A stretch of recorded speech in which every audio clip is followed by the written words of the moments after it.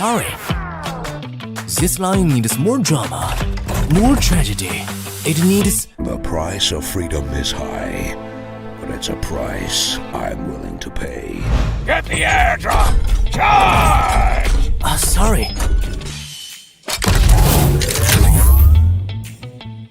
This is not the end. Retreat! Retreat? How disappointing. That's gonna cost a lot. Excellent work.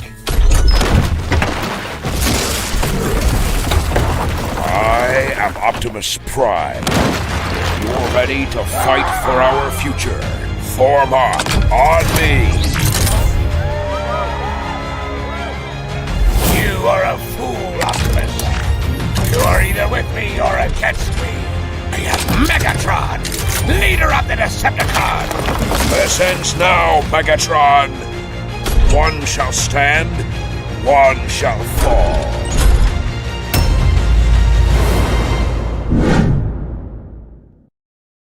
New Tiger Buddy and 3 Buddy sets available now. Calling Tiger Buddy to battle. New Tiger Buddy arrives on the battleground in all its glory. Exclusive Buddy outfit included.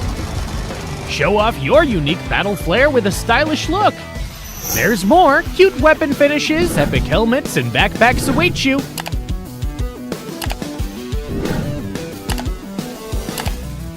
Sign up for the home face-off now. Join the event for a chance to get the mythic Shadow Claw Buddy set. Buddy coins received from the Ola Buddy Lucky Spin don't expire. They can be used in the next Ola Buddy event. Collect the Fierce Tiger Buddy now.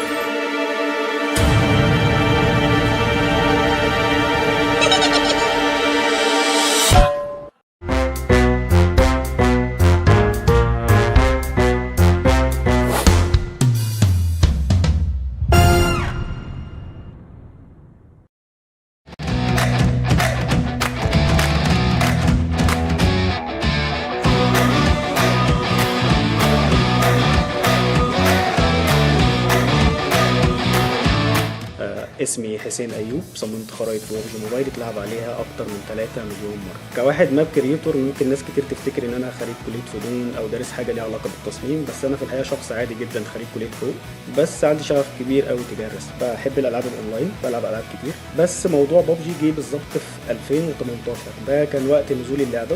ممكن ناس كتير ما تصدقش اللي هقوله، بس أنا اللي عرفني على اللعبة ده كان مديري في الشغل. فضلت ألعب ببجي موبايل كهواية كجيمر عادي لحد 2023، ومن بعدها دخلت مجال التصميم. أنا كنت وما زلت واخد الموضوع كهواية، ما كنتش أعرف إن ببجي بتعمل مسابقات للمصممين وإن في جوائز وإن الموضوع كبير قوي كده. في 2023 بالأخص اكتشفت إن أنا أقدر أقدم إن أنا أبقى مصمم. أنا عموما صممت خرائط كتير في ببجي اتلعب عليها أكتر، كتوتالي 3,700,000.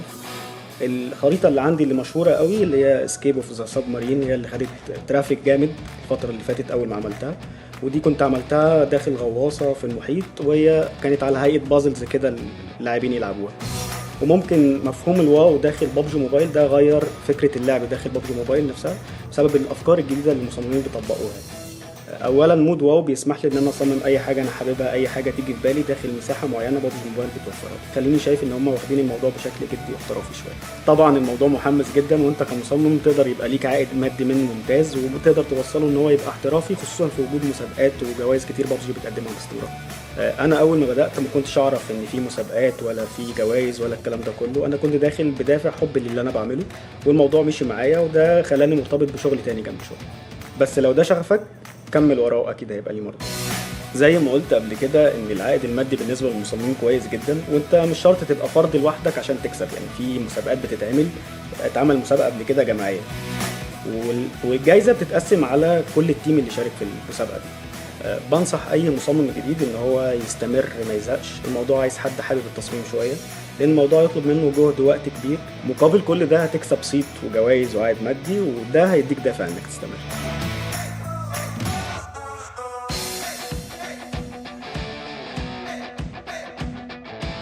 Perkenalkan, nama saya Kibo, saya berasal dari Aceh, tepatnya di kota Banda Aceh.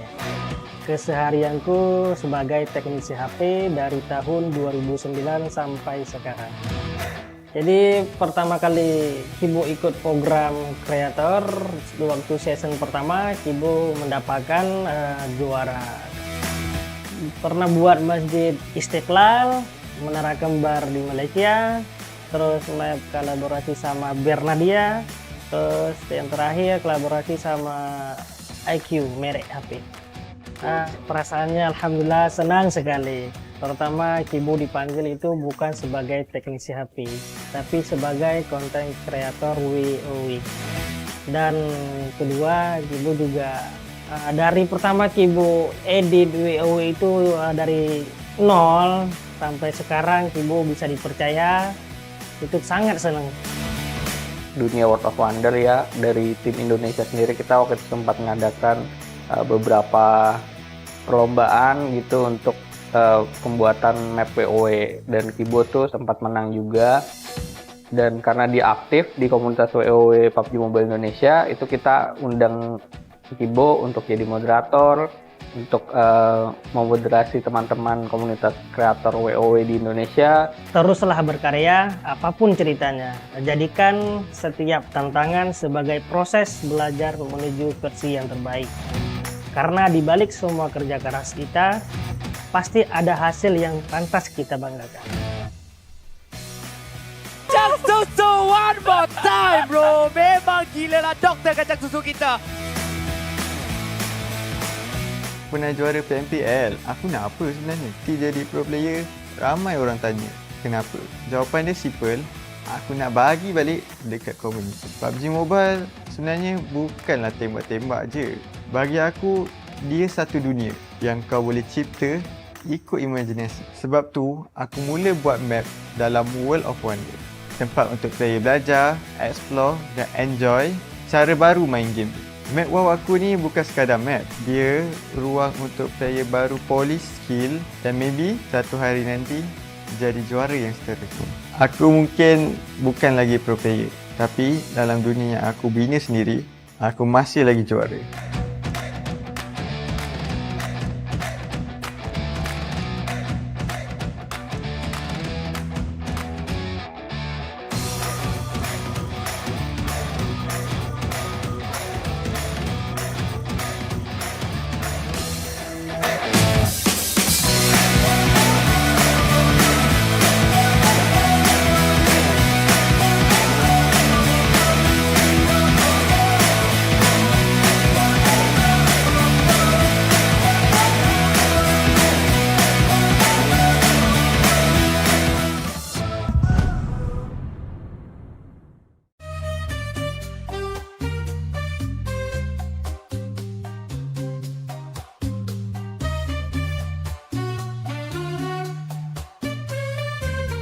Welcome to Metro Royale Advanced Tips.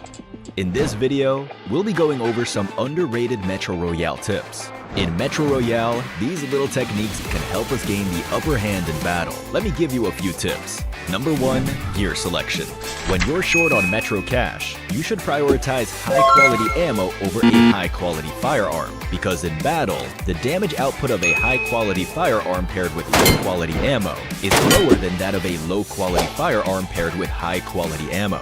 Number 2, target boss weaknesses.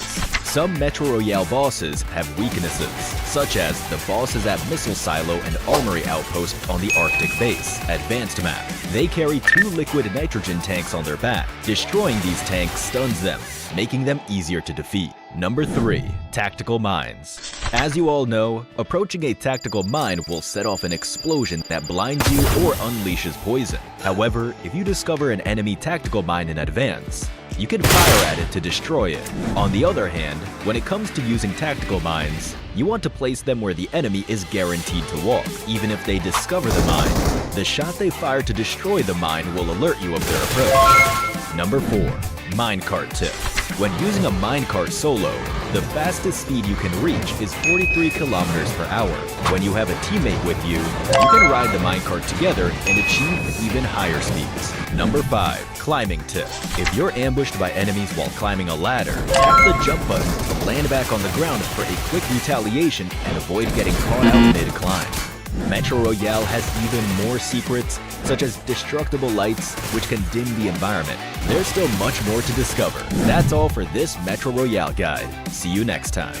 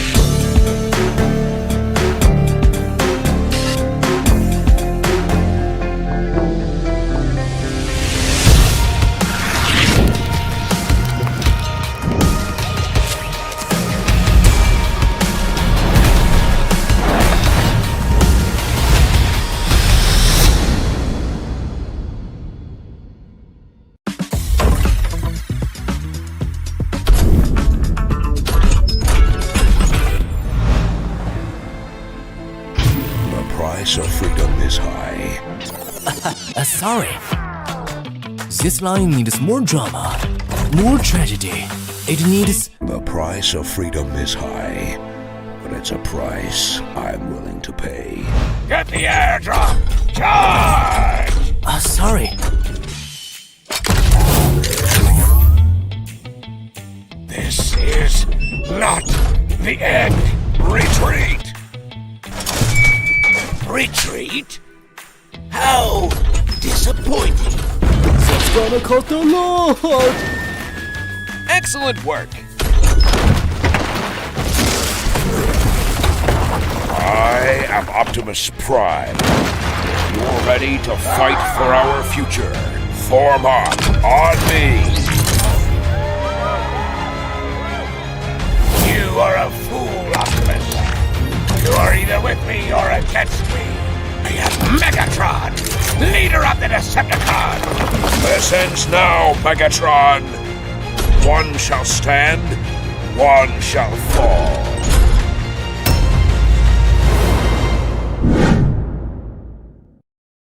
New Tiger Buddy and 3 Buddy sets available now. Calling Tiger Buddy to battle. New Tiger Buddy arrives on the battleground in all its glory. Exclusive buddy outfit included. Show off your unique battle flair with a stylish look. There's more. Cute weapon finishes, epic helmets, and backpacks await you.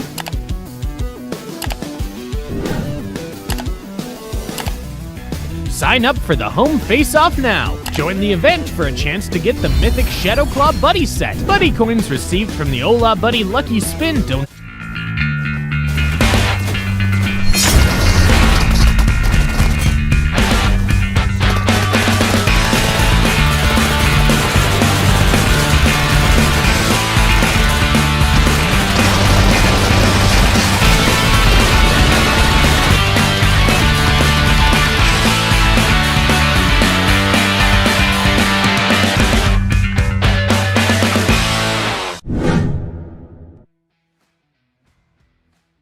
Hello ladies and gentlemen, and welcome to the PUBG Mobile South Asia Fall 2025. After the spring, after the success of spring, Well, once again here with new set of team, with new set of players, and once again with the fall season of the PMNC South Asia. This is your host and your caster Torix, and with me on the desk today, it is going to be none other than Pika. Pika, welcome back. It is your first time once again after a long one to share a desk with me.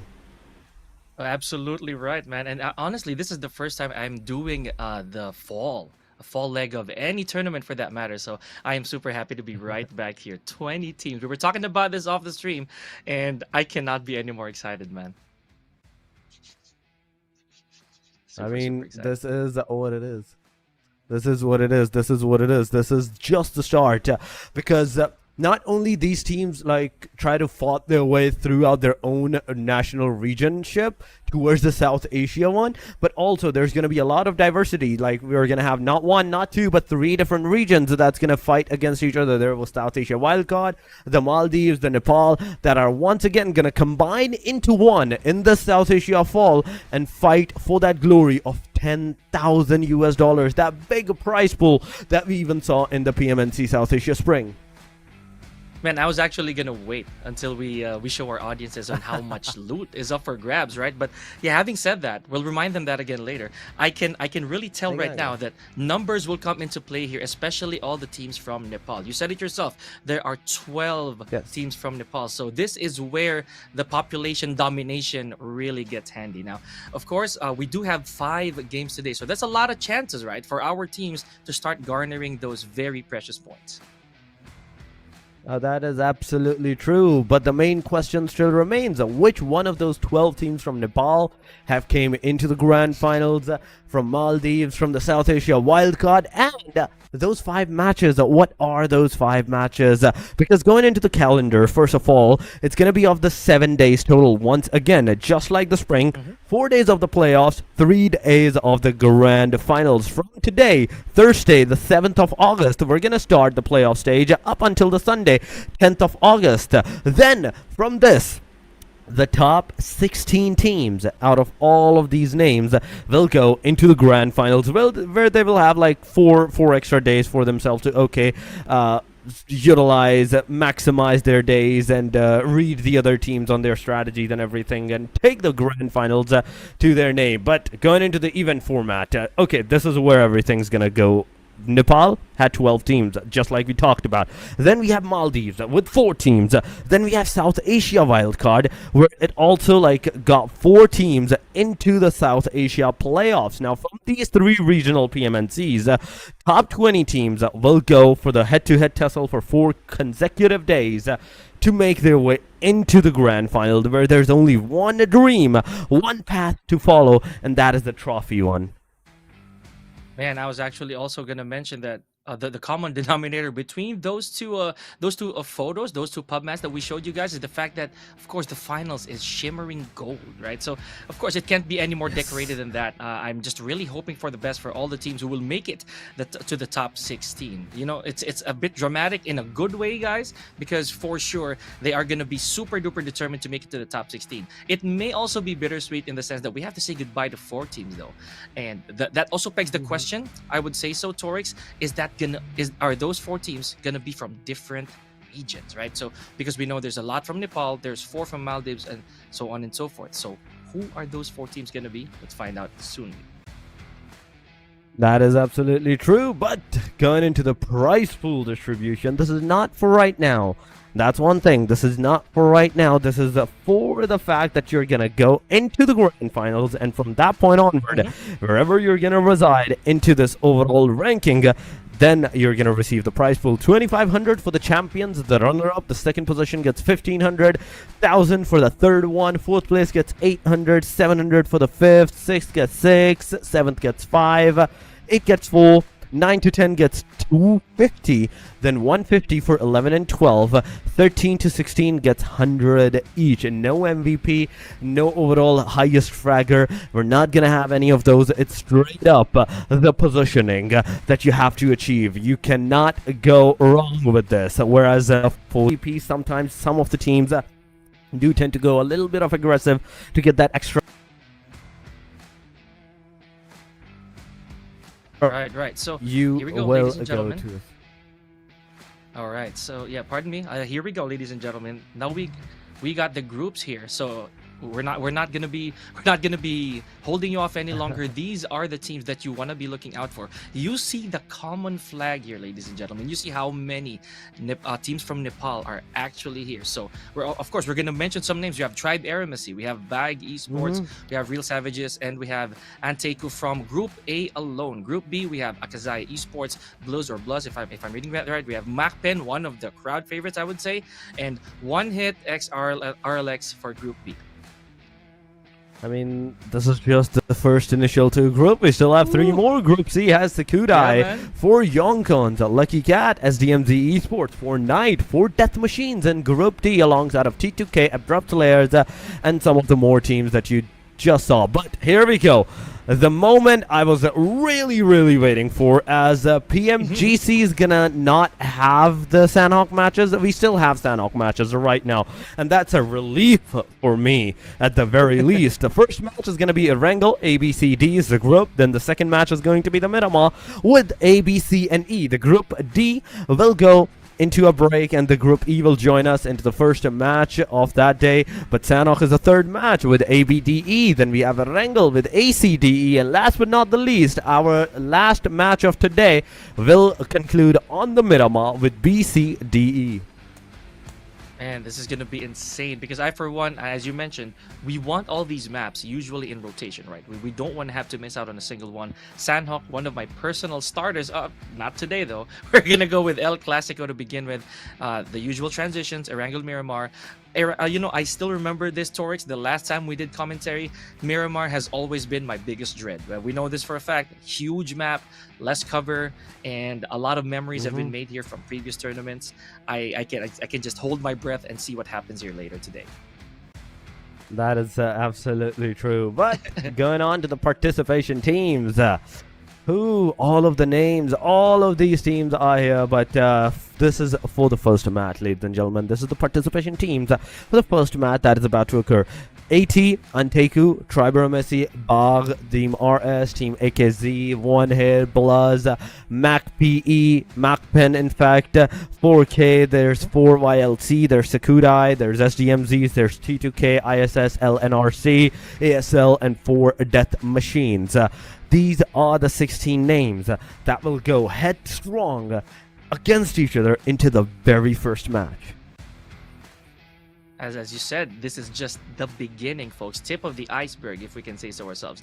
Now we're talking about beginnings here. I personally like the fact that some of our teams are very fresh. Yeah. You know, they just formed themselves like months old, just to showcase their talent to the rest of the world, all from South Asia. So I, for one, Torix, I want to get my I want to get a glimpse of what these teams are more than capable of. There are familiar names here, ladies and gentlemen, for those of you who have been tuning into previous tournaments. So I know that there are a lot of fans out there, but I think you want to keep your eyes out as well for these newer teams that are going to be laid out in front of you. That is absolutely true. The new teams, there is always going to be an eye for these guys on what they can achieve, what they can do, at the very least in the very first day, because this is just the start. Nobody knows the plan of action, or any of the strategy that the team has devised for themselves. So this is the right time. This is the right time for majority of the teams to actually go take those fights, take those aggressive stances at the early stages to find out what the situation is, and just test the waters against all of your opponents and see how well are they going to hold off this kind of a strategy that you're going to provide to them, this kind of a strategy that you're going against them, and do they have any counter strategies regarding the strategies that you're implementing on them. These are the biggest factors, because from day 2, day 3 onwards, you're not going to have that chances. Everybody is going to cementize their positions on the overall ranking. They will know exactly, okay, this is how we're going to play, this is how we're going to initialize our momentum for the rest of the matches and everything. So you won't have enough chances to the fact that the first day you can actually say, okay, we were testing the waters, this is what we learned, this is what we lost, and this is what we know now that's not going to work, or either is going to work against these teams. Right, it's the gathering of information, if you will, folks. So it is day 1, right? Apart from the fact that you want to learn more about these teams, especially those that they haven't encountered yet, if there are even, right? You want to get that knowledge, a little bit of I'd say intel.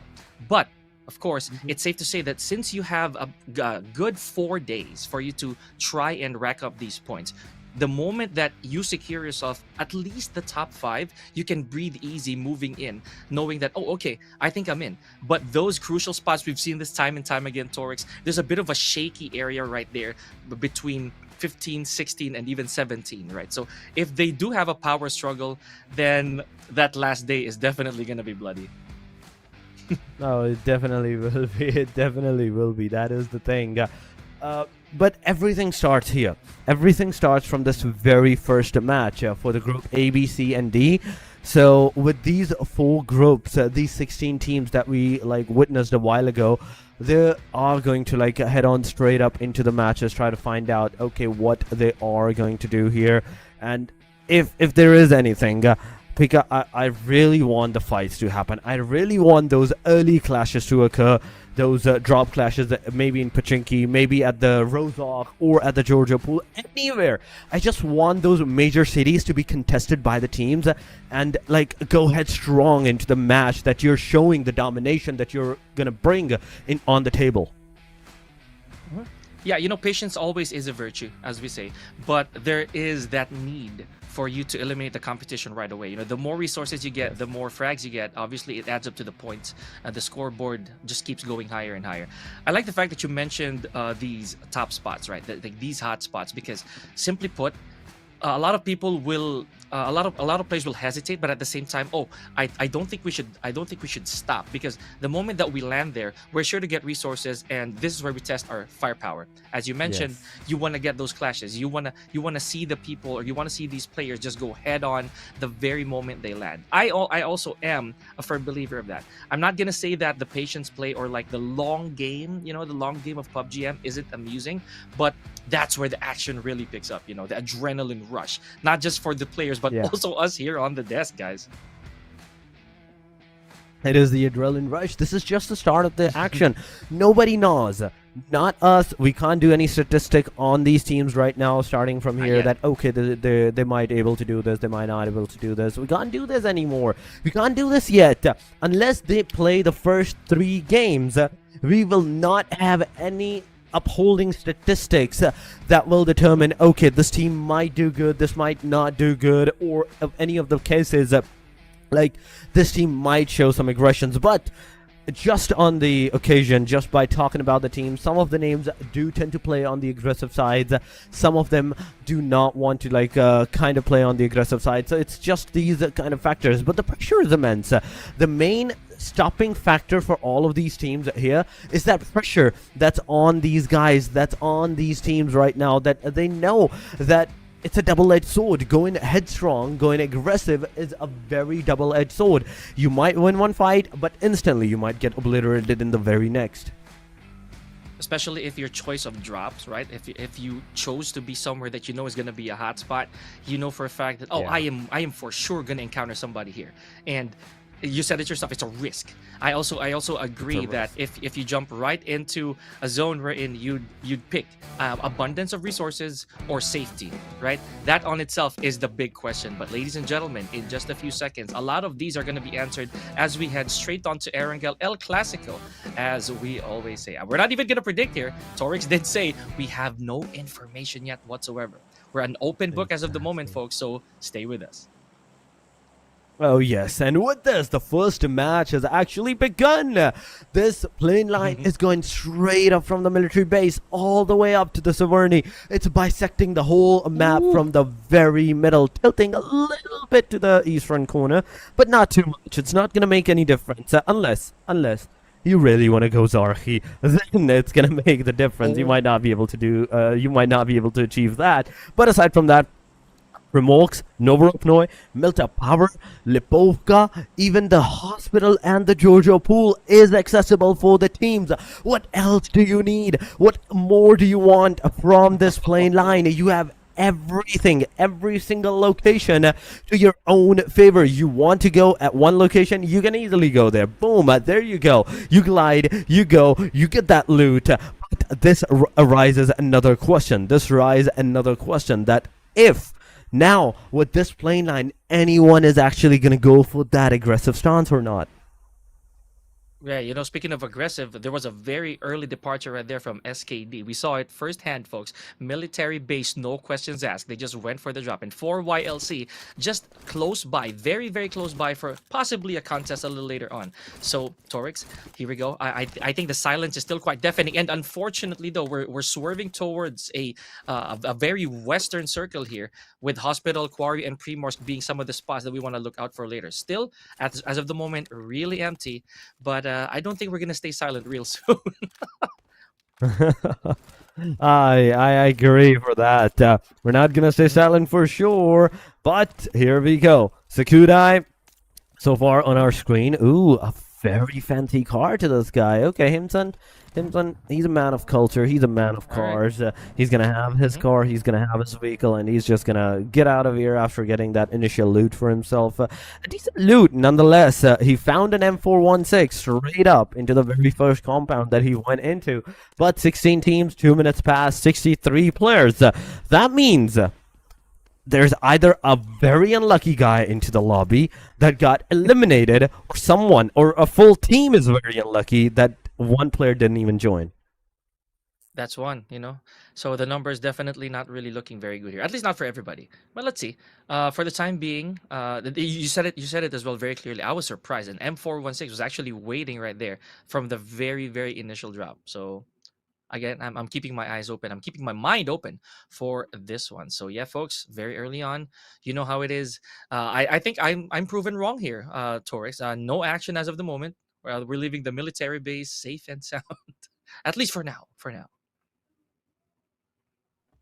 I mean, this is just the initial phases. This is just the start. Even with this, because of the plane line first that occurred, we're at least not gonna see any of those fight at the very least in early stages. I give it until like stage number 3. That's the highest that I can think of, the number of stage that the fight might not occur. But after that, after stage number 3, there's definitely going to be a lot of bloodsheds going around. SDMZ is at Haite alongside of Naeem, both in a buggy. I don't know why Zayu was like, okay, get out of my car, you're not allowed to stay here. And then he went into the buggy and just went out of here. But the thing is, wherever Zayu stopped, the house was completely empty. So his all attempts to get all the loot from that singular compound areas, it was all for naught. It was. And sometimes, you know, it's a wild goose chase. We really just can't help it. Okay, so yeah, you know, we look back in the past, right? We'd be lucky enough that sometimes as early as this, we get very early close encounters from some of our teams. But again, you see, it's not always the case. We're sometimes unfortunate, safe to say. MAKPEN here, ladies and gentlemen. So for those of you, show some love over in the comment section for your boys of MAKPEN. I remember calling a lot of their games in the past, but I don't know how they play now, Torix. I'm really excited to be refreshed on how MAKPEN approaches these things. I mean, that is the thing. Will have to see what's the approach for all of these teams, these players at this point in time, on what are they thinking of doing, what they do not want to do, or any of these complete factors going around. But let's talk about all of these accommodation that the teams have so far.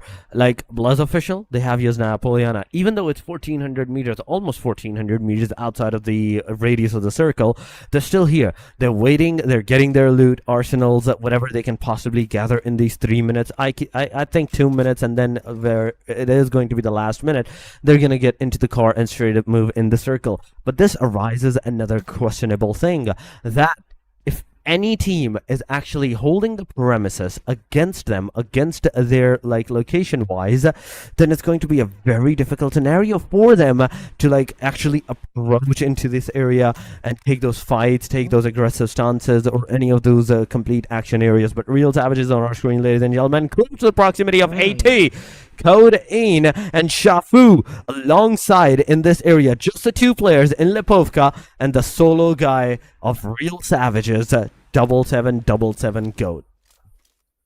Oh man, and Goat, he might just be, it looks like he already has concrete information that AT is just a few meters in front of him. This might be our first encounter here, Torix. I'm super excited. And at the same time, I am nervous. I am nervous for AT. Oh, see, this is also what we were wondering about. AT has one man missing. So already at a slight disadvantage. There we go. The pain of the blue has already started to sink in. Not by much. But it stings a little bit, Meanwhile, 4 death machines still looking quite free, quite I'd say safe. If that's even the word I'm gonna go for. Just allowing the other teams to duke it out if they need to. Yes, that is absolutely true. They're still allowing the other teams, at the very least, to do something at this point in time. They're allowing them to move into the premises, go forward, and all of these things. But aside from that, what we are seeing so far is the fact that these players, these teams, they're kind of hesitant to even take that early fight. Whereas I was expecting these teams to go for a very aggressive spot, very aggressive approach against all of these names, all of these numbers. No, it's not the case. The teams are very going for a safer side spot. They're not over pushing, they're not over fighting, they're not letting the other teams know their locations. The unbroken spirit that used to be there for the teams, okay, whatever the case is, whether it's the death or the some elimination points to their name, it's not gonna matter to them. We're not seeing this time. We're seeing a very calculative teams, calculative approaches, very slow-paced approaches. Even you can see in the minimap, Jiggle God did not shoot at Shafu whatsoever. He's not even looking at the guy. Now he's gonna look at him, he's gonna shoot, he's gonna get the knockout, and that's the initial knockout with the confirmation on its way. And ANTEIKU is that unfortunate team, even on top of that joined with the 3-man squad.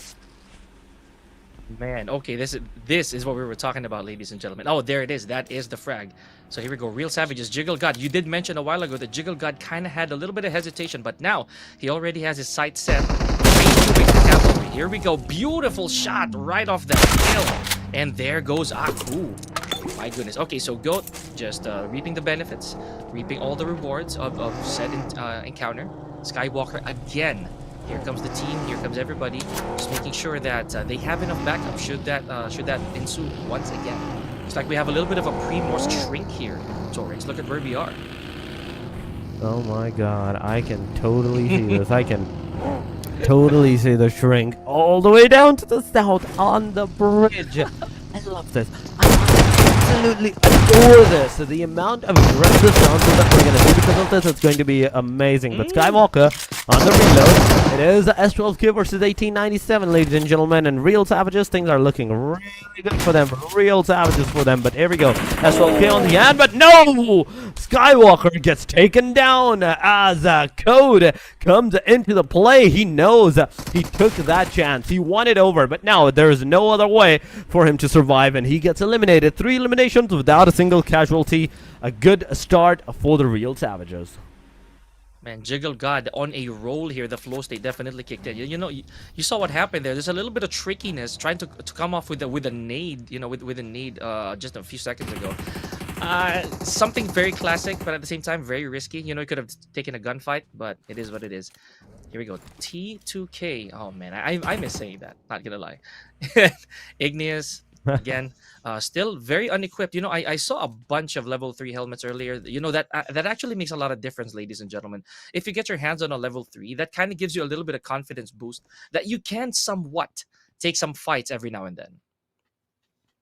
I mean, that is true. That is actually true. You can get a real good, I'd say, confidence booster in yourself with the level 3 helmet, with the level 3 any of the arsenal, even with the airdrop that you're gonna have. You're definitely going to have a really decent approach. You're definitely going to get into the fight really confident that, okay, I'm gonna actually survive more than the other guy, so I will have more chances of getting that elimination. But one hit XRLX on our screen so far, me and the team AKZ.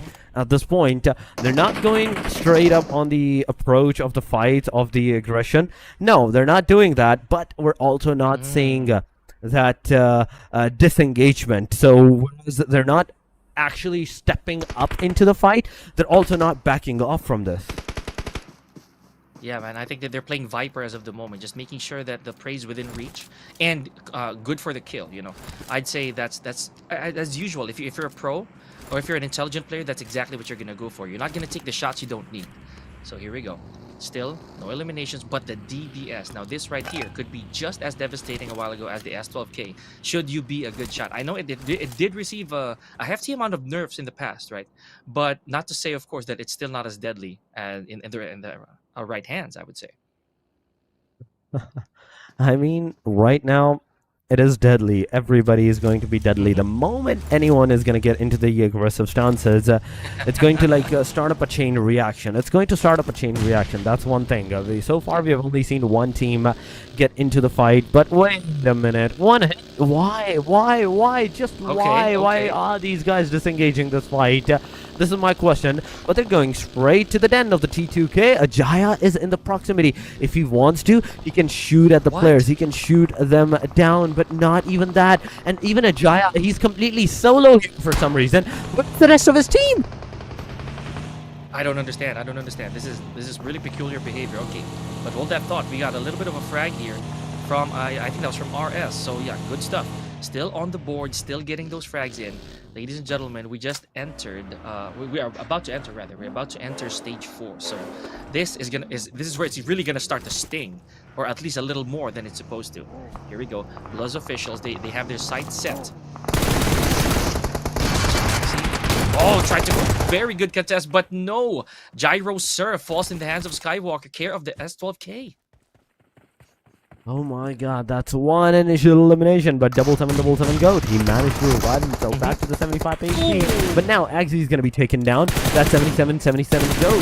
That's down as well. Now Jiggle GOAT. Come on, man. You were not looking at your backside, but ooh, wait a second. Things are not over until it's very over. Real Savages versus BLUZZ official. It's, I do believe, a 1 versus 2 scenario going around now. As you can see, Team Real Savages, there's two. Like Dada alongside of the players, but wait a minute, there's a backstab that might occur. AEROMACY versus 4K into the kill feed. That's also happening. The grenade is going to go down. Skywalker is going to be taken away. And Vulcan with the third party on the back angle. MAKPEN gets the final nail in the coffin on these guys. Real Savages, the chances for their survival are looking good now.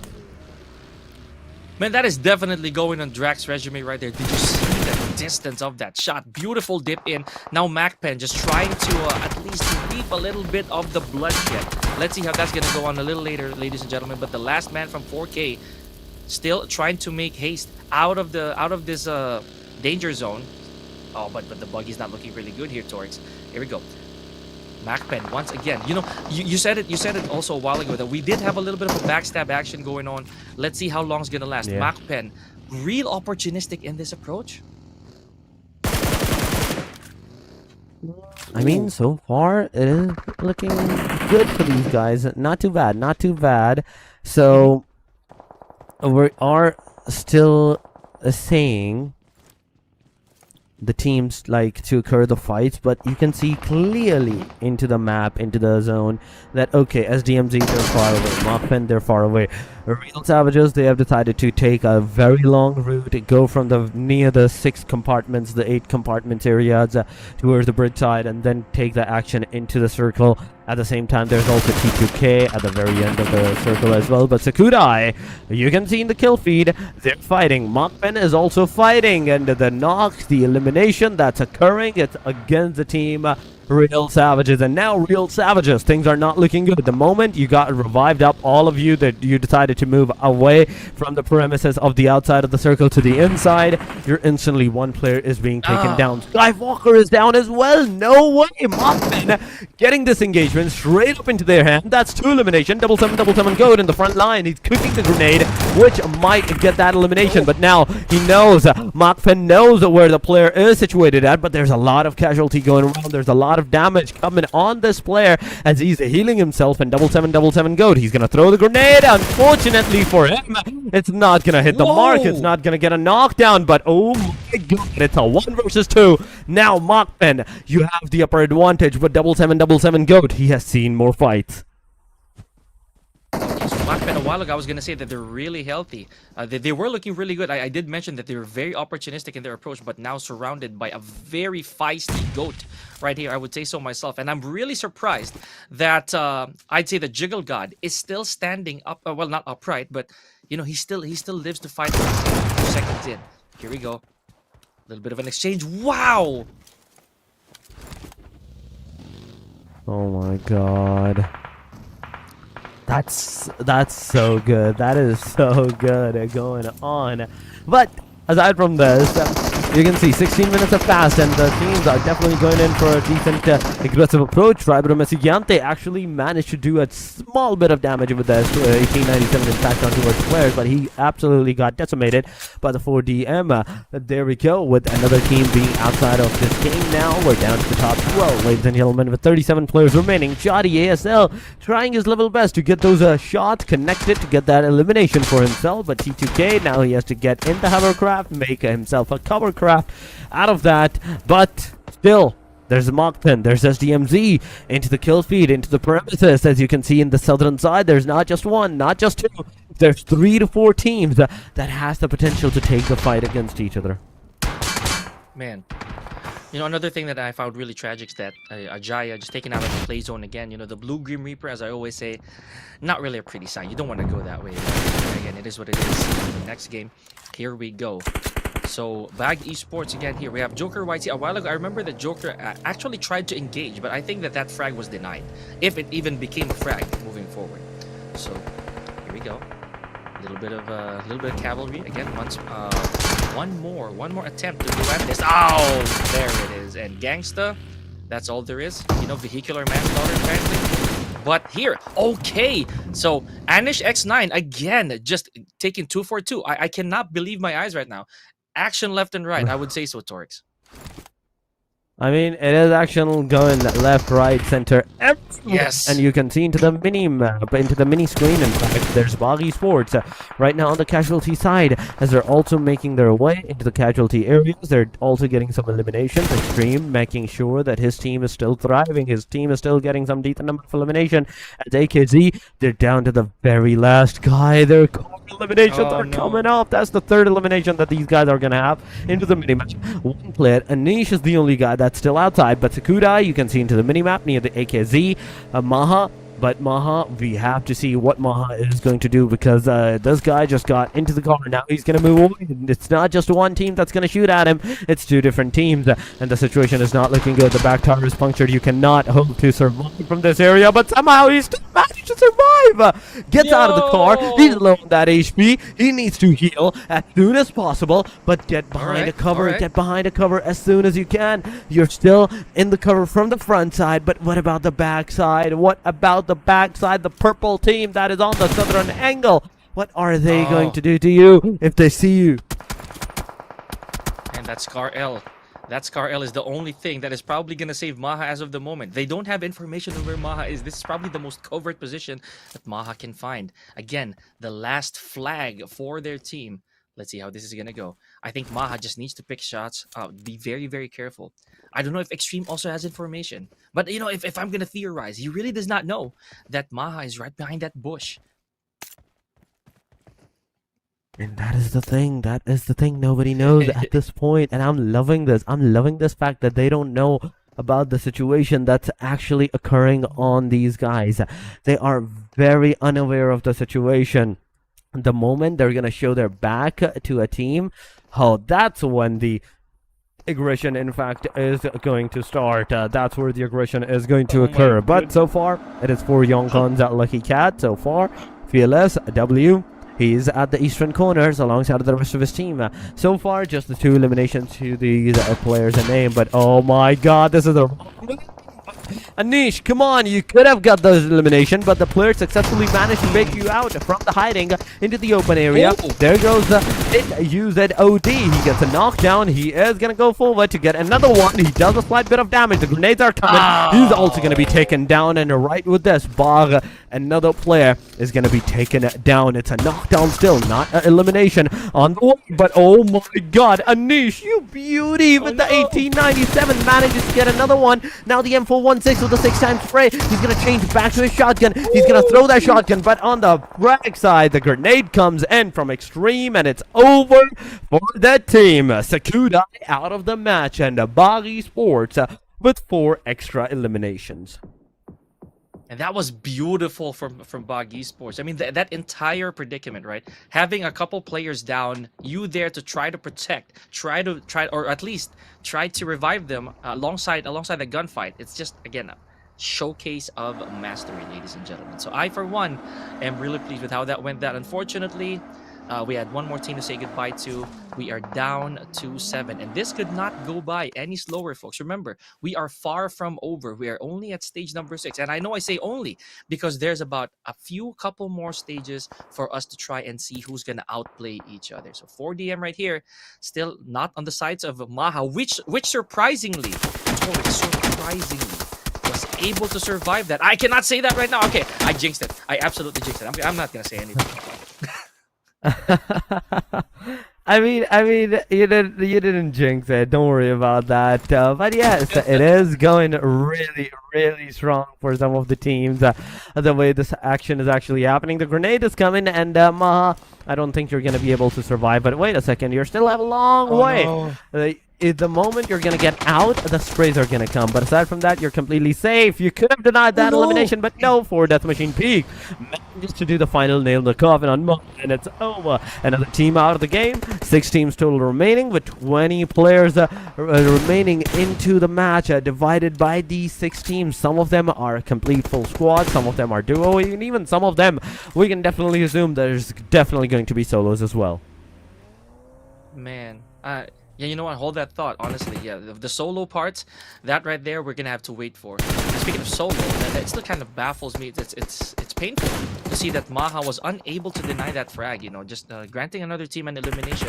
I know that Maha for one thing is ready to meet his demise. Right? Just allow the play zone to take and just stop another team from getting home. But nah. It really wasn't that kind of day. Meanwhile, again, Clearless still holding that ground. Apparently, Fearless rather. Fearless still really, really solid a while ago with that couple frags. I want to see how they're playing all of this, right? I want to see how 4YLC is so composed in this situation that frag eluded us even. I mean, that is the thing. At this point, it's the very end phases. It's the very end of phases of the game. So whatever these players are doing so far to survive, to get that elimination, it has worked. It has worked. So they can definitely take this maybe later on to the next games or something like that. But so far, it is, you can see, for Death Machines versus Team BAGH right in front of each other. The grenades that they're throwing, it's just going to waste. But now, hit Uzad, he doesn't have any more utilities to throw upon on the team. Neither does Anish, and neither does their third player. That is Extreme. So they're without any throwables, without any smoke, without any grenades, without any Molotovs. So there's no way that they can just get up, straight up move into the circle or try to get inside of that circle. But look at the mini-map. On the very southern side, there's 3 teams close to the proximity into the compounds. 1 team moves, and the rest will definitely follow into their vicinity to take that fight. 4 Death Machines, T2K, and a ISSLXNRC. That's a mouthful for me as well, but 4YLC, now they're outside of the circle, but 1 hit. This team, ladies and gentlemen, is in the circle. The only team that has a very decent position in the circle, and the only one that can hold everybody, or everyone can just take them out together. Yeah, that's the point. I feel that BAGH really has a big target on their back moving forward, because they do have a very, very good spot to withhold. And I just want to see how this is going to be, because shade or cover in general will not come easy, especially as the circle starts approaching that 7th stage. Oh man, Anish took a big hit. Oh, and just like that, LF puts 1 more on the board. I'd say at T2K as well. My goodness. Okay, so this is where it picks up. This is exactly where it picks up, Torix. Oh my goodness. The amphibian just mashing through. I mean, I love this. I love this. I'm loving the fact that this aggressive stances are going this good, this amazing. 4 death machines. That's the 6th elimination that they're gonna have, ladies and gentlemen, for themselves. But aside from this, aside from the 6th elimination that these guys have, there's still a lot more things to go. There's still a lot more things to witness out. As you can see, 4 death machines now getting all that loot. In the meanwhile, the stage is about to close. 1 minute more and we will have the stage number 8. 5 more teams are remaining. T2K, they're close to the proximity of some of the major teams, but one hit, I do want to see what one hit is going to do, how they're going to hold out 4 death machines or any other teams that will try to make their wins out of that circle. Okay, and I'd say that Rules OG right here also trying to get as much benefit from that drop as he can. We know for a fact that this is definitely going to be beneficial. There's only 2 of them left here for Train to Kill, guys. So it is going to be kind of an uphill battle in the numbers game. We're going to see the top 4 a little later on. 1 more eliminated team, and it is going to go down to the wire. I am already almost certain here that 4 death machines, I'm just making a prediction that 4 death machines, if they play this steadily, they will be able to walk away with this very first winner chicken dinner. Just like that, Zoro adds 1 more to the frags, or at least close to. Let's see. That's going to be a close frag. I mean, that is the question, if it's going to be a close frag or if he's going to be able to get any elimination, and that's what's happening, ladies and gentlemen. 4 death machines, they're fighting with not just one team at this point in time. They're fighting with the 4YLC as well. But one hit, for some reason, I can see Destro changing his location, but for Yonkon's a lucky cat. They're finally been taken down by the hand of T2K. With the 4 eliminations, 4 Yonkons is out. 4 death machines, now the 7th elimination, but the players are getting a lot of damage. Killmonger is down, ladies and gentlemen. It is the top 3. It is this top 3 that's happening, but wait a second. Killmonger survived with just barely that HP. Okay, he's still alive. This is a 4 versus 3 versus 2 fight that is going on. The situation is not looking good for the T2K as they're down to the very last 2 players. The players are actually pushing on. 4 death machines are closing in to the side of the T2K, trained to kill. Are they going to eliminate these players? Are they trained for this or not? This is the question now. Yeah, apart from the gun, the gunfight, the skills that they have, I just want to see how their survival instincts kick in, because again, this is 2 versus a complete squad and one that has 3, still has 3 members, right? So, and a while ago, if you saw from our feed, they did have a good spree of frags a while ago. Oh, but this right here, T2K definitely in trouble. He still managed to take out a couple. Care of the yo, that did not just happen. That did not just happen. They're still going. They're still going. Are you seeing this? But Rules OG falls down, ladies and gentlemen. Care of Cool from 4 death machines. Now, 4 death machines. The odds are not on their favor here, Torix. The odds are not looking into their favor. That is absolutely for sure. But still, there's a lot of things that can be done. There's a lot of things that can be accomplished. 1 hit versus 4 death machines. The grenade is going. It will connect, but whoa. Killmonger still barely managed to survive. It's a 1 versus 3. This guy stayed alive for the longest bit of time, and it is 1 hit. XLRC. That's going to have the winner chicken dinner, ladies and gentlemen, for the very first match of the PMNC South Asia Fall. This is the team. 1 hit is the name. That's gonna have the winner chicken dinner. Folks, I did not see that coming, honestly. With 1 hit, right? The way that they were playing that, I really did not pay as close attention as I should have, because 4 death machines were really putting in a ton of work during those last few circles, right? During the last few stages. So I am baffled, and more so that I can call Train to Kill living up to their name there, Torix, with just a couple players still able to inflict massive damage among these other teams. It's crazy. And this is just our first match, folks. First. It's just the one. That is just the start. This is just the initiation, ladies and gentlemen. We still have a long way to go. We still have 4 more days of the playoffs, 3 more days aside from this day of the playoffs, and then the 3 days of the grand finals as well. So stay here with us, because it's going to be very chaotic. The playoffs is going to be very chaotic, and after that, the grand finals, we all know everybody tries to put on a chaos facade into that stage. But aside from this, it is 1 group. I do believe so. D has played their game for the first match, and now they're gonna take a break for the next one. And if my memory serves me right, Group D had 4 Death Machines, had Train to Kill, had ABRUPT Slayers, and NAWEISSLXNRC. These were the 4 names into the Group D. So mean that Train to Kill, even though they just got a chicken dinner, they will not be able to accumulate the second one back to back. Man, one hit though. Again, I'll say that straight up. I still cannot believe the fact that one hit was able to pull that off, and a lot of a lot of moments right there in that very final clash. Too many for me to remember, but again, the biggest standout. I know that later we're gonna see our visuals here, folks, on who those MVPs are. I have my personal MVP team, just to say so. You know, that being Train to Kill, but that's just me. Of course, all due respect to the teams that made it to the top 2, as well as the winner chicken dinner, but Train to Kill with their last couple guys. Remember, these are some of the names that you've been hearing a lot, ladies and gentlemen. So, wow.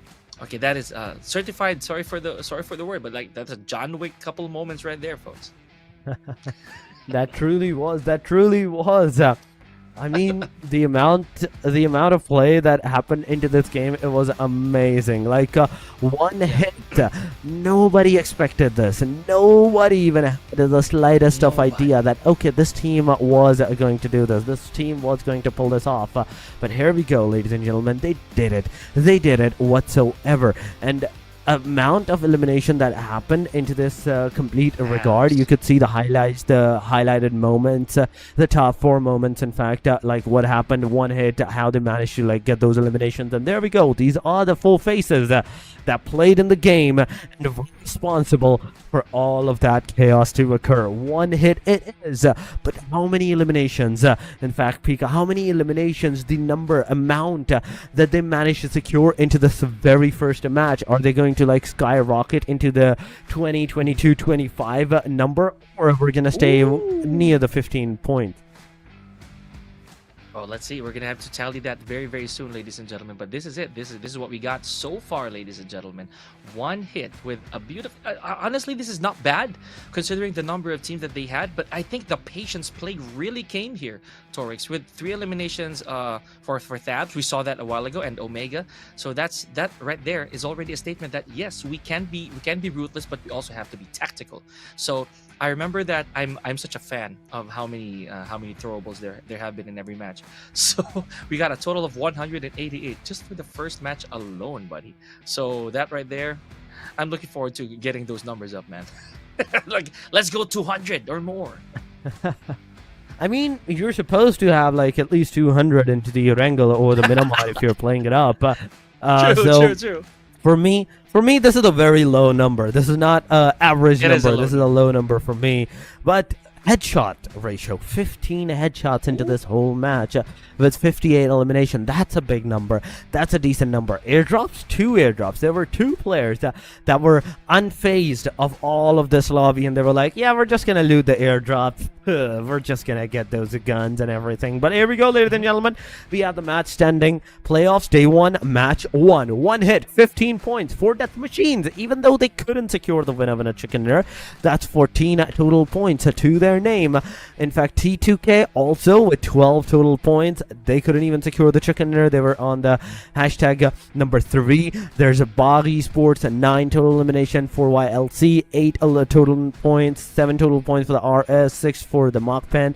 There's a Sakudai with 5, 4 for the ISSLXNRC. You can see the points going down, but the next one is the Miramar, meaning A, B, C, and E will be our contenders. Yeah, we did mention that earlier, that D will be sitting this one out, folks. But again, no rest for the wicked for teams under A, B, and C. They have to grind it out. And, you know, that's a good thing as well, because you are going to be given another shot, you know, albeit with a different map, to try to get more points, more of those juicy points. And you know what this means? We might have a repeat winner chicken dinner. We don't know, or we'll see. I don't know. Let's watch out for that. I am very, very curious. So, wow. And again, you know, you said it a while ago, 4 death machines with 14 points. They're literally 1 point behind. 1 point. Should they have taken 1 more elimination before their demise, right? Before their elimination, it would have been a good 15, tied supposedly with 1 hit. I mean, that is the thing. 1 hit. The the gameplay that they just showed us, it's very good. That was very good. It was amazing, a great start for them at the very least. But are they going to be able to accumulate more and more points like this? The gameplay is like this into the very next match, or maybe even the rest of the matches for today, because there are 4 more matches to go on for some of the teams. Some of them are not going to be 4, maybe I think 3 matches for each group. Yeah, it's 3 matches for each group, ladies and gentlemen, for each day. But ladies and gentlemen, right now, before heading into the Miramar, where A, B, C, and E is going to play up against each other, we're going to take a very short break. Do not go anywhere, stay with us, we'll be right back.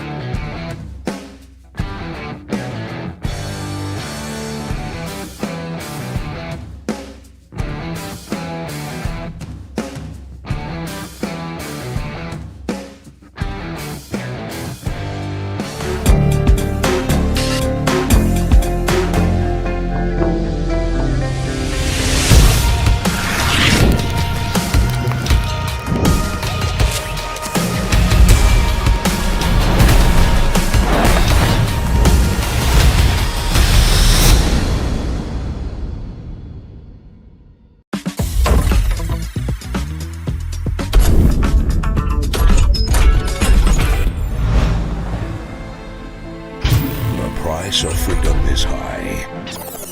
Sorry. This line needs more drama, more tragedy. It needs... The price of freedom is high, but it's a price I'm willing to pay. Get the airdrop! Charge! Sorry. This is not the end. Retreat! Retreat? How disappointing. It's gonna cut the Lord! Excellent work. I am Optimus Prime. You're ready to fight for our future. Form up on me. You are a fool, Optimus. You are either with me or against me. I am Megatron, leader of the Decepticons. This ends now, Megatron. One shall stand, one shall fall.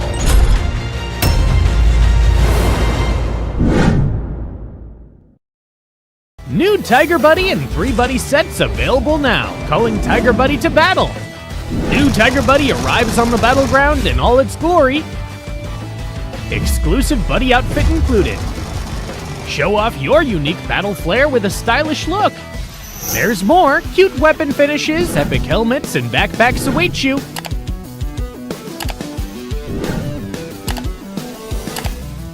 Sign up for the home face-off now. Join the event for a chance to get the mythic Shadow Claw Buddy set. Buddy coins received from the Ola Buddy Lucky Spin don't expire. They can be used in the next Ola Buddy event. Collect the Fierce Tiger Buddy now.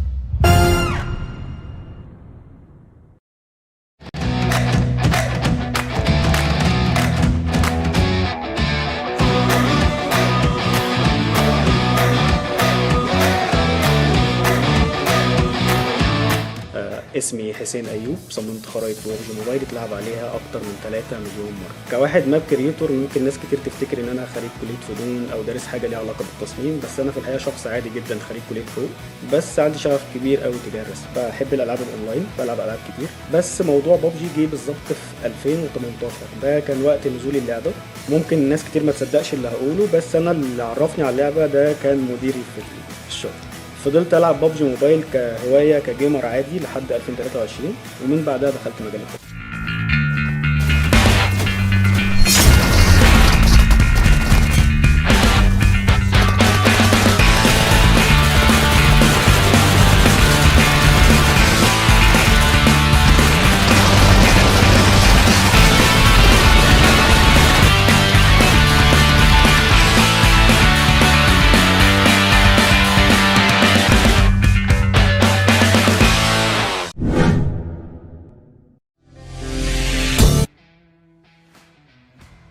Ladies and gentlemen, we are back after the short break, a short highlighted segments. But yes, the amazing fact is that every team played good.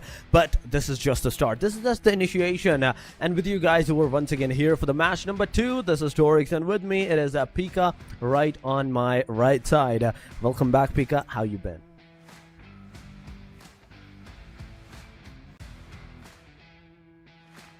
Okay, I can't hear you. We will get that sorted out shortly. While you'll fix that, I will talk. I will keep our chat entertained. Don't worry about that. But yes, ladies and gentlemen, the teams did play really good. They initialized really good. The pace was really slow at the very start, but slowly and steadily, okay, the paces were going forward. But it is Miramar now. The thing is that this is Miramar, the match number 2, where everything is going to be resided on this, and the teams will have a very, very good chance of accommodating their initiation once again into the Miramar, into this long ranges map, where you will have the cause, the terrainy slopes, these high ranges, mountains for the teams, and only the buggies, and I think Mirados are the one that's able to access those top locations. You can't have those big cars, the 4-wheelers or the minivans to go at the top, so you will definitely have to find yourself some Mirados, the golden Mirados, meaning San Martin, Hacienda del Patron will be one of the contested areas. Maybe the Picado will also be there. Los Leones, another place that I do want to see being contested whatsoever into this match number 2, because this is just the start. I was expecting a very aggressive lobby today. I was expecting a very fight hungry lobby, but no, we did not have that. We did not have that fight hungry initiation for the teams. It was slow paced, kind of on the aggressive stances, where we did see Lipovka fight at the very initialized phase 5 minutes into the game. Then it made its way to maybe 7 minutes, 8 minutes marker, I do believe so. But another question is, for when is this match? When, at what time, at what point in time in this match we're gonna see the initiation of the fight, initialization, and how much good the execution is going to be on top of that, because you can't just have the initiation good. You have to make sure that the execution is the top notch as well. Execution is also going to a very decent one. But ladies and gentlemen, once again, like I said, it is A, B, C, and E. The Group D will be going for a short break, at least for this match, at the very least. And the teams that will be playing this match is going to be AT, AST, BAGH, RS, AKZ, One Hit. There is BLUZZ, there's MAKPEN, DRS, NEPX, HLX, Team LAFAMILIA, there's SDMZ, there's Sakudai, there's 4YLC, and last but not the least, 4K. It is these 16 names will be playing for the playoffs day number 1, match number 2.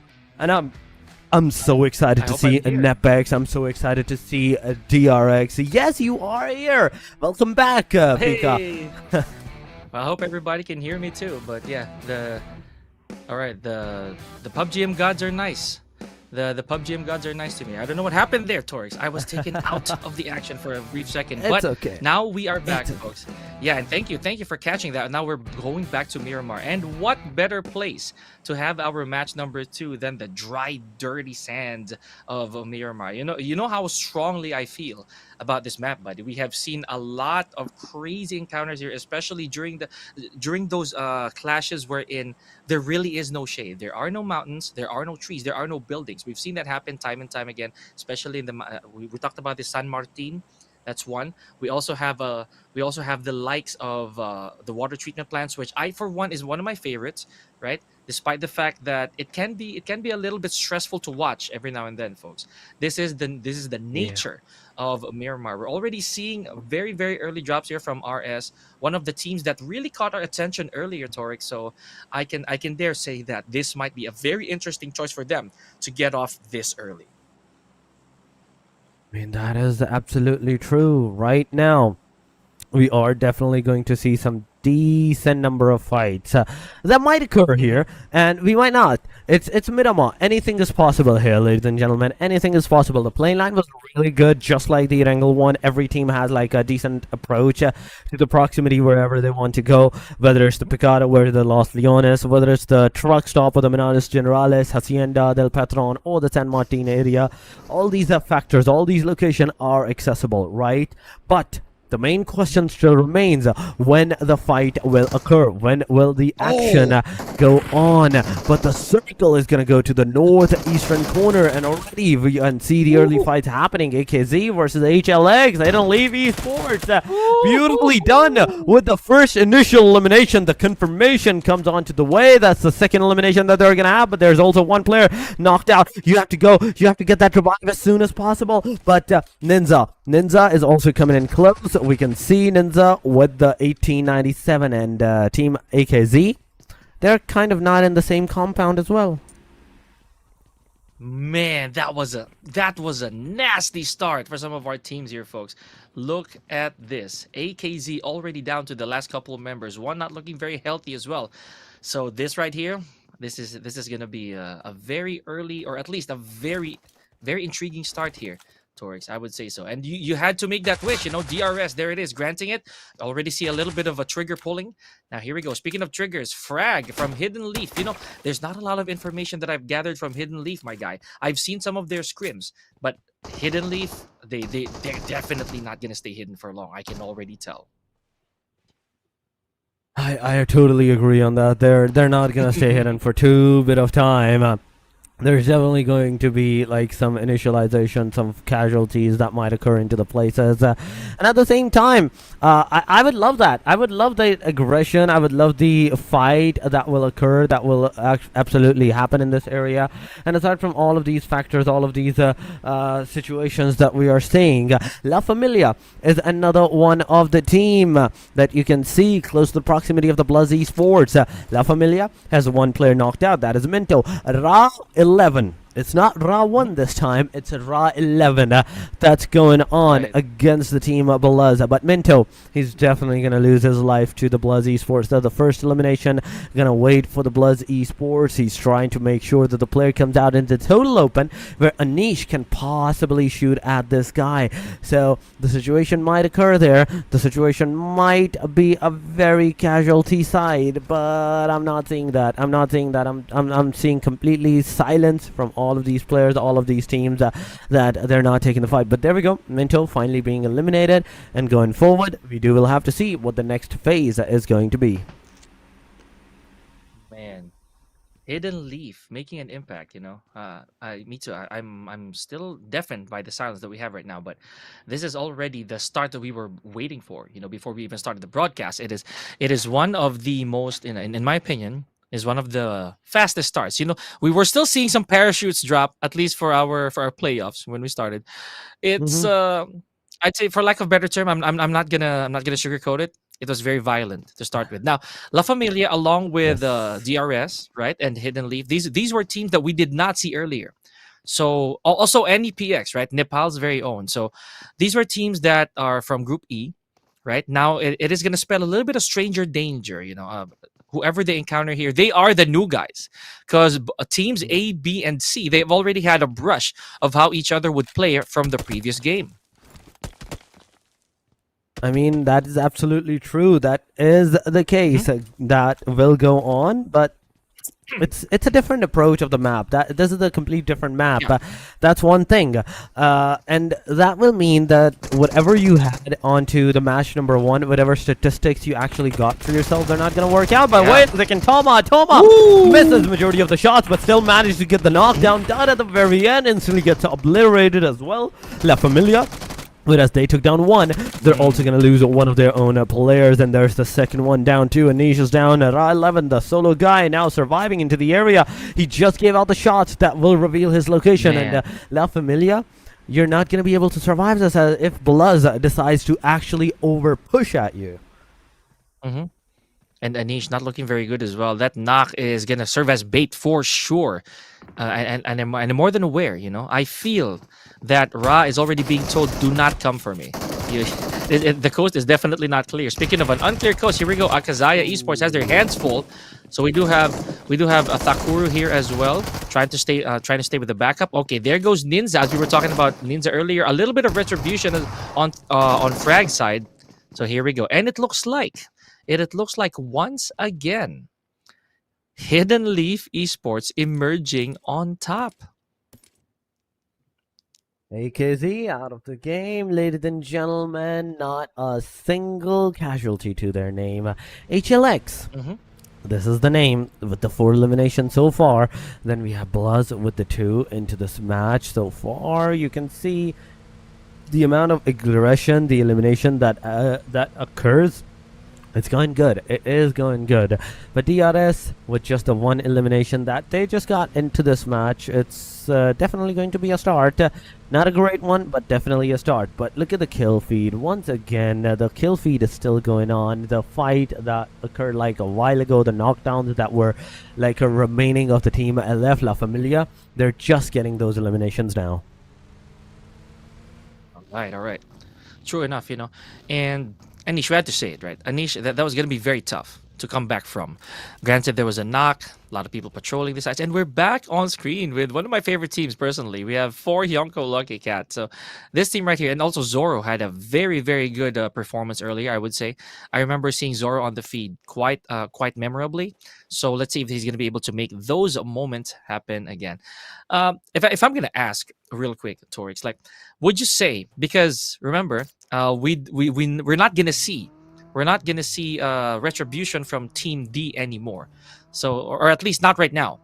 Train to Kill, our third placer a while ago, was a very, very strong contender. Now having seated down, do you think that they will, or that they're gonna come back with a massive amount of I'd say momentum moving forward, because they are gonna rest, right?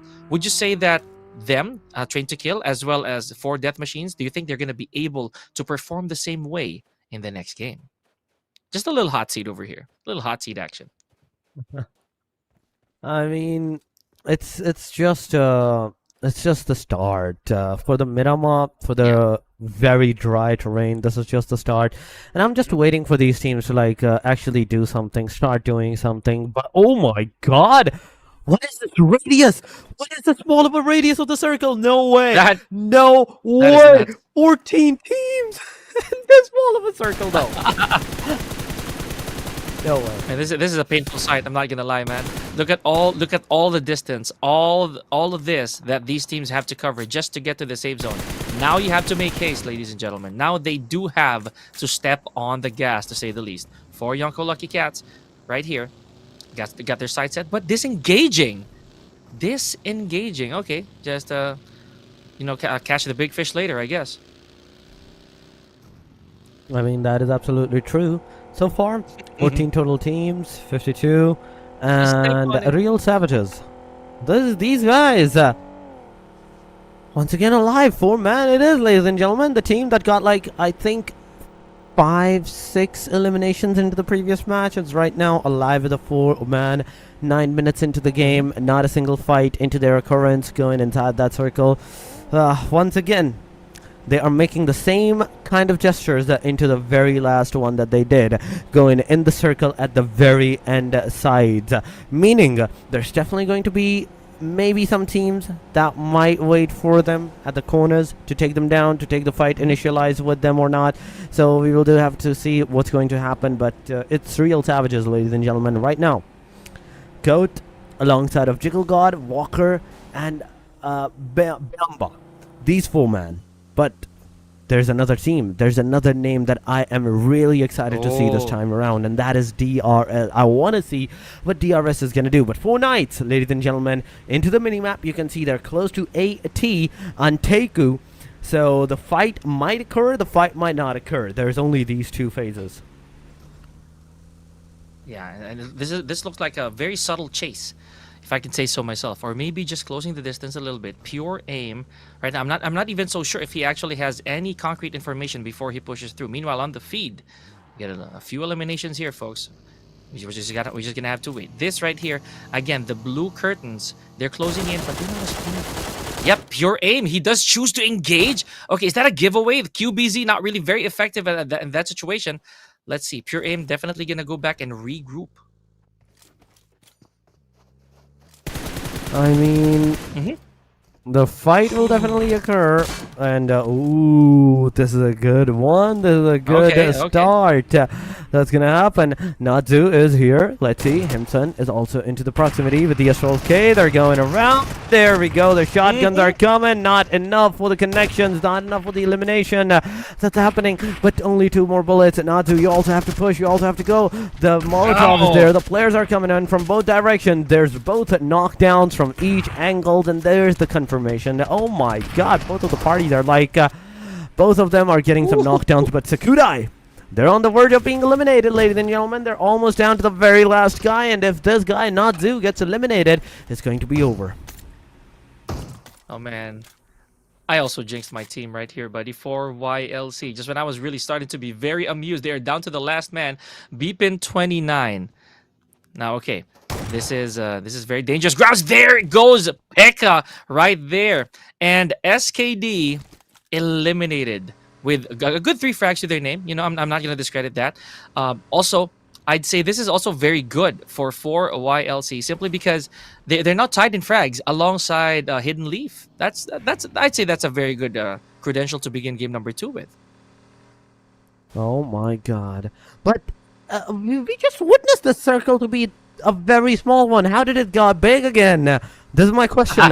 Yeah, it is the magic of the zoom in, ladies and gentlemen. Even though if the Miramar shows you that it's small, yes, if you zoom in, there's still a lot of places to go. There's still a lot of locations that you can actually go. But 13 total teams, ladies and gentlemen. And Real Savages once again near the ANTEIKU. The fight, come on, take the fight. I want to see this fight occur. The Mini 14 taps are going in. It's heading strong, getting a knockdown. And this time, Real Savages, come on. You have to go and take that initiative to the fight. Man, Biambe with little bit of a trigger finger going on, and that was effective, I would say so. Mini 14, some things really just don't change, don't they, Torx? Mini 14 still all reliable, still getting the job done. Nigesh over here gets a little bit of information from these compounds, even though he is away from the play zone. Just able to tank. You know, he does have enough amount of medical supplies. BLUZZ finally on the board here. Gyro getting a bit of Hidden Leaf. Are you serious? Okay, now this is turning out to be way more interesting. Look at our scoreboard here, ladies and gentlemen, on the right side of your screen. 4 is the magic number so far. I mean, so far from 8 minutes, 7 minutes to 14 minutes, ladies and gentlemen, it's still 13 out of 13 teams that's still alive. But aside from this, Real Savages, come on, take the fight. Take the fight. There goes the spray. The damage is done. There we go. Whoa. For a second, I thought that was a M16A4 or something, but no, it is a Mini 14. The amount of shots that he actually made sure on towards the player, it was amazing. That's a knockdown, and that is the first initial elimination for the team at Real Savages. Would that be the exclamation point? Yeah, Molotov in place. Would that be it? A while ago, we did see a really outstanding performance from RS, guys. So this might be that redemption arc. Oh, there goes Shafu, care of care of MAKPEN. So here we go. 4K once again losing a member off of the play zone. So 4K not looking really good, or I'd say that 4K right there is or at least one guy down. Back to RS, Real Savages, still taking names here, Torix, still putting on these numbers. I mean, that is absolutely true. But I see 4 YONKOs, like solo player. There's HLX duo, there's trios of the 4K and the team SDMZs, all of these factors that are going around. With 11 total teams remaining into the match, these solo players are going to be a very difficult, in a very difficult pinch position. And at the same time, you know how all the 4 players will be pushing on in one direction. If the circle is completely out in the open, there everybody's going to try to take down those compound areas for themselves. But oh my god, DRS, ladies and gentlemen, they're doing some good damage. I almost forgot what I was saying as soon as I saw this burst shot on toward the player. Man, and a lot of ammo to spare as well. So we got Killer YT, one of the more familiar names, guys. In case you guys haven't followed, DRS, very prominent, very strong team. So now this is the name of the game. They're playing it old school here, Torix. The way that we're seeing them, not really overextending, making sure that they stay away from dangerous visibility from the rest of the teams. Just making sure that they do get a lot of information, loot up, just literally get as much resources as they can up until the final encounters. Again, that is the nature of how PUBG really works. So I am looking forward to how these teams are going to be like a little later on. Meanwhile, 4 YLC's Beepin with 4 frags to his name alone. Hard carrying the team so far. Unfortunate to say here, Torix. I just want to see how this is going to pan out. We've seen it happen before. The sole survivor making it to the final 4, maybe even the grand finals, just with pure survival instinct. My god, look at that. Kill feed, MAKPEN versus BAGH. Anish was the guy that is down. And 17 minutes into the game. I don't know why these teams for some days now, after the EWC, they have kind of went to a very slow approach for every one of them, whether they joined in for the EWC, whether they did not. Everyone is kind of on to the very slow pace. It's like the aggression is completely drained out of them for right now. It's going to take some time for the aggression to build up once again. But DRS, ladies and gentlemen, versus MAKPEN. The knocks are coming in as Erangel is down. So someone needs to go and get that revival done as soon as possible. But DRS, this is the time, ladies and gentlemen, for the DRS at the very least, I would say, to aggress upon these guys. There's also the BAGH Esports. You can see the players low on that HP. The damage is being done. Not enough for the player to take it down, but Yeti, there we go. He is down. The sprays are still going. There's a lot of damage that can occur if just a single bullet connects.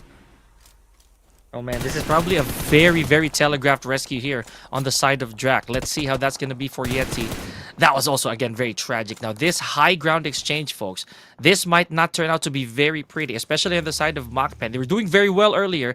They are yet to actually put a name on the board. Now, here we go. Beepin, I think, has been compromised here, folks. He's going to get flushed out. He's going to get flushed out. Okay. Oh, no. There we go. A little bit ring around the rosy, but Beepin working with a very little fuel here. Oh, still able to get one. And that is it. The journey is over, at least for game number 2 here for 4 YLC. That was beautiful, though. I'm going to give it that, Torque. That was beautiful. I mean, that is absolutely true. BAGH Esports, they did not do good, but the other team, BLUZZ did amazing. I have to give it to them as well. The jump shots that were occurring, that were happening. HLX also getting some elimination, but MAKPEN now, Drake, one of the guy that is completely out into the open. He's being shot down. He's being shot down from the backside by none other than the DRS. And now just DRS after that. They're like, okay, we're done. We just poked our noses and now we're going to go Nepex at the same time versus BAGH. But why? Why Extreme? Why do you have a knife in your hand? I know switching to a knife is always faster than the reloading, but this is not the situation. This is not the right time to do that. Nepex domain taking down one of the players from the team BAGH Esports. That's Joker, leaving the BAGH down to the last 2 with just the 1 elimination to their name. In this match, at the very least, it's not looking good for BAGH Esports. Absolutely not, unfortunately. But let's see. You know, we keep our hopes up. We did mention we've seen it happen time and time again. You know, I was also very confident that Hidden Leaf would actually keep going. But with those couple of casualties and one with I'd say deteriorating health, I'm not very sure on how they're gonna go through with the rest of the game. Meanwhile, here we go. Another couple attempts maybe on the side of BAGH Esports. Keep it steady, keep it slow. Oh man, oh man, just flushed out by MAKPEN right there. BAGH Esports. That is okay, still looking good. I would say brutal, buddy, brutal. I mean, that is absolutely brutal, that's for sure. But, ooh, I saw a good amount of shots from Gyante onto the NAPEX, ladies and gentlemen. But still, aside from this, we are looking at these players. We are looking at these initiations from the players, the amount of aggression that can occur, that cannot occur. MAKPEN now moving forward, taking them shots against Team NAPEX, but not a single connection is coming on. He tried to look at the rock. That did resemble a head. I know. I would have fooled me as well. But still, rock. Now you have to move forward. You just found a one and only first aid kit that you're gonna have for yourself. 8 meters still. You have to move inside the circle. The grenades are coming. They're flying close to the proximity, but fortunately they're not gonna reach you. You're super far away from the proximity of the fight. That only long ranges spray, long ranges angle the shots. That's the only way that you can actually gonna get taken down. But DRS versus BLUZZ official, ladies and gentlemen. Oh my god, the mini red zone that almost occurred onto the players. It was amazing. But now example, you have to go to the reload. The DBS is going to make a connection. The grenade is also going to go over there, taking one player of the team. BLUZZ Esports. Both parties has one player knocked down. Someone needs to get that revival. Someone needs to go and push. Someone needs to get those initiations, those elimination, the execution down to its minute detail to get those numbers of eliminations up for yourself. JDI, that's the grenades. It's just going to stop in midway. It's actually going to hit you yourself. Both parties going for the revive, not knowing where the other enemies are, where the opponents are situated at. My goodness. Yeah, at this point, this is all a blur, right? This is a bit of a big scramble. Not to mention the play zone once again taking another helpless life on the side of MAKPEN this time. Or at least that's what I thought. Okay, but yeah, basically the play zone over there, it really unforgiving, you know. I cannot divulge any more there, Torix. It's stage 6. Everything's painful now. The bullets, the zone, the claustrophobia-induced conditions, right? We go back to the NPX. Skywalker falls. Oh man. Okay, so we're seeing a lot of more DRSs now, right? If you can affirm this, DRS using their wisdom, as we mentioned a while ago, Torix. We are super excited to see how they're gonna go with this, but Killer YT falls a victim. Okay, I jinxed it again. I mean, that is true. There is that slight possible factor that you may have jinxed them, but aside from this, 9 total teams. I mean, this amount of aggression that we're gonna see, it's solely because of the play circle. There's not a single hand for us or anyone. It's all teams, it's all the circle, it's all the enemy and the nemesis of the circle at this point in time. But Cyclone, he's trying to shoot down the players, but wait a second, JDI, when did he got eliminated? Okay, he was down, he just got bled out from the play zone. So with 2 players remaining from the DRS, I kind of wanted to see some aggressive stances for the DRS, but unfortunately for these guys, it's not happening today. MAKPEN is also surviving. I don't know how in the world did this team manage to survive till the very end. Even at this point that's happening, MAKPEN is doing wonders, not only with the 4 elimination but all the 4 players remaining. BLUZZ official doing some great wonders job as well with 6 eliminations, 7th on the way, almost just got a knockdown on HLX. So with 7 eliminations without even a single casualties, this team is also going to be a very strong contender. Oh, absolutely on fire, if I can say so myself. There goes Hidden Leaf, folks. So again, dream shattered, at least for game number 2. Let's see how they're going to do again a little later. But for now, BLUZZ really catching us off guard here with this amazing performance. Already at 8. They are a couple frags away. There's plenty of time here before they land their 2-digit score. That is insane. Not to mention the possibility of their high placement here, Torix. I am really excited. I want to see how this is gonna pan out. There goes the drop. Let's see who's gonna be brave enough to take that on Cyclone. Taken down by Venom. 4K, drawing more casualties onto the bloody score, but that we already have. This is the bloody score. This is the bloody score. But finally, one player of MAKPEN is down. Even though I shouldn't be happy for this, I don't know why I am.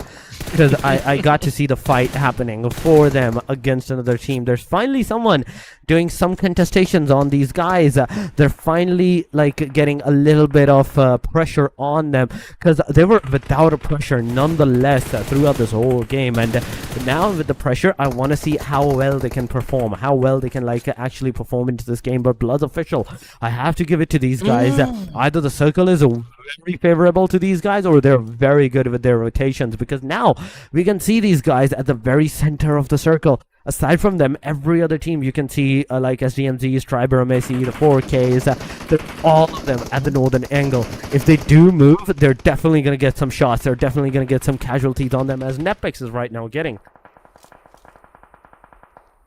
Oh man. Okay, we just lost DRS, guys, in case you missed the feed. But that right there is a minor setback. Okay, we're not being biased here, but definitely gonna want to see more DRS moving forward. MAKPEN also lost one. I think that was what I was thinking earlier. I had a fit of deja vu just then, Torix.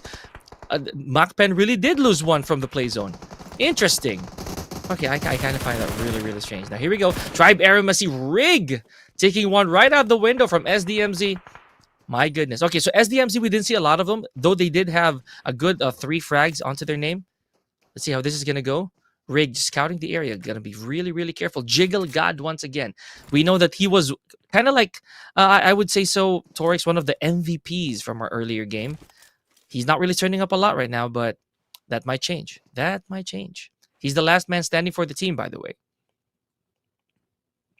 He is the last guy remaining for the game, but still, it's all up to him and the other teams on how well they can like actually hold out the premises. But MAKPEN, my eyes are on those guys in fact right now, because they're outside of the circle. They have to move in, and there's also some teams are looking at them. BLUZZ official, the team that is right now at the very top of the table, 10 elimination points to their name. They're right now looking at these guys with the shots, with the sprays connecting on them. That's 12 eliminations waiting for BLUZZ official if they manage to take down the team MAKPEN at that point in time. But BLUZZ officials, the grenade is going to go on, kill is going to be down.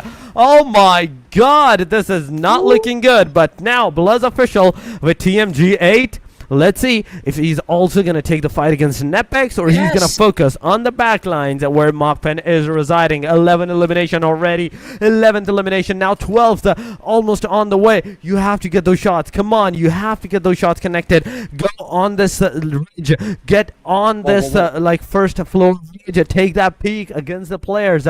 You can definitely get a lot of casualties against the team Nepix if you can.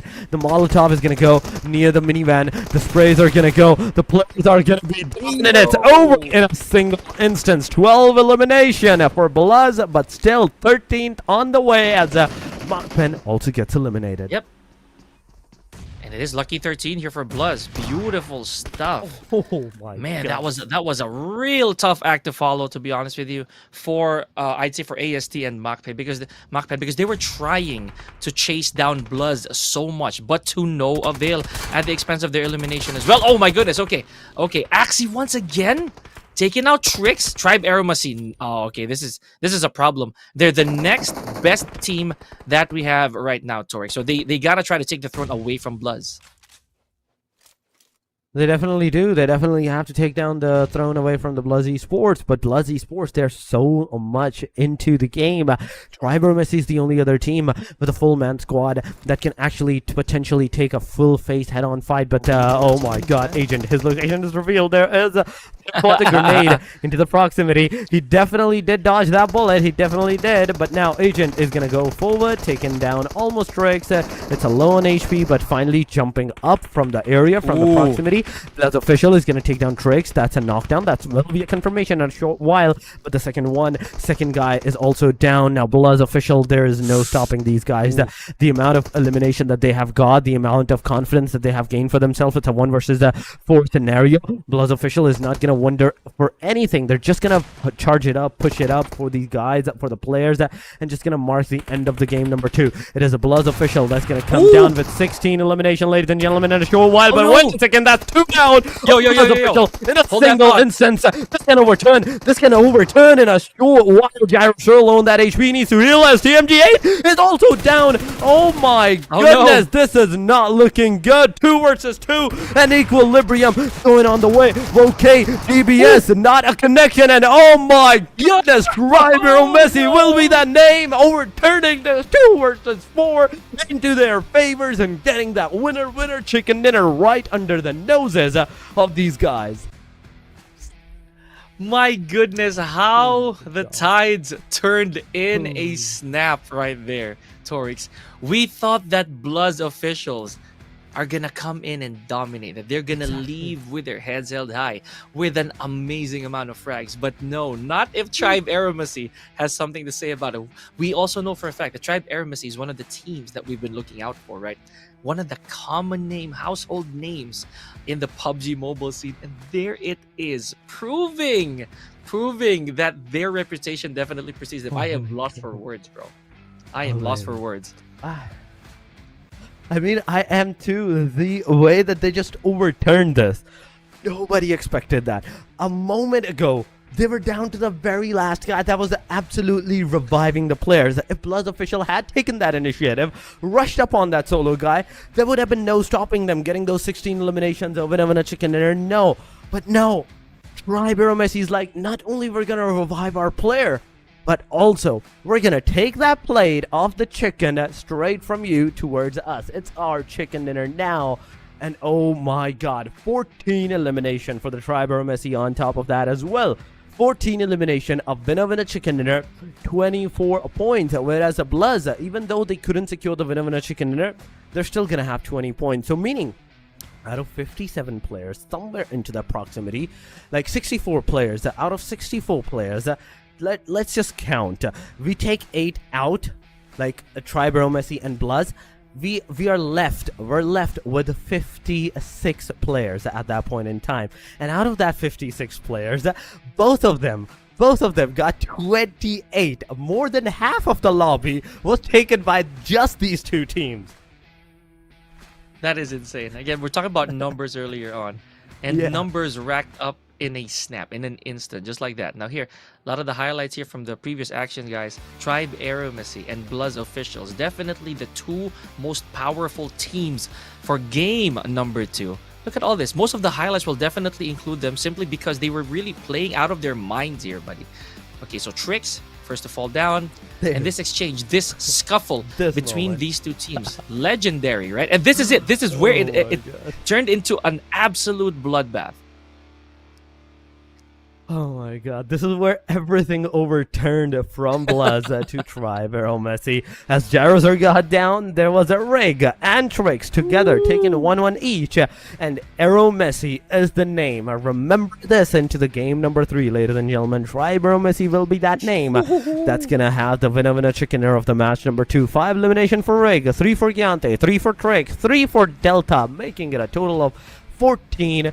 24 total points with the chicken dinner intact. Damage dealt 883 for Rig, 810 for Gyante, 580 for Trix, and 456 for Delta.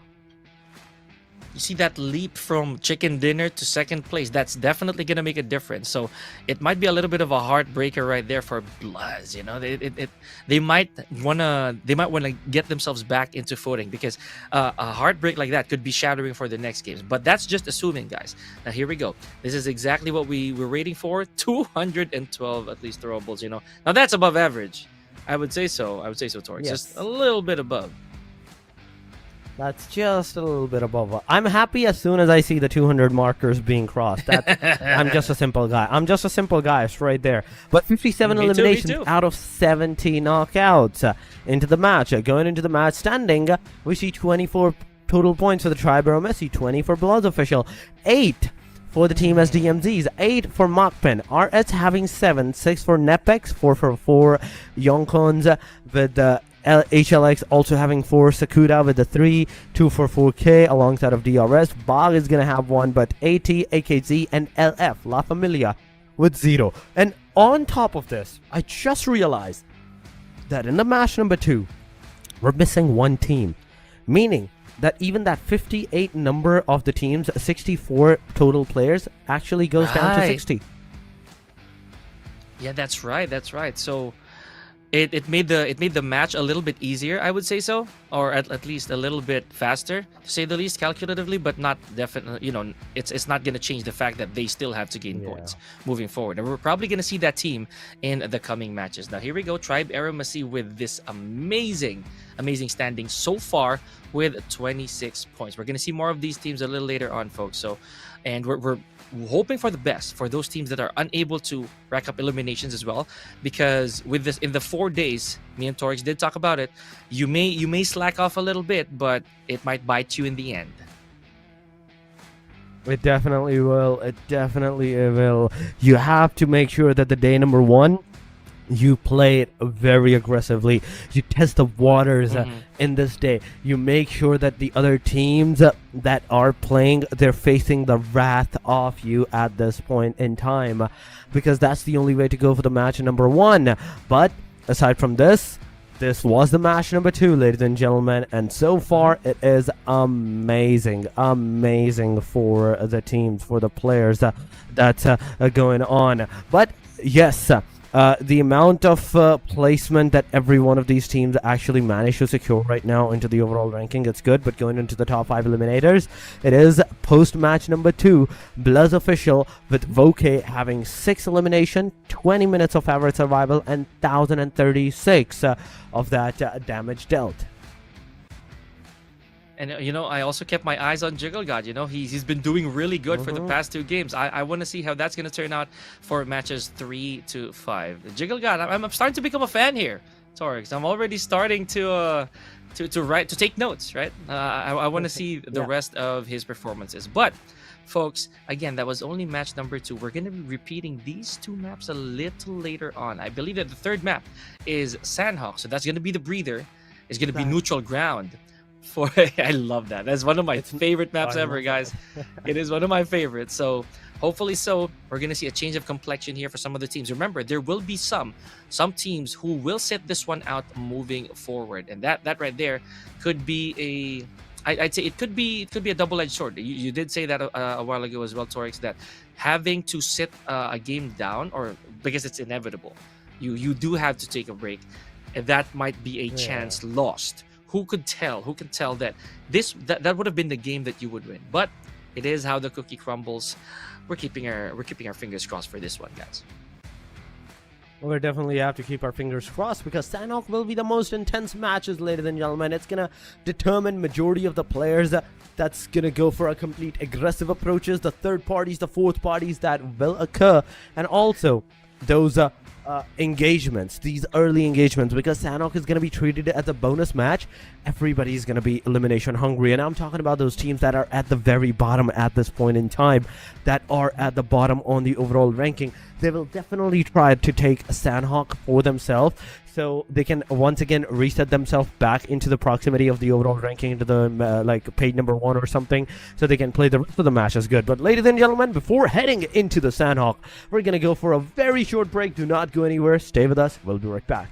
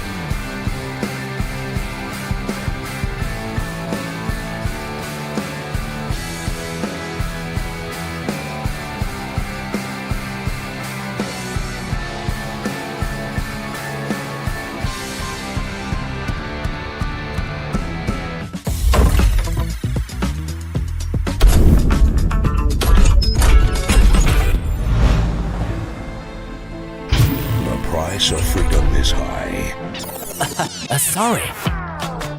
This line needs more drama, more tragedy. It needs... The price of freedom is high, but it's a price I'm willing to pay. Get the airdrop! Charge! sorry. This is not the end. Retreat! Retreat? How disappointing. It's gonna cost a lot. Excellent work. I am Optimus Prime. You're ready to fight for our future. Form up on me. You are a fool, Optimus. You are either with me or against me. I am Megatron, leader of the Decepticons. This ends now, Megatron. One shall stand, one shall fall.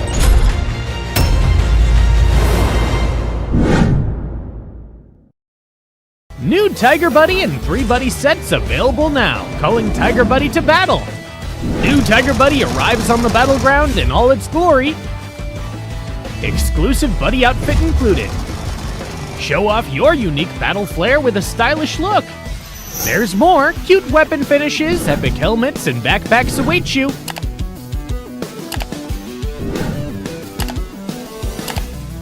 Sign up for the home face-off now. Join the event for a chance to get the mythic Shadow Claw Buddy set. Buddy coins received from the Ola Buddy Lucky Spin don't expire. They can be used in the next Ola Buddy event. Collect the Fierce Tiger Buddy now.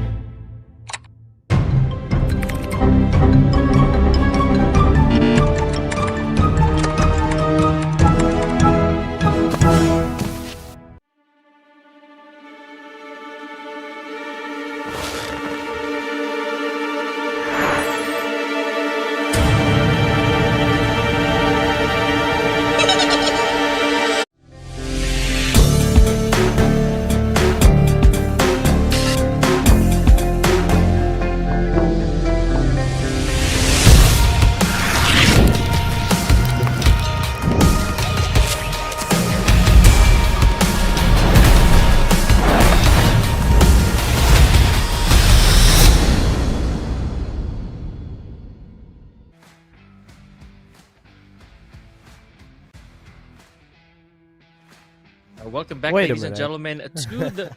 Hey, wait, what? It's me. It's mine. I'll take it. It's all right. We're going to be sharing this, all right? Welcome back, ladies and gentlemen, Yes. to the PMNC South Asia playoffs. Now, you witnessed 2 games earlier on, folks, and that right there is only a teaser of what's to come here, because we are not even halfway done. We are approaching our 3rd game here out of 5 games in a round-robin stage. But for anything else, we'd like to introduce yourselves. Yours truly, Pika here, alongside Torix, bringing you the action. And now, the most exciting part of our day. We are going to Sanhok, my guy. We're going into Sanhok, the match number next, and the match number 3 that will occur, and that will make up everything for the teams. Like, some of the teams will go very aggressive, some of the teams will not go very aggressive, but majority of them, I can say for sure that they're going to go on a very aggressive stances that nonetheless, no matter how you look at it, because that's the only way to go. That's the only conclusion to occur at this point in time, because Sanhok is one of the map where you will not have enough space. You will not have enough breather. You will have to force yourself, whether you like it or not, to get into that engagement, get into those fights alongside of the other teams and everything. But aside from that, Sanhok, what will it bring us? How much of a destruction is it going to bring us? And at what point in time? At what point in time will it bring it to us? Because I do want to see how aggressive, how destructive Sanhok can be. Yeah, it's a relatively small map compared to the two previous that we've had. Sanhok Yes. really has a lot of vegetation, a lot of water all around it, to say the least. So there's gonna be the possibility of those encounters. Just surrounded by water. Really gonna be something very, very interesting. Not to mention, it has some of the spots that I personally like Paradise Resort. Right? Let's see if there's gonna be a bunch of people dropping in. We've seen that before, Torix, that these players, they want that loot, they want the abundance of resources, but at the cost of the other teams wanting it back. So here we go. As we told you guys earlier, one team will be sitting this one out, or rather, sorry, one group will be sitting this one out. That includes 4 Yes. Knights, 4 YONKO Lucky Cat, SKD Esports, and SDMZ Esports. These are the names that's on the benches, but we have our group number D back. T2K, AEROMACY, 1 hit. They are back into the action, into the Sanhok, and oh my god. I would love to see this. I would love to see what kind of aggression that we're going to see in this match at the very least. Last match, yes, AEROMACY did manage to secure the winner chicken dinner against Team BLUZZ, but how well are they going to be able to do this in this one? If BLUZZ is going to be like overtaking them or not? And at the same time, there's also one hit, the winner chicken takers for the match number 1, the Erangel match. And they're once here again going into the action in a short while. But Pika, my question is, now that we have successfully watched a Miramar, Erangel, what's your expectations for the match at number 3? Which team do you think is going to take that winner chicken dinner? I want a prediction from you. Yeah. To me, I feel that the momentum of I feel that the momentum of one hit is gonna resume here. And the way that they performed earlier, I think that they were very confident with the roster of teams that we have here. I think that that's gonna rub off from game number 1. That game 2, just a little bit of an inhale exhale moment for them, just to get that clear mind going into Sanhok. And we did mention, like you said earlier, folks, it's a small map. I cannot even stress that out. It's a small enough map, so you are gonna come across each other very, very soon. Of course, you're gonna be hiding. There's gonna be a lot of covert action, or probably just some reconnaissance every now and then. But it is what it is. The geography of Sanhok is not gonna allow you to stay hidden for long. I feel that that's the case. It was completely different from Miramar, wherein sure there are some mountains, there are some cliffs that kind of push you to expose yourself, but Sanhok, its size, it is a matter of size. There's not a lot for you to roam around. You're gonna see what we mean, guys, once we see the mini map. But the biggest question here, I'm gonna return the question back to Torix. Where do you think these teams are gonna drop? Please, a boot camp or the Painan. These are the two places I do believe so. We will see the aggression mostly occur right at this point. But so far, what we are seeing in this regard, I think every place in Sanhok, yes, it's accessible right now for the teams. But where are the teams going to go? It's Painan, it's Boot Camp, it's Paradise Resort. These 3 places that usually have the most amount of aggressive stances or the clash drops that happens. But I want to see if anyone goes to the Camp Alpha or the mountaintops, outskirts of the Camp Alpha near the Hatten side as well. So those places, how many teams are going to go there? Those ruin side areas, the fight that will occur into those proximities as well. But so far, nobody's in Painan. One team is in Boot Camp and only one team is in the Paradise Resort. We're not seeing that aggressive stances in Sanhok for some reason. Yeah, no one's gonna go greedy this time around, Torix. I like this. So they understand the consequences, the possible repercussions if you do try to go for them hot drops. I like this. This is a different take on how we expect Sanhok to be, because we did say earlier we're already kind of looking forward to the early action. Granted that you are going to come across each other. Here we go.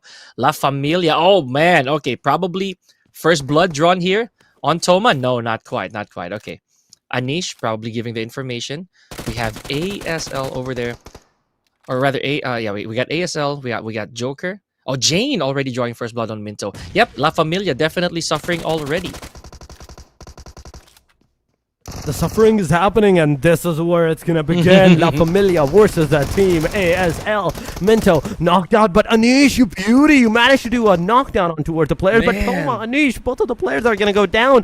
This is not looking good for the La Familia. Now, Ra 11, in fact, with the DBS and alongside of the Car 98. Oh my God, he does not have a good gun for the mid-ranges fights.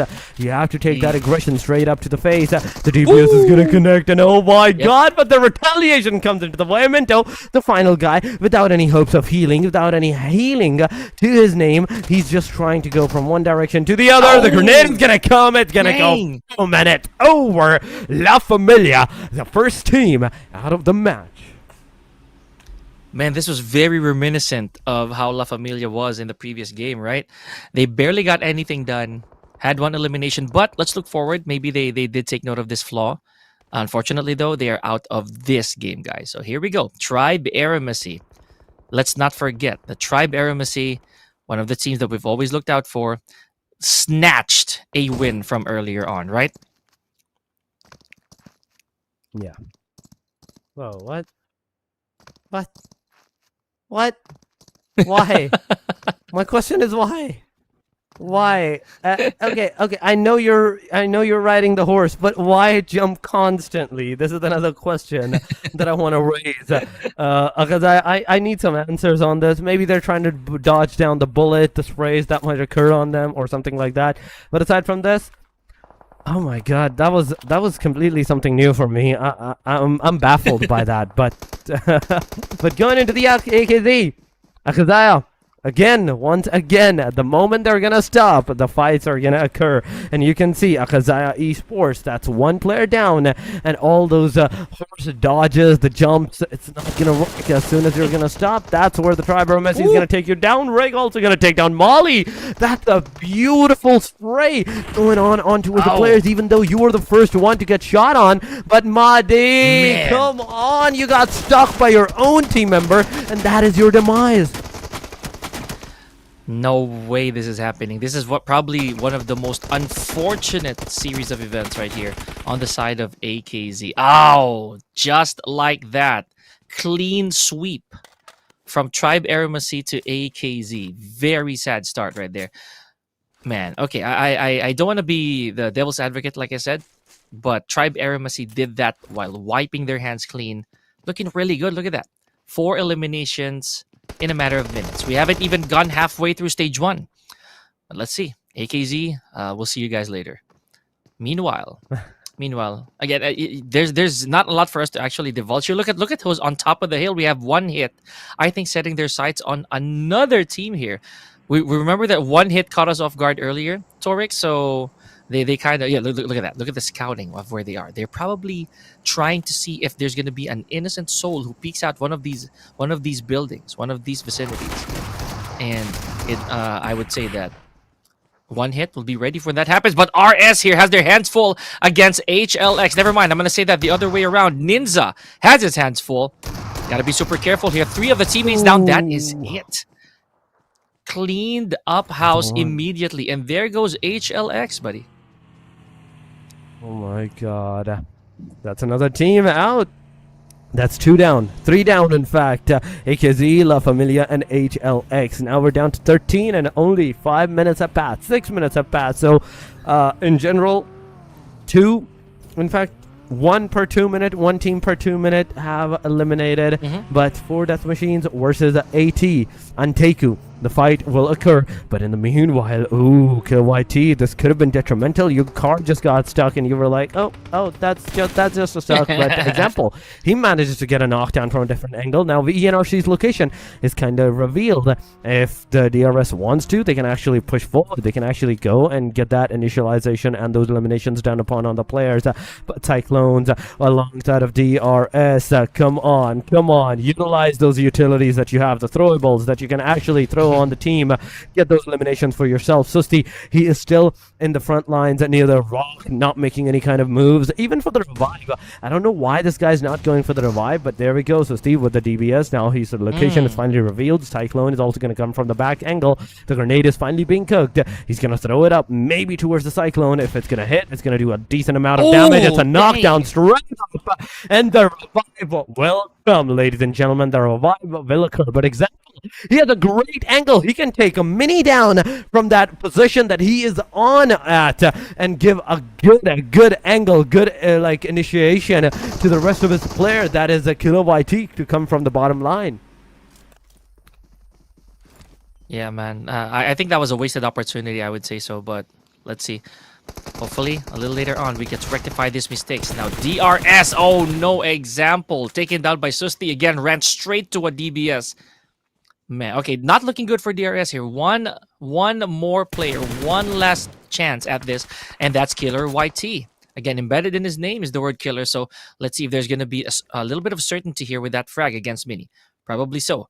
Still maybe, just maybe, waiting for the rest of NRC to try and pick up Mini over here. Okay, smartly, Susti gets a vehicle. Let's see. Okay, probably information disseminated. Look at Killer YT. He's trying to find the right spot here. Oh, man, okay. Just grazed him by a little bit there, Torix. Oh my god, he is grazing him little by little. He definitely had the knockdown into the area, but Susti, he is going to throw some utilities onto the player as well, but Molotov, he's like, okay, you're not coming forward. You're staying there for right now, but Doom, he's going to get out of the car. Now, this situation is not looking good, but the Netpex from the back angle as the third party is coming, but Doom is finally going to take DRSs down. It's over for the DRS, the teams that are at the very bottom, HLX, AKZ, DRS, LF, with 1, 2, up until 5 total points in game.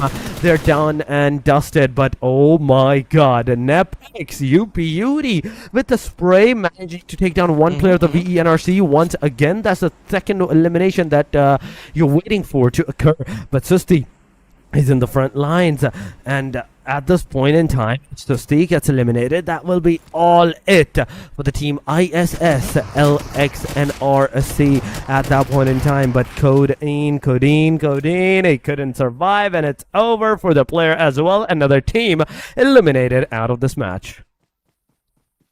Yeah, you know, I'll give us some credit here. We did predict that there's going to be a lot of interactions, right? There's going to be so much clashes going on very early, and we're only at stage 2 rather, with 11 teams. A while ago, it didn't look this bloody. It didn't look this violent. It did not come down to this amount of teams or players at all.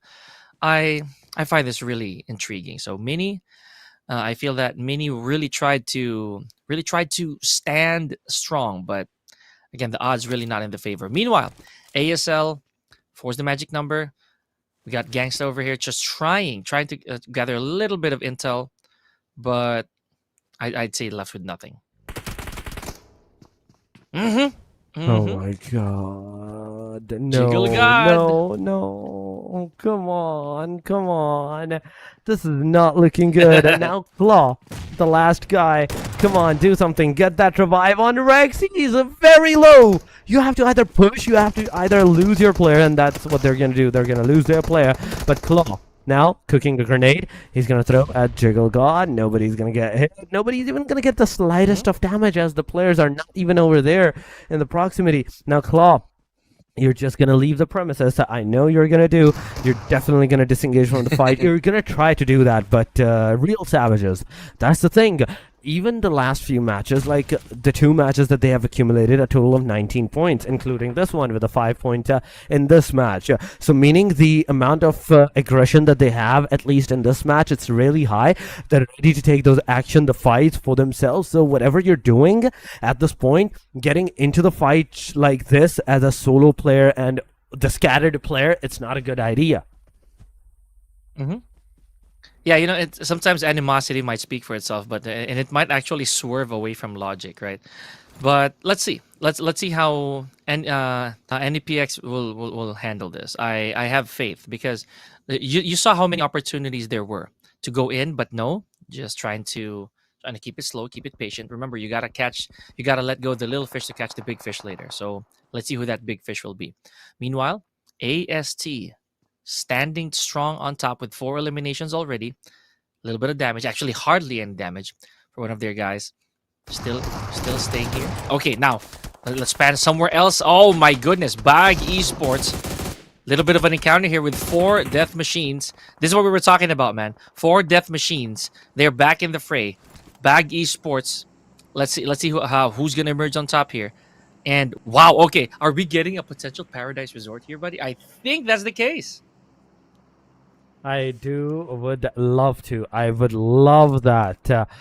Some paradise contestation going around. Please, the circle. I need another shift towards that area, towards the paradise resort for the teams to like actually occur and take the fight over there. But aside from this, 11 total teams are remaining with 34 players remaining into the match for Death Machines. Cool 77 is in the front lines. He is there. He is looking at the players, but the amount of survivability that these teams are showing, it's good, it's decent, and I want to see in how much time this survivability is going to go completely towards the aggressive ability. But there we go, Joko YT is going to get Aditya down. It's a knock, it's a confirmation, and 4 Death Machine is going to go down to the 3 Death Machines now. Yeah, I like that. And Killmonger, again, down to his knees. Let's see.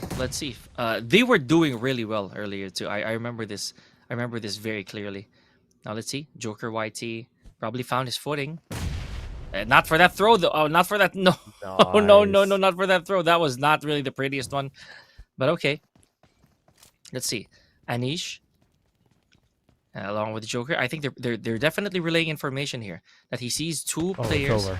It's over. Yep. There it is. Very well thrown nade. Taking out Peak from 4 death machines. Oh, look at that. Peak. Just taken out by BAGH. Put him out of his misery. Another one down, and 4 Death Machines goes down to the last guy. But I do love the BAGH Esports on this one. I do love the aggression that these guys just pulled up. I agree. With the amount of eliminations now, 3 in total, with the 2 men still remaining. They're on the hashtag number 7. You have to be into the hashtag number 16 till the very end to make sure that you survive and go to the grand final. This is just the start. This is just the first day of action. So even if you're not performing too good, even if you're performing just on the average side, you're still good to go. I believe so. You're still good to go even on that. But now the situation is gonna change. The situation is gonna get more intense. And it is gonna intensify from this point onward, because it's the stage number 3 that's gonna close in 1 minute, and we already know the radius is super small. 11 teams cannot get in this radius. They cannot for sure survive safely, soundly in this small of a circle.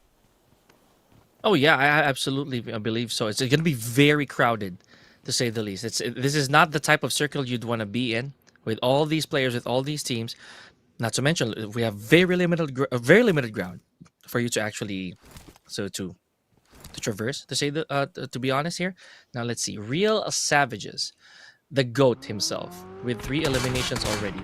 Remember, Real Savages already showed us how ruthless they can be, how really aggressive they can be.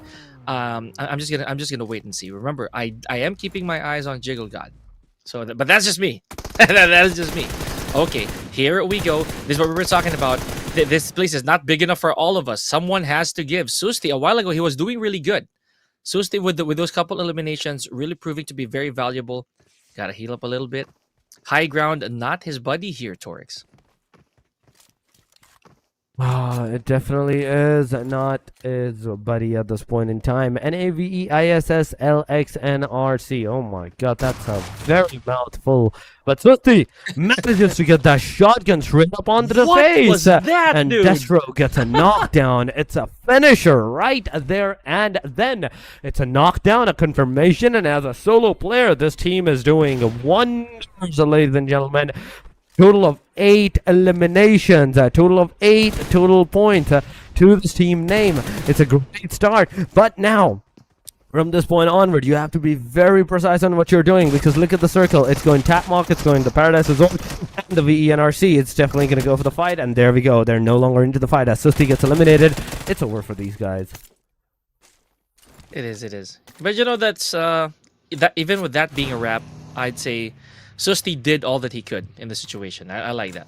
Now, meanwhile, Also, to clarify, we believe that MAKPEN is one of the teams right here, folks, that really is showing up.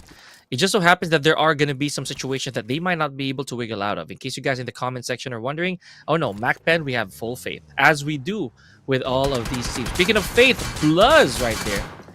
We saw this. We saw this happen earlier, Torix. BLUZZ is going to come in with a huge surprise if you turn your back on him. If you so much as blink on the opposite direction, BLUZZ will definitely give you something to worry about. Oh, they definitely will. They definitely will give you something to worry about. But MAKPEN, alongside of AEROMACY, oh my God, this is going to be insane. This is going to be a very hardening factor. There we go. Delta location has been revealed. The player is going to go definitely for the fight, for that aggressive approach. But will he be able to get some eliminations or any elimination number whatsoever? But coming from a different angle is going to take down Precious, and there we go. Delta being taken down. Precious also being taken down, and AEROMACY once again, even in this match, they're not backing off from the fight. In fact, they're taking the fight to their name. Domain is in the back lines of the compound, but he's finally inside the compound now, going back out, jumping out. Oh my God, this guy, he just chased all around the compound, went in, got out, went back, got into the car, just went out of this placement. Yeah. I mean, there's so much going on, to be honest. I'm going to leave it at that. Meanwhile, MAKPEN, they have to make use of who they have. We have Drak here. Okay, so Drak, I know that the backup may not be abundant here for him. You got to be super careful. Trained to kill. Let's not forget these guys, as the namesake. They were able to pull through with just 2 guys remaining earlier, Torix, if you can recall. So this right here, getting good amount of numbers on their side, will definitely prove to be even more dangerous. Right, 4 death machines. Last one is cool. I hope he does keep his cool, you know. I mean, all pun intended, because being the last man standing with a single compound to work with, not really a good sign. Here we go. Rules OG taking out Drak from MAKPEN. Now, like I said, guys, I have faith in all of these teams. Now, here we go. A little bit of survival attempt here. Yeah, this is going to be very tough to call here. But, you know, the numbers, it's not really swerving towards MAKPEN's side. Oh my God, MAKPEN, but no, the solo guy couldn't survive, and MAKPEN, with that, it's an elimination to these players, to these guys. Now moving forward, it is 4 death machines, another one of the names with zero total players are remaining into the areas. Come on, zero like location. You don't have anywhere to go. The moment you're gonna get out, you're instantly gonna be spotted down. But AKAZAYA, another one of the players from T2K, is looking at the team RS, is looking at the players, and Skywalker into the meanwhile versus one hit is also happening. One hit, the team that got the win over the Shikiner into the mat number 1 is right now coming in headstrong with the fight. 4 death machines from the backside against the team T2K. There is no hope. I don't believe that they're gonna be able to do a 1 versus 3, 1 versus 2 here, and that's exactly it is. Elimination of the 4 death machines. 19 total points to these guys' names. A really decent start, but at the end they couldn't hold on. Oh man, yeah, very unfortunate there. Valiant effort to say the least. Now here we go. BAGH Esports again faltering. Another team to bite the dust. Trained to kill right here. Now slowly moving up in ranks. Let's not forget this. Trained to kill, guys. Another household name. But BLUZZ officials slowly picking up just every tiny bit of damage that they can do. BLUZZ officials just trying to capitalize on it. Oh, man. Clean nade right there. Oh, I could not have seen a more picture-perfect throw. I mean, I would love that. I'm loving this. I am loving the amount of elimination, the aggression these guys are showing at this point in time. And there is no other way like that it's happening. You can see the Tetra 7 goat at this particular location, trying to figure out the placements on what he's doing, what's going on with this guy. But BLUZZ official, oh my God, that's 1 down from one hit. Esports 3 eliminations, and they joined with the 3-man standing at this match. And this is amazing. This is amazing. You see how far up one hit is, and with one person down, that is not an easy feat. Okay, here we go. A31 is trying to peek through the top balcony here. I'm pretty sure he already has an advantage from that over-the-shoulder perspective, but I don't think, this is not the right time to engage. That M416 will definitely come in handy, but his line of sight definitely not favored. Okay.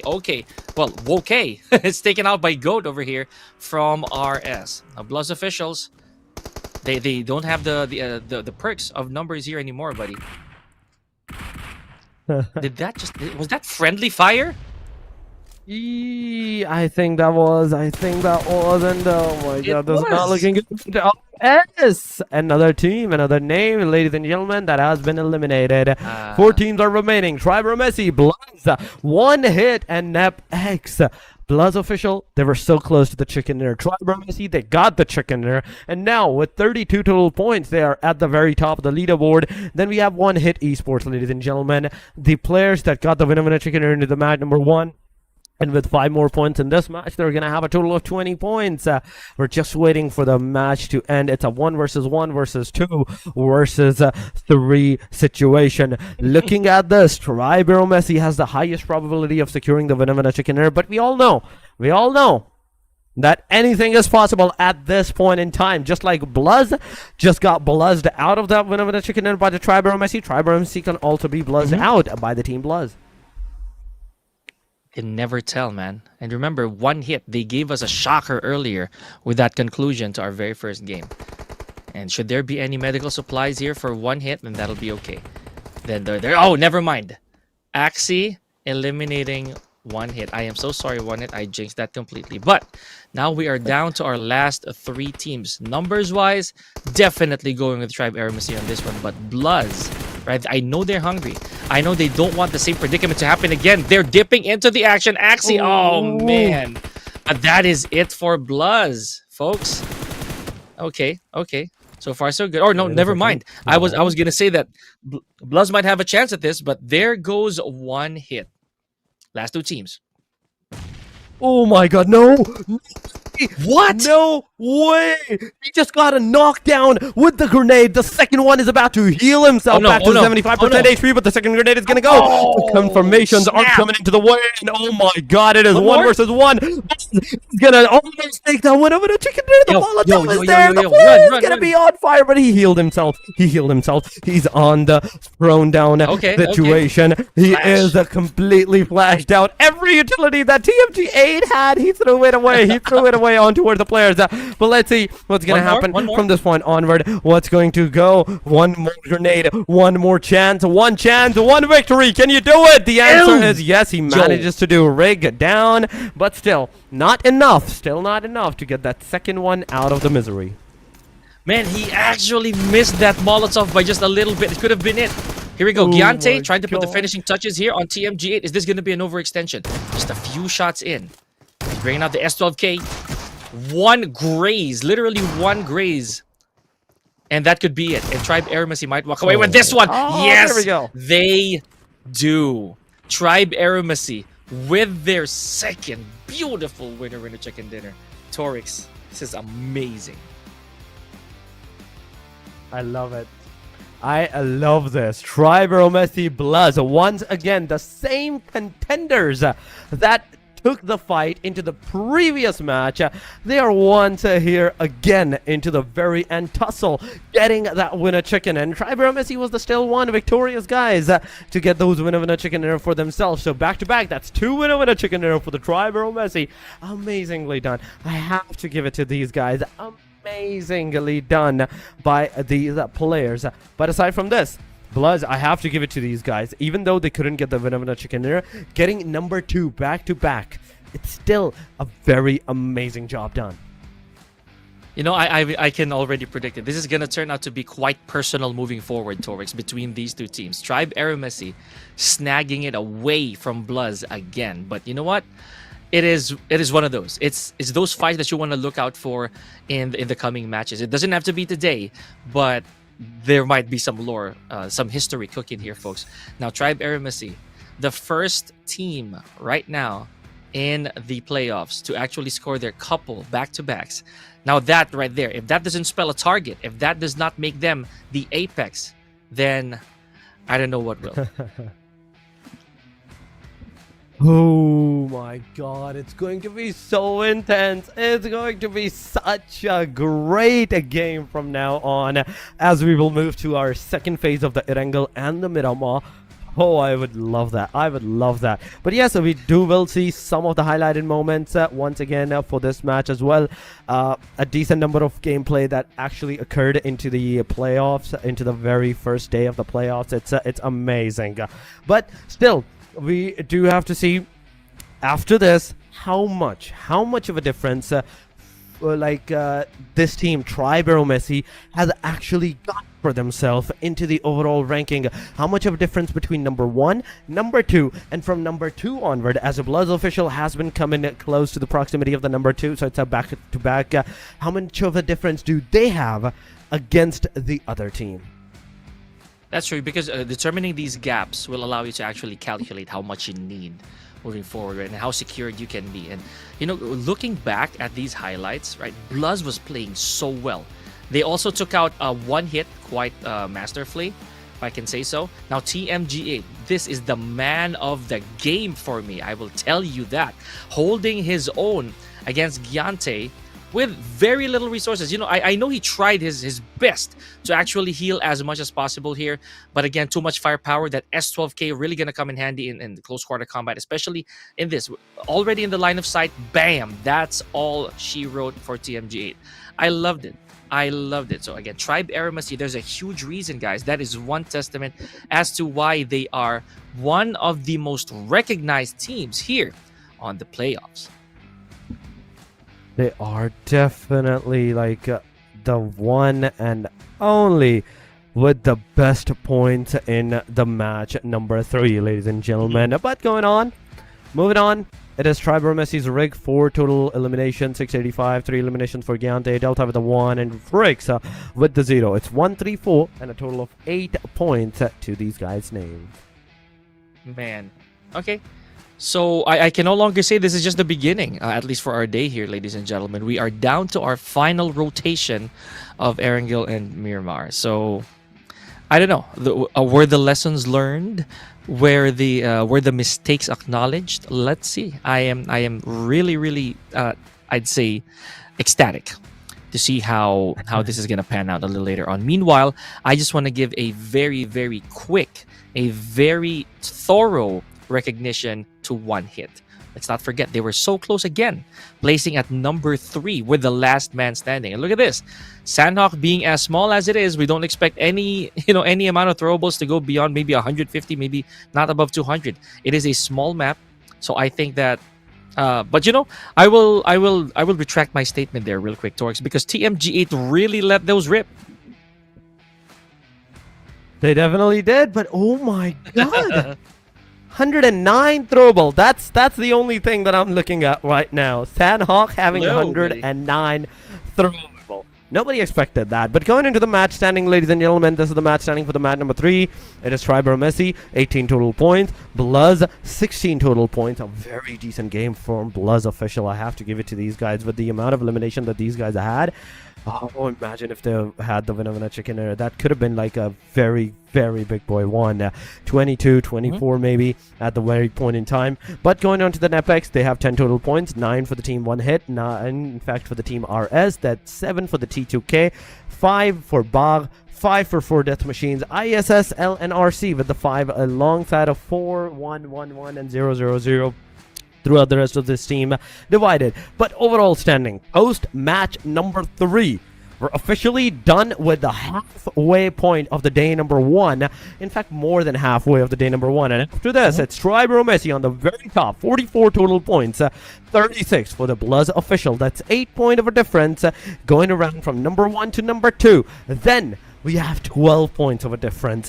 One Hit, they have 26 there. But going on to the second page, we do go down to 888, 543310. ANTEIKU is the only team amongst all of these players right now in the overall 20 teams to not secure a single point. Yeah, for the time being, this is still very dangerous grounds for ANTEIKU, right? I know we can be positive about it, but trying to get at least 1 on the board, or at least a few digits on the board, that could be a little bit of a morale boost, to say so. Now, YONKO with 11 eliminations, my guy. That is unheard of.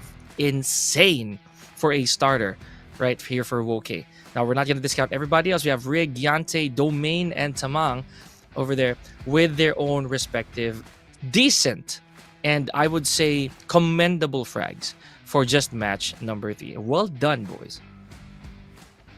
I mean, it's amazing. It's amazing the way this match just ended. The way AEROMACY and BLUZZ were the final contenders once again, back-to-back, Miramar to Sanhok. And from Sanhok, I don't know if they're going to actually do the same thing into the Erangel, or even if they are playing or not.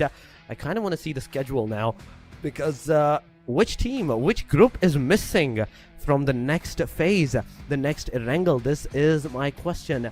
If my memory serves me right, we first were not playing with the group E, then D got into the safe side, then C, and if my memory serves me right, now it's going to be group B. That will not B will be be playing, sitting if this one I'm correct. Yeah, B Yes, you will are. be sitting this one out. That means that MAKPEN, BLUZZ official will not be playing. AKAZAYA and RLX. These are the 4 names that will not be playing the next match, ladies and gentlemen. They will be going on a break, as we are also heading over to our short break. Do not go anywhere. Make sure you hit that like and subscribe to the channel as well, and we will see you after this short one.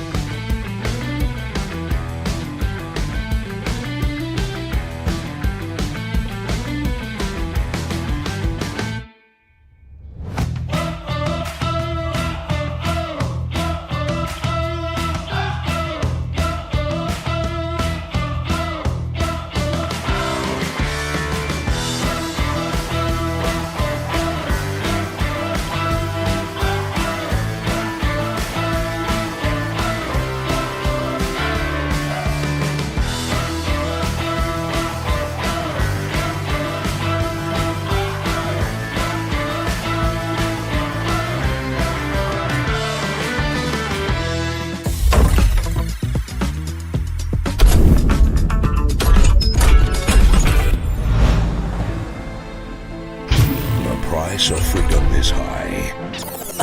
Sorry.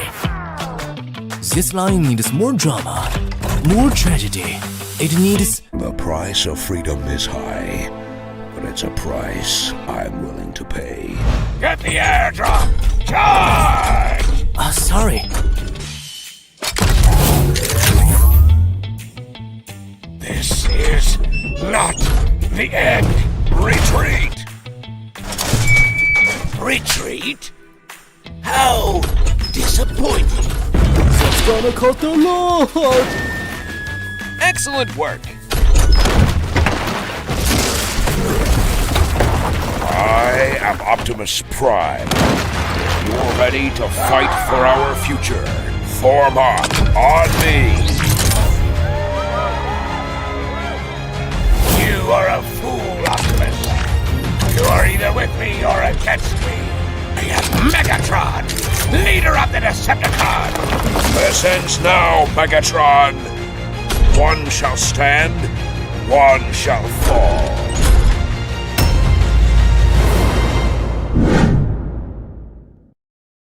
New Tiger Buddy and 3 Buddy sets available now. Calling Tiger Buddy to battle. New Tiger Buddy arrives on the battleground in all its glory. Exclusive buddy outfit included. Show off your unique battle flair with a stylish look. There's more. Cute weapon finishes, epic helmets, and backpacks await you.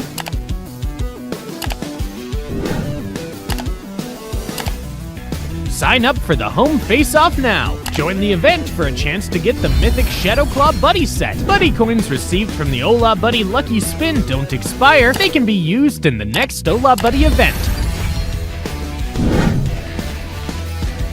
Collect the Fierce Tiger Buddy now.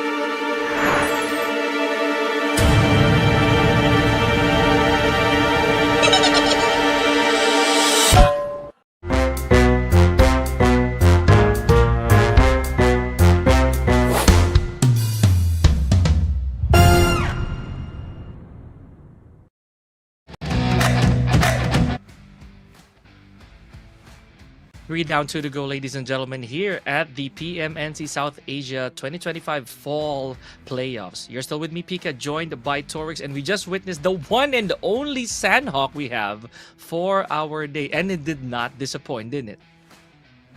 It did not. It did not. I loved that from the very start to the very end.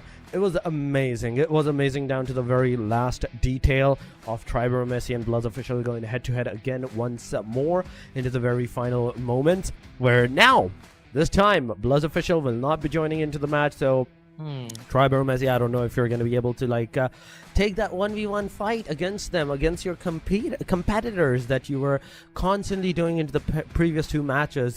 But yes, who else? Who else will be joining us? It's a Group A, Group C, Group D, ladies and gentlemen, and the Group number E as well. So these are the four groups that will be joining us for the match number 4 and the second last match of the final, in fact, the first day of the action of the playoffs. This is ANTEIKU, AEROMACY, BAGH, Real Savages, 4 Knights, 4 YONKO and Lucky Cats, Sakura, SDMZs, T2K, ISSLXNRC, ABRUPT Slayers, 4 Death Machines, LAFAMILIA, all those names like Hidden Leaf, Nepex, and even DRS. I don't know what's happening to the DRS's performance, because they are used to so much aggressive stances, and right now, seeing them into the previous 3 matches, I'm not seeing that aggression from them. Yeah, maybe it is going to take a little bit before the engine starts to really warm up, you know. Yeah. We are still on day 1, and DRS has been in this position many times before, just to say so. They've been through playoffs, they've been through group stages, they've been to finals, I would say. So they know what it's like. So we put our faith in DRS. You know, one other heartbreaker for me, or at least one downer, is the fact that I'm not gonna see one hit on screen again for Erangel. So they were the ones who won the first Erangel. So if this is not a twofer for them, they're not gonna do it again. At least not on the same map. Yeah. So hopefully, you know, in the next rotation, one hit. And I'm a fan of one hit already, buddy. It's already starting to show. Hopefully they get to do that again. I mean, I would love that too. I would love that too, for them to take the final match to their own name. First, they started with the Erangel aggression, right? Now, I want to see them end this game, end today's game, with the Miramar's domination. So we will have, in fact, 2 winner-winner chicken dinners from AEROMACY, 2 winner-winner chicken dinners from the team one hit at that point in time. But also, it's also one of the few things that if that's the situation, then there's going to be a lot of diversity tomorrow. There's going to be not too much chances for some of the teams at that point in time, because we do need We need that different teams of winner chicken dinners to keep the competition alive between all of these numbers, to not make the too much of a difference between one team and the second team into the point structures, so that there is no hope for them to even make a comeback. But yes, it is the second last. A, C, D, and E is going to be our match number. For a second, the production had me. For a second, I thought we were going into the match. That's the tease right there. But this is also the last match for Team A. That is a very important thing to note here, folks, because Team A is finally getting back to the garage after this. They get to stretch their legs, just relax a little bit. But as we mentioned, these are all the teams facing forward. You can check them out yourself. You can look at the screens. We're seeing the return of ANTEIKU, hopefully Tribe AEROMACY. For what it's worth, if they go for a three-peat, this is gonna be an insane start for this team. BAGH is here. We have 4K, 4YLC, one of my most I'd say interesting teams. We have ANTEIKU, Nepal's very own. We got DRS once again, probably out for redemption this time, Torix. Oh, that is absolutely true. That is absolutely true. But we're about to head into our match number 4, ladies and gentlemen. 5 seconds, 3, 2, 1, and the plane will be on our screen now, going from the very top of this Erangel map all the way down to the Nova Upnoi. So it's Zarki area all the way down to the Nova Upnoi, amazingly distributed between one end to another one. But wait a second, that's starting from Georgia Pool. For a second, I thought that was starting from Zarki. Yeah, actually, you're right. Well, not too far off there, buddy. You were technically correct. If you think about it, Zarki would have been the real starting off point. But Georgia Pole, man, this is the short flight path, if we can say so ourselves. So, ending, of course, at military base. This is going to be a very crucial decision for whichever team would land. Of course, that's Sosnovka. As I mentioned, Novo. You called that out properly, man. I'd say Novo would be a very interesting point. Drop-off point, final point, just to add to all of that. But right now, SDMZ not wasting any time. It looks like they are headed for Zarki, man. Look at this. Ooh, wait a second. I was not expecting any team to go to the Zarki, at least today. Yeah. At least today. Tomorrow, the day after, yeah, I was expecting some of the teams to maybe drop there. But today, at the first day, Zarki, I think that's too much. Too much for some of the teams to like go there. But whatever helps you, you do it. You know, you know your team better than us and how you want to play it up. But the circle is going to be a real pain for you guys at this point in time. You have to make sure that from this point onward, you are going to get some decent number of placements for yourself, because the position is completely onto the eastern side. Lipovka, Milta Power, the Yuzna mentioned prison, all those areas that the eastern corner, they're in the circle. Even Novorupnoi's corner, in fact, not Novorupnoi, okay, the bridge of the Novorupnoi, it's in the circle as well. So even if the teams loot the Novorupnoi, they can wait out at the very end of the bridge to, okay, next circle and the next circle. That's when they're going to move, where nobody's going to be holding that Novorupnoi bridge from the other end. Yeah, you're right, because for most of the teams, it's going to be a very tough call to try and cross no man's land, right? Because the Novo bridge can be well scouted from top to bottom. So that right there, it's gonna be super duper intense. Should one team be able to post up and not let anybody cross untouched? Okay, back to the action. DRS here. So we did mention a lot, guys, that DRS they seem to have not found their proper tempo yet for the past how many games. It may not have been as smooth of a sail, but we put our faith in DRS, as most of you will really do the same. We're putting our efforts, we're putting our faith into DRS. But ANTEIKU, why again in this match that these guys are down to 3-man already, joining with the 3-man? Yeah. Where is the 4th man of these guys? This is my first question right now. I want to know where the players are, because this is not the way to go. Joining this crucial of the games, where the $10,000 is at stake, on the line, and you're joining with 3 players at the very first day. This is a very big setback for these guys, and I think this is one of the also reason that ANTEIKU has not been able to like secure some points for themselves. I can still see them at 0 into the overall.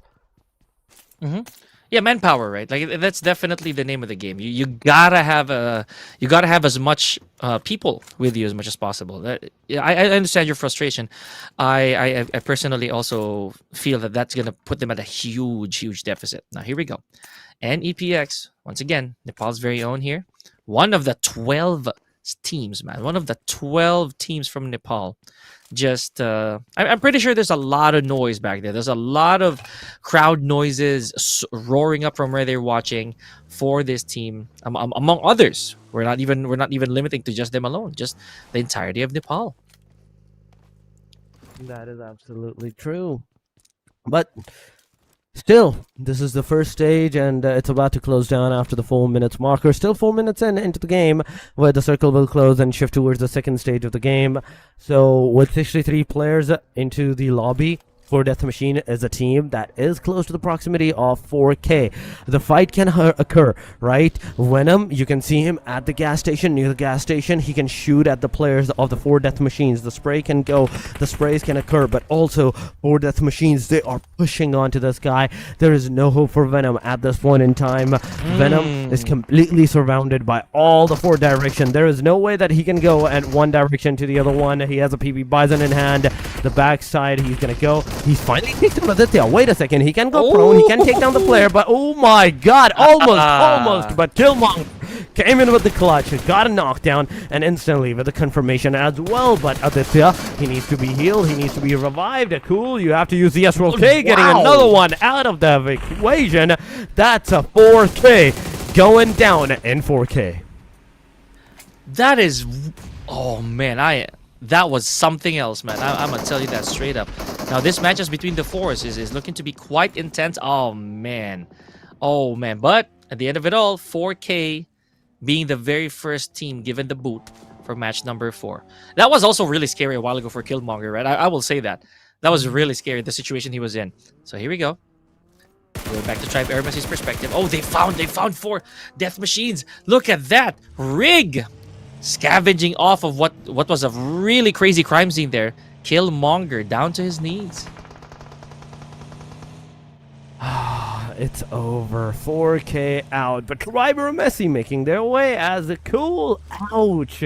That's an ouchie right there. Rig is taking down the players with a rig right there and then. But 3 eliminations in total for these guys at this early stage on. This is a good start, I have to say, for the team Tribe AEROMACY. They took down some of the 4 Death Machines players, and also on top of that, you can see one of the players from the 4K that also got eliminated from the Tribe AEROMACY at that point in time. But VENRC versus Kudai, alongside of Into the Proximity, what is going on? Himson gets eliminated. That's a Kudai down to the very last guy, and Pika with that elimination. Okay, that was a knockdown that got finished off. I want to see where the last guy is situated at, what he's doing, where he's going, and he is under the bridge. He's not under the water, but he is under the bridge, and he is in dire need of help. He is in dire need of help, ladies and gentlemen. The backstab, front stab, everything's happening, and Rat gets eliminated. Sakudai out of the match, with another team being out. That's just 2 teams. And empty-handed, I might add, at least for this match, man. This is turning out to be a lot more intense compared to our first game. Now here we go. Hey, 4YLC as usual. You know, they for some reason they give me such a nice warm feel whenever I check them out. I'm starting to be a fan. Okay, so yeah, getting back to what you were mentioning earlier, that it's just a crazy exchange from both these teams, right? And SKD having to suffer very early on. It is something that I want to see resolved, right? If we're going to be very subjective here, look at this. Tribe AEROMACY already has there it is. Tribe AEROMACY already has a decent amount of frags, man, very early on. This is what we were talking about. This team is not pulling any punches, I would say. With 4 eliminations this early on, Giante is I'd say he's going to try to catch up to the rest of the boys. He is trying to catch up with the rest of the teams, but ooh, wait a minute, come on, and there we go. Bambi, Dada, he managed to take down 2, but at the same time, he also is down now. The circle is going to go shift towards the north. Oh my god, that's a very hard and northern shift, ladies and gentlemen, and this is not looking good for majority of the teams. But like, look at the ferry piers. I can see 3 teams going over there for 4 YLCs there. There's also Real Savages in the proximity. ISSLXNRC is also into the proximity. Lucifer gets an elimination. Jiggle God is down. Double Tetra 7 God. He's gonna go into the warehouse. He might see Punk. He might see Yonko's Lucky Cat Punk. If he does, that's a straight up shot. But Skywalker has been spotted. The spray is gonna go down. The player is gonna be down. And right with this, Skywalker, he didn't get eliminated by the spray of the 4 Yonko. He got eliminated. He got knocked out by the play circle. So still, even if you don't get that elimination, you're not going to be able to secure it up for yourself. Yeah, man. And speaking of play zone, it was Doom who also fell as a casualty to the Blue Grim Reaper. So I'd say we're getting a lot of those. We're getting a decent amount of these play zone denials. Okay, here we go. For YLC. Finally trying to dip in on the action, but not getting any visual here is Beepin. I remember the Beepin also tried to survive a long time a while ago, but let's see how that's going to pan out. Meanwhile, Punk. This is what we were talking about earlier. Punk had a little bit of vision. He had some shots, right?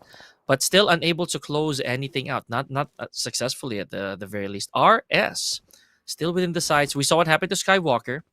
Okay, let's see. Oh wow. Okay, what is this plan going? Being cooked right now. I am confused.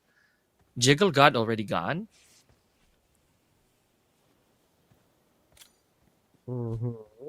Skywalker. Good thing is that this guy got revived. This guy got revived at one point in time. Yeah. So there's still hope for the teams. For Yonko's Lucky Cats, at that point in time, they're still outside of the circle waiting for the team. In fact, this team, to move forward, get in the circle where they're going to cash them up.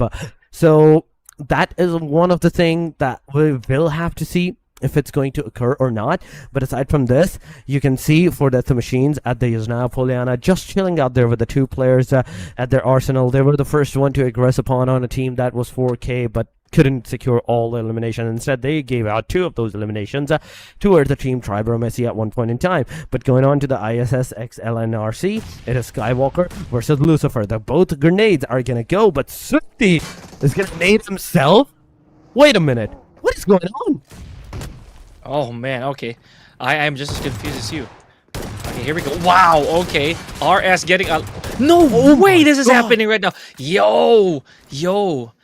Speak of the devil, and he appears. Lucifer just doing a lot of the nasty work here. Oh man, okay.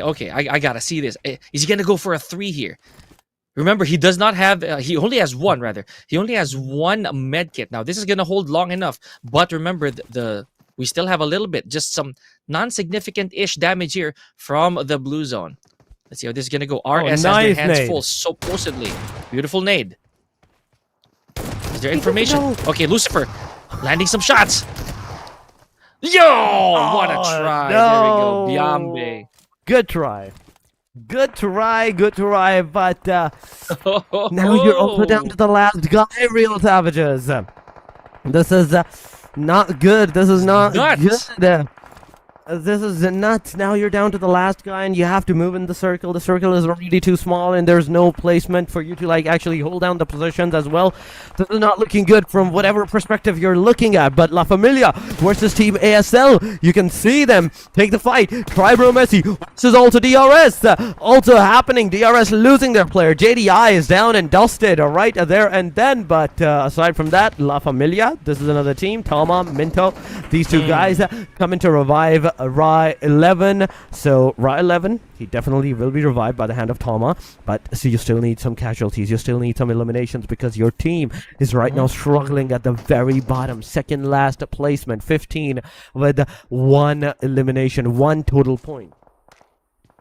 Man, okay, really rough start, I would say so for La Familia right here, buddy. But again, we believe we know what they're capable of, or at least we think we know what they're capable of, guys. So if you are a fan of La Familia Esports, just send them some love in the comments. We'd love to read them. We would like to see how you guys support your favorite team. They need your energy balls now more than ever. Meanwhile, we also saw some tragic frags made out of La Familia. So hopefully that amount of luck does get reverted here. It does switch. Look at that. Not even a lot of ammo to go around. Meanwhile, for YONKO Lucky Cat, yours truly still a fan. No interactions whatsoever, or at least not a lot. Zoro did take a certain amount of damage. You know, they are still, I would say this, they are still intact, even though without any frags, even though they're still at 0. I think they're just trying to weather out the storm here. It is pretty early with stage 3. Oh my god. Stage number 3 on this small of a radius? Come on. Come on. Oh my god, this is absolutely chaos. But ABRUPT player Jane receiving the damage from left, right, center, everywhere. And AEROMACY is the one responsible for those elimination, for those damages that's occurring onto these guys. AEROMACY, you're getting those 5th elimination for yourself without even losing a single player. But Gangsta from the team ABRUPT players alongside of Chari are the only 2 players alive in the proximity. There is more players into the area, but this is Yasnaya Poliana, ladies and gentlemen. Even though you have like this small of a city, this city for yourself, you can actually hold at least 5, 6, 7 teams, a maximum in the city whatsoever. Yeah, you know, a lot can happen, right? Like there's bound to be action here one way or the other. Look at this. We got a couple different teams here, and I'd say we have a third one right over the horizon. I just want to see how that's going to pan out later. Here we go. AKU getting his hands on Fearless. And ANTEIKU, as we mentioned, still zilch with nothing to put on the board, unfortunately, here. Torix, let's hope for the best for the last match, at least for the day. Yeah. Meanwhile, DRS already having lost one guy. They're staying steady, not really overextending. Now BAGH. You know, I don't know how to feel about the performances of BAGH, because again, they're doing okay, and then sometimes it just blows out of proportion. Now hold that thought, guys. RS Real Savage is out. They were originally number 2, but now they are out with 4 eliminations. 4 eliminations going for these guys, but getting eliminated.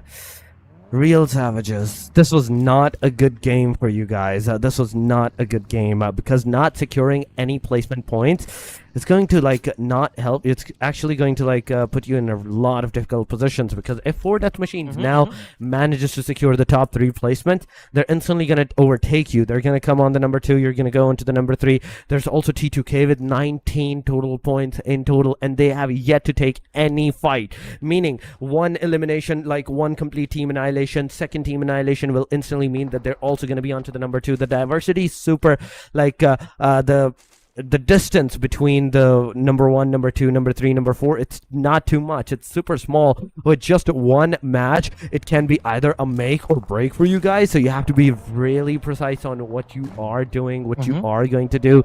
But so far, Nepex on our screen, ladies and gentlemen, and you can see them. You can see them just rolling around into this area, the corner side of this safe zone area where AEROMACY, if they do move forward towards the city side, AEROMACY will be looking at them, and they might be shooting at these guys. They are. You know, they could be putting themselves in harm's way. So let's see. Let's see if they're able to try and wiggle out within the line of fire for the time being. So any PX, just keeping steady, as we were talking about earlier, just making sure that this is how Erangel is played. Like, for the most part, we've seen this happen time and time again. They're just gonna try to allow the other teams to go at it, no matter how many teasing clashes there could be. You know, oh, I'm hearing gunfire over there. I might as well go give myself a little bit of a shot. But no, any PX alongside the rest of the teams, they're just trying to keep their cool. You know, just keep it simple. Now, I want to go out of script here a little bit, Torix. Now, would you say that this time around, because we've already seen Train to Kill, we've already seen Tribe AEROMACY, even 1 hit from earlier. If there's a dark horse, like, or if there's going to be a surprise here, who would you think it would be? Who do you think it will be, rather? Just a shocker. I mean, right on top of your head. I mean, Nepex, I'm not saying how they are doing like into the mediocre places, into the mid. They usually do really good. And because of this, I kind of want to choose them as the dark horses at this point in time, the Dark Knights. Moving on forward because they're on the number 6, 17 points in 3-4 matches. It's not good. It's not good. And even right now, even in this match, in the top 11, they only managed to secure one total point, one elimination for themselves. So there's already a lot of diversity going around this area. The situation is going really bad for a majority of the teams. Even DRS, they are struggling. That's the thing. This is such an intense lobby that even DRS is struggling right now. But then again, it is DRS. The first day is always never good for these guys. They always start playing really good. They're always perfect game from the day number 2 or the day number 3. Yeah, we'll have to see, and we'll have to see how they're gonna do in the succeeding days and matches. You know, we'll never know. What if this is their match to win, guys? But we're just taking our shots here. Here we go. AST putting their names on the board. We also have Hidden Leaf putting in the work. There go, just like that. Just like that. We were just talking about it. You know, I think I caught you there. I think I caught you there, Torx. I think I made you jinx. An EPX. Oh my god. What happened? Ooh. I wish we got the feed for that though. I'm as confused as you are, but ladies and gentlemen, this is PUBG. This is PUBG, ladies and gentlemen, for YONKO's Lucky Cat. They're right now struggling a lot as one player is being revived. Zoro is being revived by Fearless.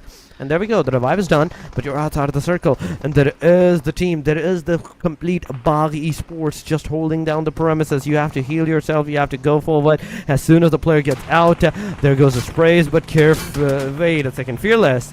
You just took your own teammate over there, why? Why would you do that? Why could you not get him in the car? Get him into the passenger seat and just yoink out of here, just like you did right now. Get out of there together with your team member instead of just staying alone into the safe angle. No. But at the same time, the moment he's going to get out of the car, he's going to be eliminated by the hand of the team LAFAMILIA. LAFAMILIA is the one responsible for that elimination. They're going to have 2 eliminations in this match at the very least. But at the same time, T2K Igneous, wait a second, T2K is also receiving the damages, the knockouts. BAGH Esports is also in the very a situation where things are not looking good for them as well. Man, I am still caught at that moment. Yeah, you know, I'm gonna watch out for the rest of these teams. Right now, Tribe AEROMACY, yep. Okay, gotta be super careful. Look at this, trigger discipline on the side of Delta. Man, what the heck happened to NEPX? I am still there. I am still there. I'm gonna tell you that straight up. But for YLC, you said so yourself. They could have yoinked out of there. They could have bolted properly. I would say so, but nah, just went straight into enemy fire. Not really the best choice, I would say. But let's see. Again, I'm trying to be positive here. Oh man, that got fragged good. Hidden Leaf. You gotta push yourself together here, Frag. That was painful. That was absolutely painful. I agree. But still, this is still the second last match. You still have one more match to go after this one. So even if this one doesn't work, maybe the next one will work. But not for the Group A. This is the last match for the Group number A, ladies and gentlemen.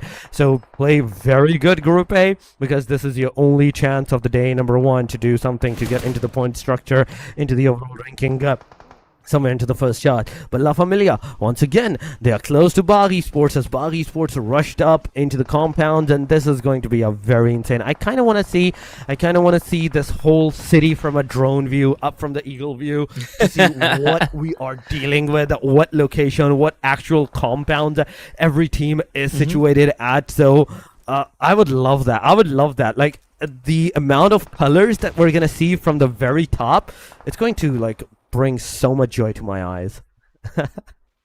Oh, I bet. I mean, even looking at the minimap right now, we're seeing I'd say a little bit of a scrambled perspective here, guys, because there's colors everywhere. And as much colors, there's a lot of blood everywhere, guys, here. Care of Hidden Leaf. There we go. Frag. Beautiful timing and beautiful peak. I would say Frag doing really good work here. Unfortunately, I know that he does have to stay hidden. All pun intended here. Granted, he only has one healing resource. I'd be super cautious. And yeah, you know, having a drone's perspective would be super, super nice, at least from where we're at right now, because this is a bit of a cluster on stage for stage number 6. Train to kill. Okay, information. Information. Train to kill being hunted down by Rig. Oh, this was good spray. AEROMACY versus T2K, ladies and gentlemen. This is what it is.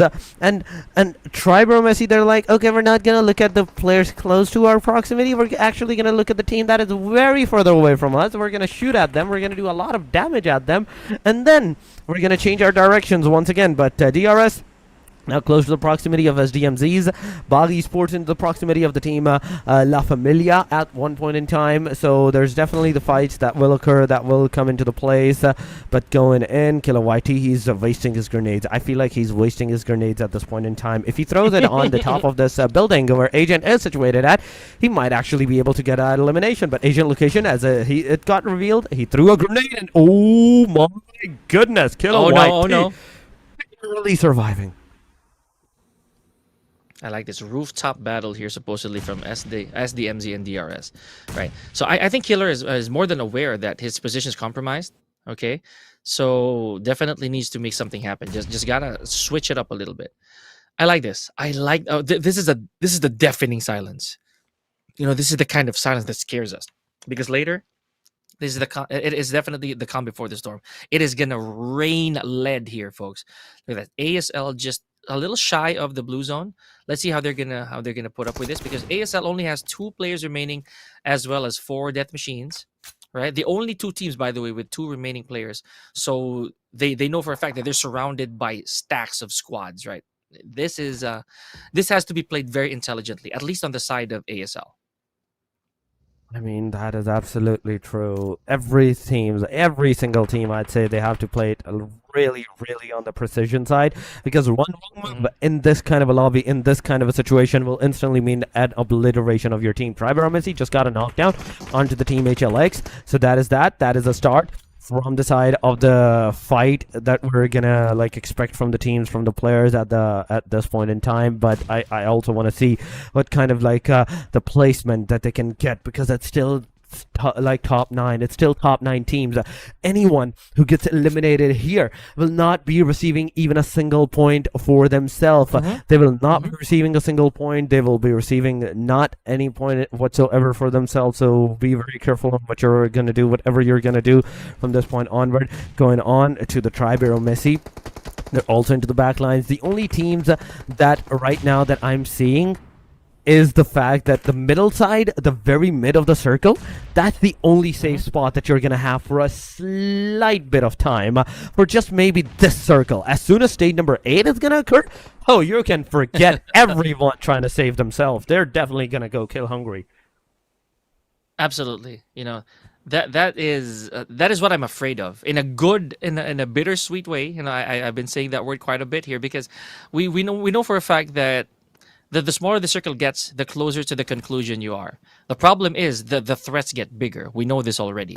So I don't know, man. Well, with Killer YT abandoning the rooftop earlier on, it's I don't know if that was the wisest move, because look at this. Look at these compounds. They are filled to the brim with players from all teams, from the 9 teams that we have here. You said so yourself. They don't want to exit without a single point, without a single placement point, and not even a frag to go with it. And that's already asking for a lot, right? I mean, right now, I'm loving this. I kind of want to see it from above all the way. The teams, the players on the position that they have situated themselves into. But there we go. BAGH Esports versus DRS. The fight started, and this is the chain reaction that we all have been waiting for. From one fight, we're going to continue into the second, the third, the fourth, the fifth, everything that's going to occur here. We will see what's going to happen and how it's going to occur into the situation. But at this point in time, Pika, it's SDM going forward, getting those grenades onto themselves, so be very careful on whatever you're gonna do. And so far, no gunfire has ensued yet, right? It's a lot of nades, a lot of throwables. You know, just do not reveal positions. Okay, never mind. There we go. RAA11 taking out one from ASL. Okay, so the teams are slowly falling down like flies here. One player at a time. We're not going to be able to keep track of this as accurately as we would want to. But right here, folks, a lot of action ensuing already. 4 death machines still standing their ground with a couple of players left. Peak. Okay. Obi-Wan from SDMZ also getting into the mix. Taking out Killer YT. My goodness. But SDMZ, just like that, is the next team to be eliminated. Yes, that is absolutely true. At this point, we're down to the top 7 teams, ladies and gentlemen. Ooh. And at the same time, I do love the fact that Tribe AEROMACY, they're going to have their 8 elimination right there and then. Look at this. Look at this predicament that we're seeing. Everybody is going to haywire as Tribe AEROMACY. They're just chilling out here with the 3 men, getting 8 eliminations. And I see them in a really decent compound, in a really decent position. Whereas T2K, they're also pushing forward. Now, DRS, they're going to go forward to the team LAFAMILIA. So we do have to see what's going to happen. Unfortunately, though, Playzone taking another innocent life. ASL is out of there, guys. All right, DRS still fighting back. With the second highest frags, second highest amount of frags and eliminations or eliminations in this particular game. So right now, okay, train to kill, care of Slayer. Okay, that was really ironic. The play on words there. We got Slayer taken out. Train to kill. Got another player out of the equation here. Tribe AEROMACY, though, being flushed out of their compound. Supposedly, if that works, then they might lose their numbers to Hidden Leaf here. Oh my god. Okay. But what? LAFAMILIA, though. LAFAMILIA. No, come on, DRS, they're doing good, Again, LAFAMILIA, the grenades are going, they're doing the damage, but wait a second, no, wait, hey, Master Zerdy from the third party, from the back angle, come on, what is going on here? Everybody's going haywire. That's a 9th elimination for the Tribe AEROMACY. T2K is down to 2 eliminations, but at the same time, BAGH Esports has finally been eliminated. T2K is still alive. Tribe AEROMACY taking the fight against the team T2K. That's one down. Igneous on his knees, and oh no, Tribe AEROMACY pushing on. We're Hidden Leaf. They're also coming in close. That's what we were talking about, man. Hidden Leaf might actually take this if they manage to take down one solid member from Tribe AEROMACY. Now, Train to Kill, folks, eliminated, leaving it down to our 2-time winner chicken dinner and Hidden Leaf. I did make a subtle prediction earlier that Hidden Leaf might not stay hidden for long. All pun intended. So let's see. Giante on the rooftop. We got good positioning from the rest of Tribe AEROMACY here, and a lot of smoke all over the place, but the Blue Grim Reaper here. This is going to be really painful. Oh boy. Ooh, no. Dude, are they gonna do it? What? Are they gonna go? Are they doing it? Are we 3-peating? No. Nah, dude. Okay, I'm holding my breath. It is a 1-on-1. Oh are they my god, they did it! Yo, Hidden Leaf Esports stops the momentum just like that here at Erangel, taking our 4th winner chicken dinner. That is unbelievable. Oh my god. I'm about to pull out my hair, dude. This is the 3rd time that I'm seeing this kind of action, okay? We saw this in the Miramar, where Tribe AEROMACY versus BLUZZ Esports were doing this. BLUZZ Esports were so close to getting that chicken dinner, and then Tribe AEROMACY came into the play. Took them down, got the winner chicken dinner for themselves, and now, after one match, even in Sanhok that actually happened, BLUZZ official, Tribe AEROMACY, they were once again together, and still the Tribe AEROMACY managed to secure the winner chicken dinner for themselves at that point in time where the grenades were going, grenades were bombarding on towards the players. They were almost getting eliminated, but now, here, Team Hidden Leaf. Oh my god, they did the same thing, but with a different name, with a different team. And oh my god, what is going on here? This PMNC is absolutely insane, Pika. It is, man. Like I said earlier, I'm about to yank off whatever remaining hair I have with me simply because of how insane that last exchange was. We thought the Tribe AEROMACY was gonna go for a 3-peat, people. Imagine that. They were gonna go for a 3-peat. And it wasn't easy because they were down to the last players standing and in a very tough spot. I know you remember what it looks like in your head here, Torix, because that corner, that exchange, this right here, this is no man's land, right? This is definitely a now or never moment for anybody. But Hidden Leaf, guys, Hidden Leaf Esports, just putting a stop, okay, an abrupt halt to the momentum of Tribe AEROMACY. Congratulations, this team just walked out with their amazing and well-earned winner chicken dinner. They just yanked everybody out. I love this. I love this. Going into the 10 elimination marker, 20 total points into the game. That's a very, very amazing jump that these guys have for themselves. But it's definitely going to help them, whereas going over to the top of the overall rankings, somewhere into the top charts, still there's a lot of work that needs to be done. There's a lot of things still needed to be done by these players, so there's still like one more match to occur. I don't know if these guys are gonna play it. I think they are gonna play this final match as well, if my memory serves me right. They're gonna be into the Group B, and in fact Group C, and Group A is the one that's not gonna play. But going into the match summary, ladies and gentlemen, 72.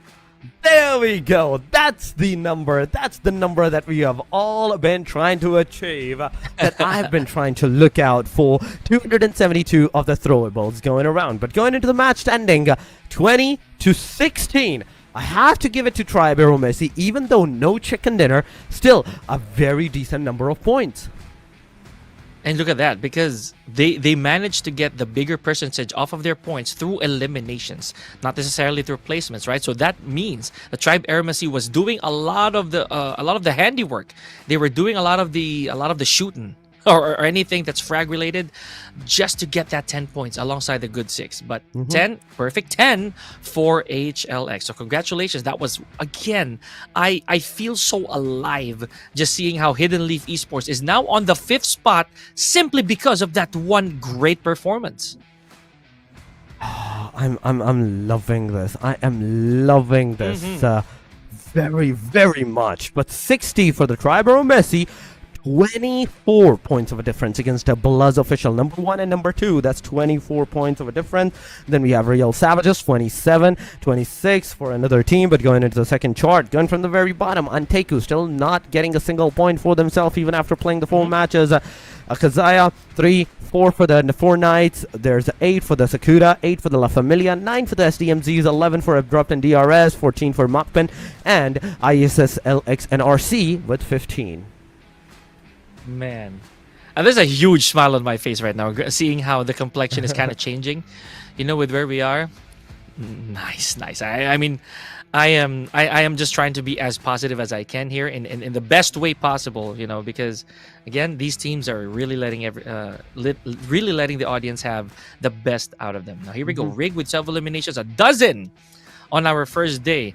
It's just something else. We're gonna look at the rest of these fraggers, folks, by the end of the day and see who's the most consistent. Remember, this is just the beginning of our playoffs. A lot can change, a lot can stay. So we are very, very excited to see how the epic conclusion to day number 1 will be. Only one more match remaining. Only one more game. And Group number A, they are done with their day. Group B, C, D, and E, get ready for it, because you are about to head into the Miramar match. But before heading over to the Miramar match, everybody's going to take a 5-minute short break, ladies and gentlemen. Do not go anywhere. Stay with us. We'll be right back.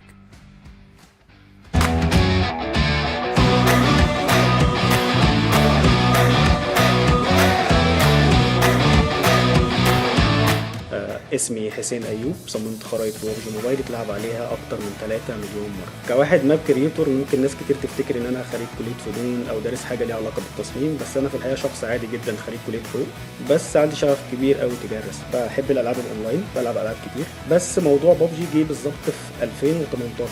ده كان وقت نزول اللعبة. ممكن ناس كتير ما تصدقش اللي هقوله، بس أنا اللي عرفني على اللعبة ده كان مديري في الشغل.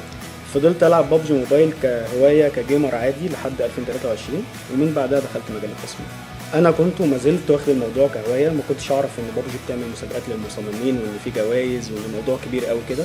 في 2023 بالاخص اكتشفت ان انا اقدر اقدم ان انا ابقى مصمم. انا عموما صممت خرائط كتير في ببجي اتلعب عليها اكتر كتوتالي 3,700,000. الخريطه اللي عندي اللي مشهوره قوي اللي هي اسكيب اوف ذا سبمارين، هي اللي خدت ترافيك جامد الفتره اللي فاتت اول ما عملتها، ودي كنت عملتها داخل غواصة في المحيط، وهي كانت على هيئة بازلز كده اللاعبين يلعبوها. وممكن مفهوم الواو داخل ببجي موبايل ده غير فكرة اللعب داخل ببجي موبايل نفسها بسبب الأفكار الجديدة اللي المصممين بيطبقوها. أولا مود واو بيسمح لي إن أنا أصمم أي حاجة أنا حاببها، أي حاجة تيجي في بالي داخل مساحة معينة ببجي موبايل بتوفرها. خليني شايف إن هم واخدين الموضوع بشكل جدي واحترافي شوية. طبعا الموضوع محمس جدا، وأنت كمصمم تقدر يبقى ليك عائد مادي منه ممتاز، وتقدر توصله إن هو يبقى احترافي، خصوصا في وجود مسابقات وجوائز كتير ببجي بتقدمها باستمرار. انا اول ما بدات ما كنتش اعرف ان في مسابقات ولا في جوائز ولا الكلام ده كله. انا كنت داخل بدافع حب للي انا بعمله، والموضوع مشي معايا وده خلاني مرتبط بشغل تاني جنب شغل. بس لو ده شغفك كمل وراه، اكيد هيبقى ليه مرضى.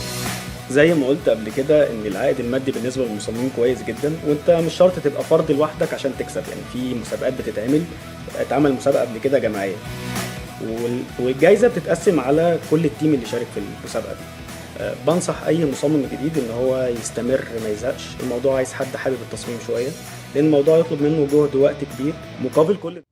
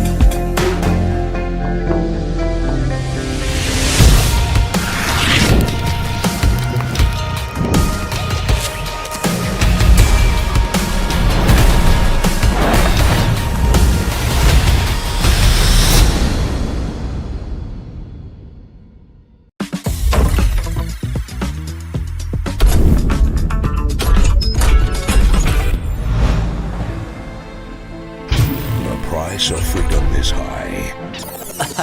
Sorry. This line needs more drama, more tragedy. It needs... The price of freedom is high, but it's a price I'm willing to pay. Get the airdrop! Charge! Sorry.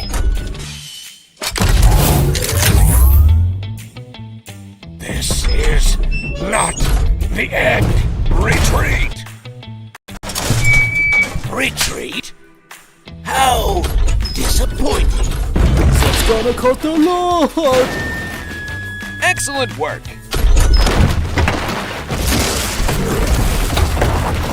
I am Optimus Prime. You're ready to fight for our future. Form up on me. You are a fool, Optimus. You are either with me or against me. I am Megatron, leader of the Decepticons. This ends now, Megatron. One shall stand, one shall fall.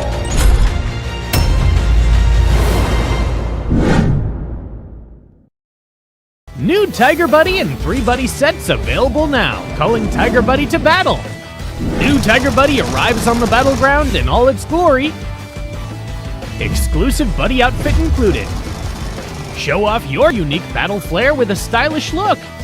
There's more. Cute weapon finishes, epic helmets, and backpacks await you.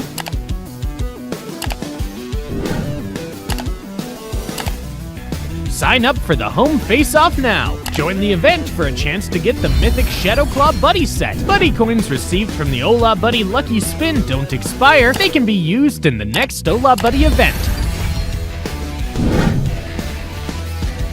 Collect the Fierce Tiger Buddy now.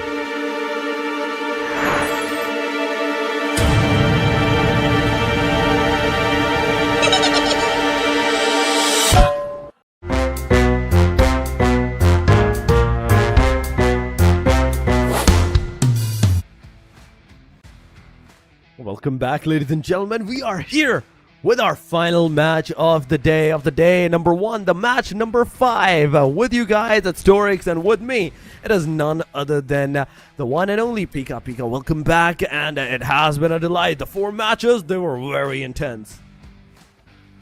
It's an understatement as well, you know, if I can say so myself. Intense does not wrap up the emotions, guys. The feeling that we've been getting through our first 4 matches. And this is 4 days. We're going to be going through this for 4 days. Imagine what can happen until then. But I'd say the most remarkable moment that we have so far is that Hidden Leaf, man. Hidden Leaf was able to stop the momentum, again, that we were talking about, of Tribe AEROMACY from getting a 3rd potential winner chicken dinner. One shot would have made Tribe AEROMACY gain their 3rd winner chicken dinner, and Hidden Leaf was just a few steps ahead.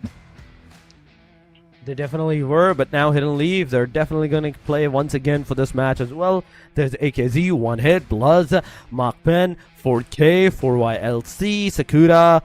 There's SDMZ, RealRest, Snapex, all these names. Only the group B will not be playing, ladies and gentlemen. But we are about to head over to our Miramar match in a short while. 5, 4.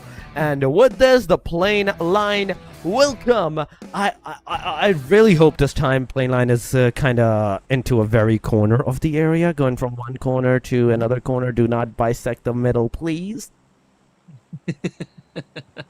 And you know, the fact again that Tribe AEROMACY is actually gonna I see what you're getting at here. Okay, so to be honest, I'm not really too keen on how the flight path is gonna be, because we know that the action will just be as intense as we would say. So I'm really just more concerned of who it is going to be, because Tribe AEROMACY, as we mentioned, Group A is out of the picture, ladies and gentlemen. They are no longer going to be in the running for winner chicken dinner. And you know what that means?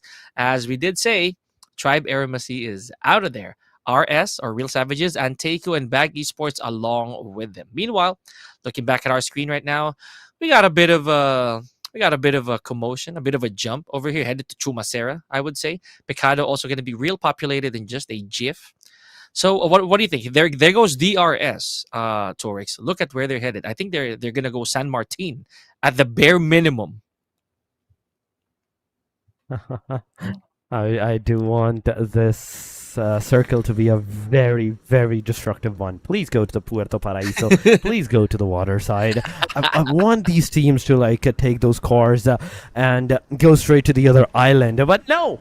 Not even that. Nah. Circle is going to go to the northern side. Come on. Oasis, Torre Ahumada. And majority of the circle, almost 85% of the circle is in the safe zone area. You can have the circle, you can have the play zone area for yourself. Only the 20%, 15% area, that's like out of bound. So La Cobreria, Torre Ahumada, Tierra Bronca, the El Azhar, all the areas on the top sides, the crater fields, and the southern side, I do see close to the Picado area, the San Martin area, the Hacienda del Patron, in fact, they're also in the circle right now. And I'm gonna voice out a little bit of my frustration. I've always wanted like a Minas Generales. I wanted the mines to be the last stop usually when a circle happens. But let's see. I'm pretty sure it's gonna be close. But yeah, for sure we're gonna be. Or if I'm assuming anything, if the circle does go southways, then maybe, just maybe, we're gonna get a graveyard finish. I don't know. It could be poetic, but that's just us being being wishful. Meanwhile, AKAZAYA Esports, we didn't see a lot of them. Not a lot of I'd say not a lot of airtime on the side of AKAZAYA or AKAZAYA Esports, if I'm reading that right. But we are back to probably witness another miracle play, I presume, from one hit. That's just me, dude. I am just being hopeful here. I mean, being hopeful is a good thing. But do I see SDMZ not joining with all the 4 players? Yes, we are seeing SDMZs not joining with the full man squad, but AKAZAYA versus the team that just got a winner chicken dinner a while ago. Wait, no, that was not the same team. HLX is a different team. They're not the same team that got... This is HLX, ladies and gentlemen. 5 eliminations, 5 total points in total so far, and they kind of did put up a good fight. Whereas Takuru, now he needs to heal himself, got the first aid kit from his team member, but 2 versus 2 split.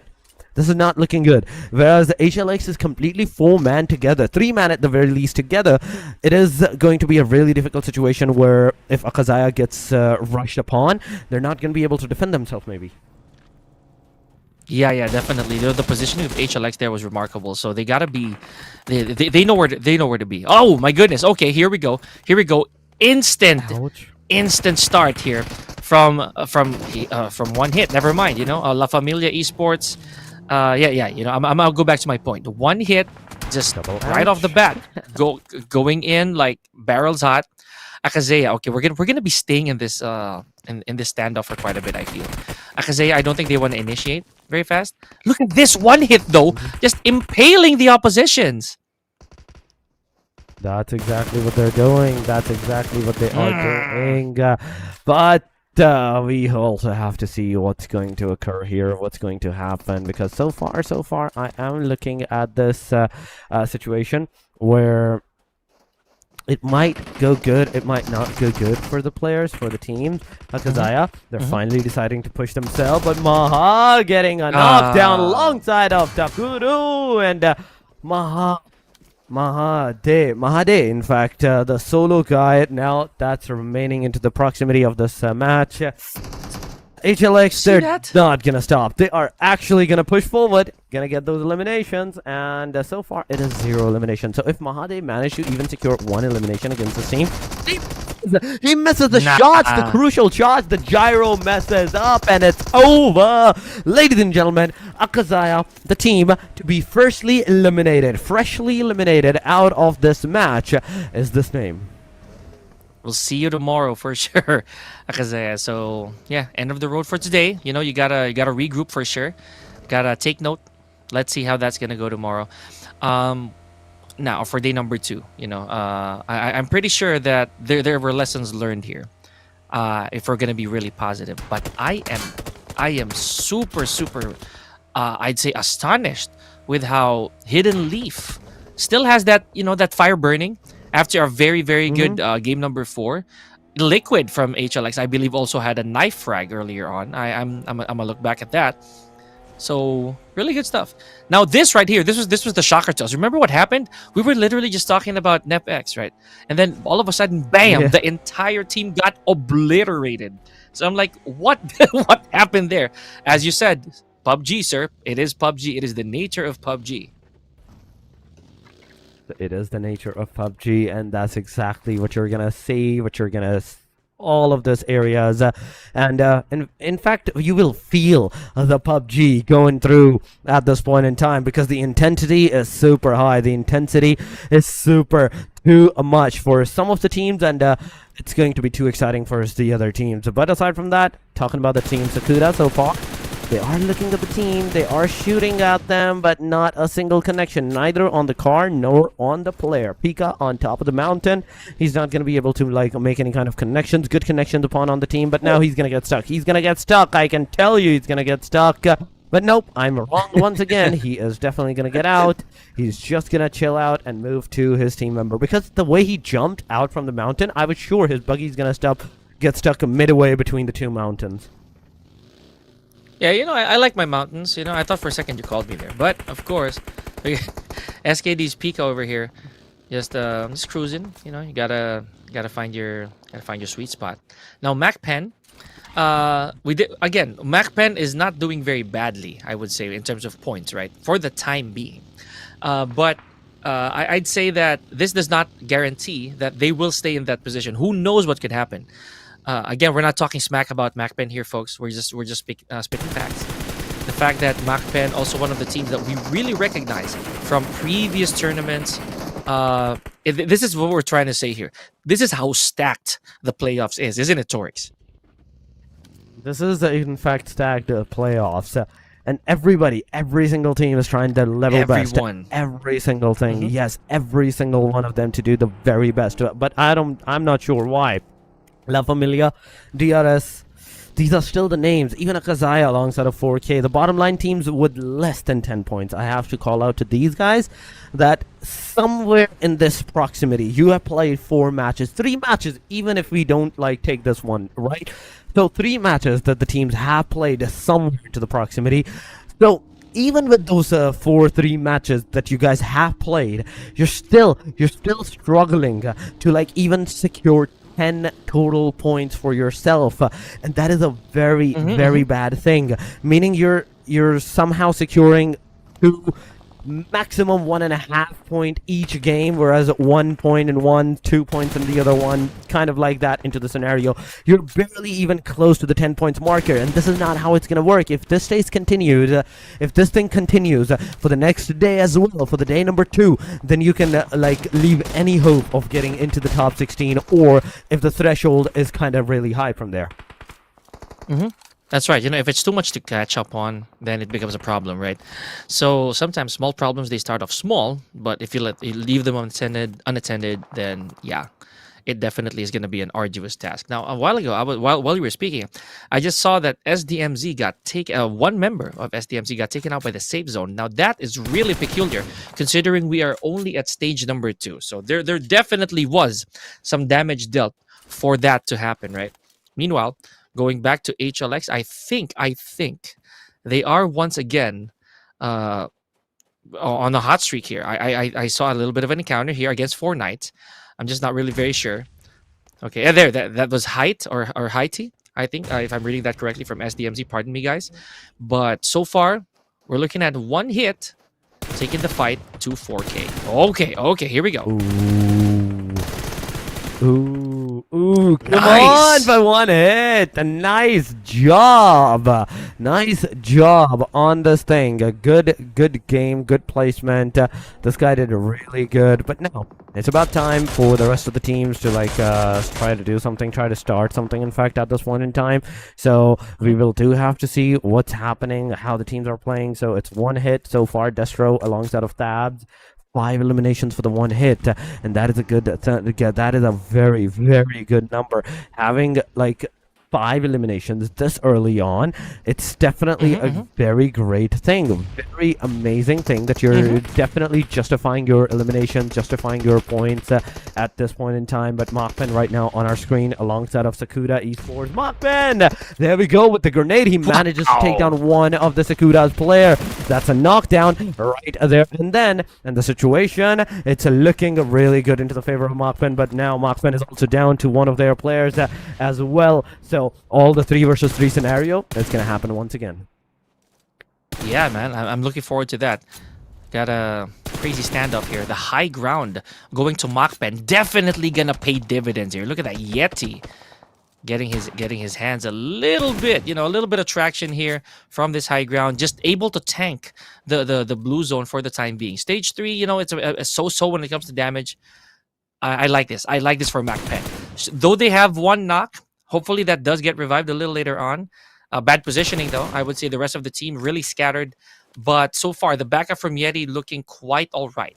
If there is some visibility, if he does get his eyes on some I'd say some oppositions here, some of the other teams, then it'll be quite favorable. But now Yeti again forced to relocate, got to move out of there.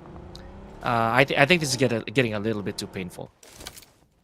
Oh my god, it's definitely getting a little bit too painful, but the grenades are going.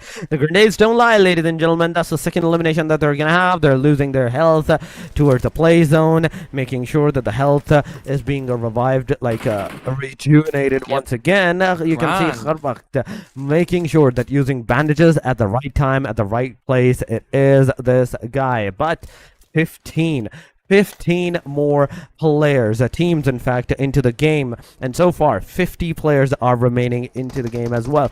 But with 12 minutes past, 13 minutes on the way, and stage number 3 on our screen, it is 1 minute more and 30 seconds, in fact 1 minute and 30 seconds more before the stage number 3 turns into the stage number 4, makes everyone goes into a panic mode to where they want to hold out the premises, hold out the locations, and at the same time those crucial compounds where they can initiate the fight against all of those different teams. But Sakudai against the MAKPEN once again outside of the circle.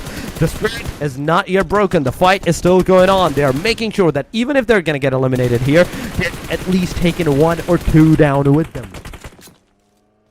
Man, yeah, you're right. This is worthy. This is a very worth it cash in when it comes to taking your shots, right? So if Doom gets that, okay, I'm not sure if Doom's gonna engage, but we have Lucifer over here and Susthi getting themselves a little bit of traction here. Frags in, I'd say, at the expense of NEPX, looking real good, guys. You're gonna have to pardon me what I said earlier. It wasn't HLX that was really getting the job done. It was actually one hit. Here we go. Oh, speaking of one hit, there goes one member care of Jimmy, and Jimmy's actually making a lot of good work from this. He definitely is. He is making a lot of good work from this. I can see that for sure. But at the same time, oh my god, Jimmy, you have to be very careful on what you're doing because at this point, at this location, the situation might not be a really good one for you. But so far, it is one hit so far on our screen, getting some decent number of eliminations. One hit has managed to secure 6 eliminations in total. That's a very, very amazing number.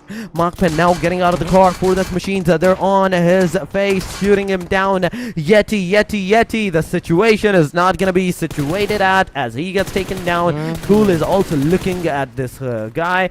And, oh, wait a second. MAKPEN, KHN, Rab, QT. He managed to do a knockdown. I do believe so. That was a really great damage on towards the player that he was forced to heal himself back to 75% HP. But a third party, ladies and gentlemen, that's what we're talking about. A third party from the back angles. Man, okay, so Fearless got Koba over there, guys. Now, also, you're gonna have to pardon me. I did say that there was a knock. Apparently, Rab Cutie was not knocked at all. He just took a lot of damage, and I just had to say it. Yep, there he goes. Care of Aditya. Rab Cutie is out of there. So is MAKPEN. The last remaining piece of the puzzle for MAKPEN taken out. And unfortunately, these teams that we've mentioned, guys, 3 teams gone, all zilch. No placement points whatsoever. It's just lucky, I would say, that MAKPEN actually had 3 frags before they exited.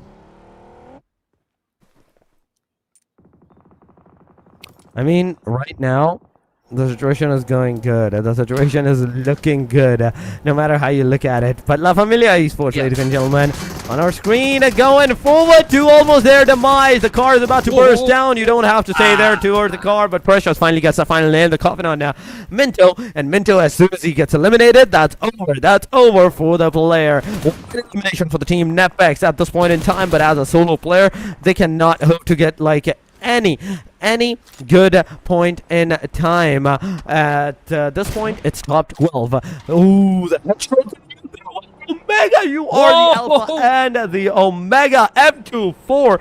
on the headshot connectivity. I love this. I love this fact that you just managed to do the headshot right there and then. But Omega, now he's kind of stuck. He's kind of in between the two teams. C2K on the right side, left side, there's the team ASL. The moment you're going to be spotted, it's instantly a game over for you. You want to get into the car, you have to get out of there. The shot definitely did not connect on anyone. So it's all you running out in the complete open area, trying to situate yourself into a safe zone angle where your team members are situated over there. But wait a second, why is the other team, why is the team ASL leaving the premises? They could have got those eliminations for themselves. They could have managed to secure those eliminations, but no, they didn't do that. They were just chilling out there. They did not go forward, and not a single fight happened. Man. Yeah, I think they were just anxious about position here, but I'm gonna leave that to ASL. Maybe they have a plan, right? They still do have three players. Joker getting a good couple of frags there, so there should be something. I'm pretty sure there's communication in there. Meanwhile, Precious, last one standing here for NepX. I want to see how this is gonna pan out. He has 3 leveled armors, both for helmet and the vest, so this could probably take an encounter or two. Right, and also I want to add to that. I haven't seen M24 be as effective in quite a while, so big ups to Omega for that. We also saw an AUG. I personally am a huge fan of the AUG. I want to see how long that is gonna last. So Precious, please do your best. Oh my goodness, taking critical hits from the high ground, care of DRS probably.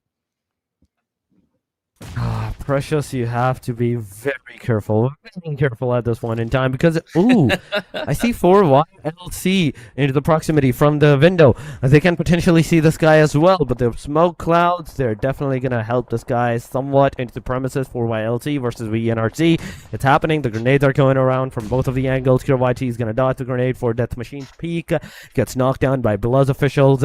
There's a VNRC receiving a knockdown. There's also some casualties going around from the 4 Death Machines on the 4 Death Machines players, but BLUZZ right now on the very top of the leaderboard with 37 points, still on the 2nd placement into the overall ranking, but right now in the match ranking he's at the very top.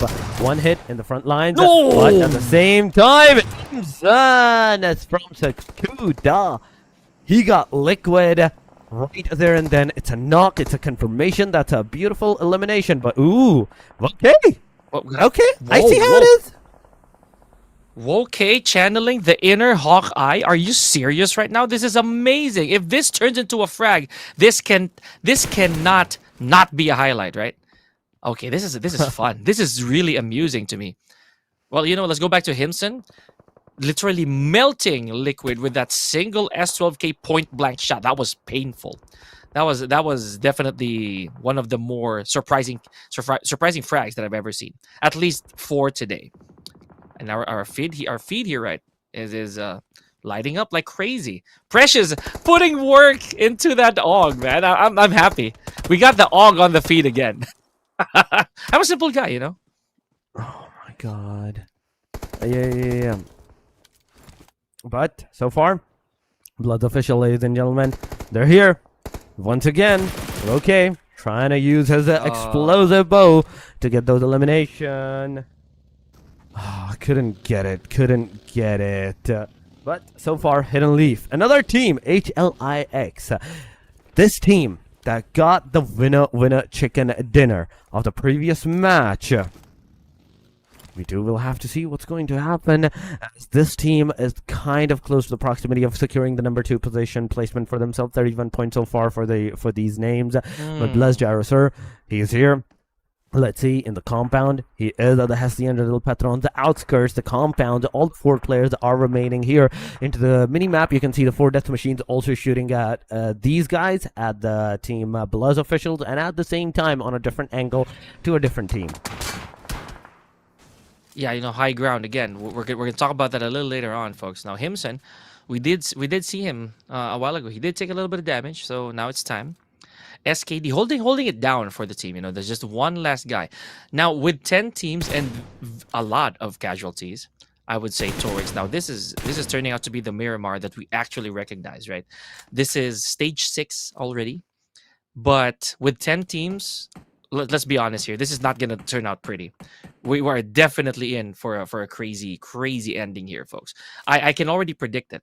We're gonna think that one team is gonna win it, and then the other team is gonna snatch it away from them. They're just gonna steal everything. So, but that's just me. It's a little bit of trauma speaking, okay?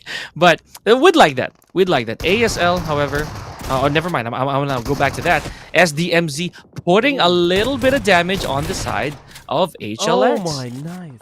Oh, never mind though. HLX. Yeah. There's backup. An elimination, There's ladies backup. and gentlemen. They're back up. They're back up to the 3-man, and they're close to getting that number 2 placement for themselves. 7 elimination in this game. That's amazing. That's absolutely like crazy at this point in time. Securing the 7 elimination where every other team, every other lobby players are actually struggling to even keep the 6 eliminations for themselves, like one hit. After the 6th elimination, they got absolutely decimated, right? 4YLC, this is another name taking the fight against the 4 death machines on our screen.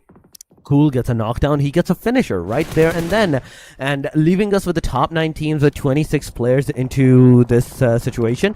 It's the stage number 6. 23 minutes are about to pass up. 23 minutes are about to go down, but Nepex, the team that did the point blank shot on another one, instantly got the point blank once again to their own face. S12K it is that's going to take them down, and Nepex with the 2 eliminations in this match. They're not going to have any placement points and just going to get out of this game. Oh man, we missed a war zone over here. Okay, well, still, and we're going in. AKAZAYA though with the AMR frag. Right, so that right there, that's amazing. We're being super distracted here. I'll be honest with you, Torix. There's a lot going on, but one hit. I did forget to mention one hit already eliminated. NEPX, VNRC, these teams. I don't think they got home. They went home empty-handed. So at least some of the teams they got a placement point.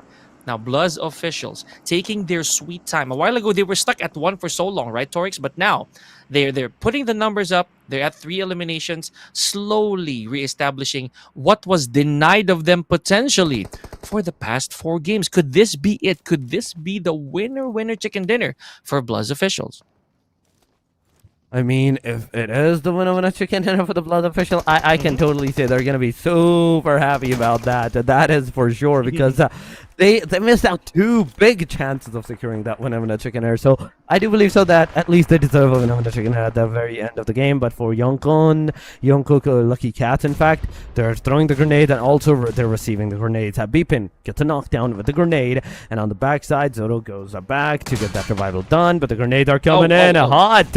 Punk alone that HP. The second grenade is also going to do a lot of damage. The player rushes in, and BLUZZ official manages to secure that elimination on the 4YLC. It's all over for these guys. That's 6 elimination in total for the BLUZZ official going here. But HLX 7 eliminations, T2K 5. It's 5, 6, 7. Ladies and gentlemen, in a wrong order going on for the top 3 contenders right now in this match.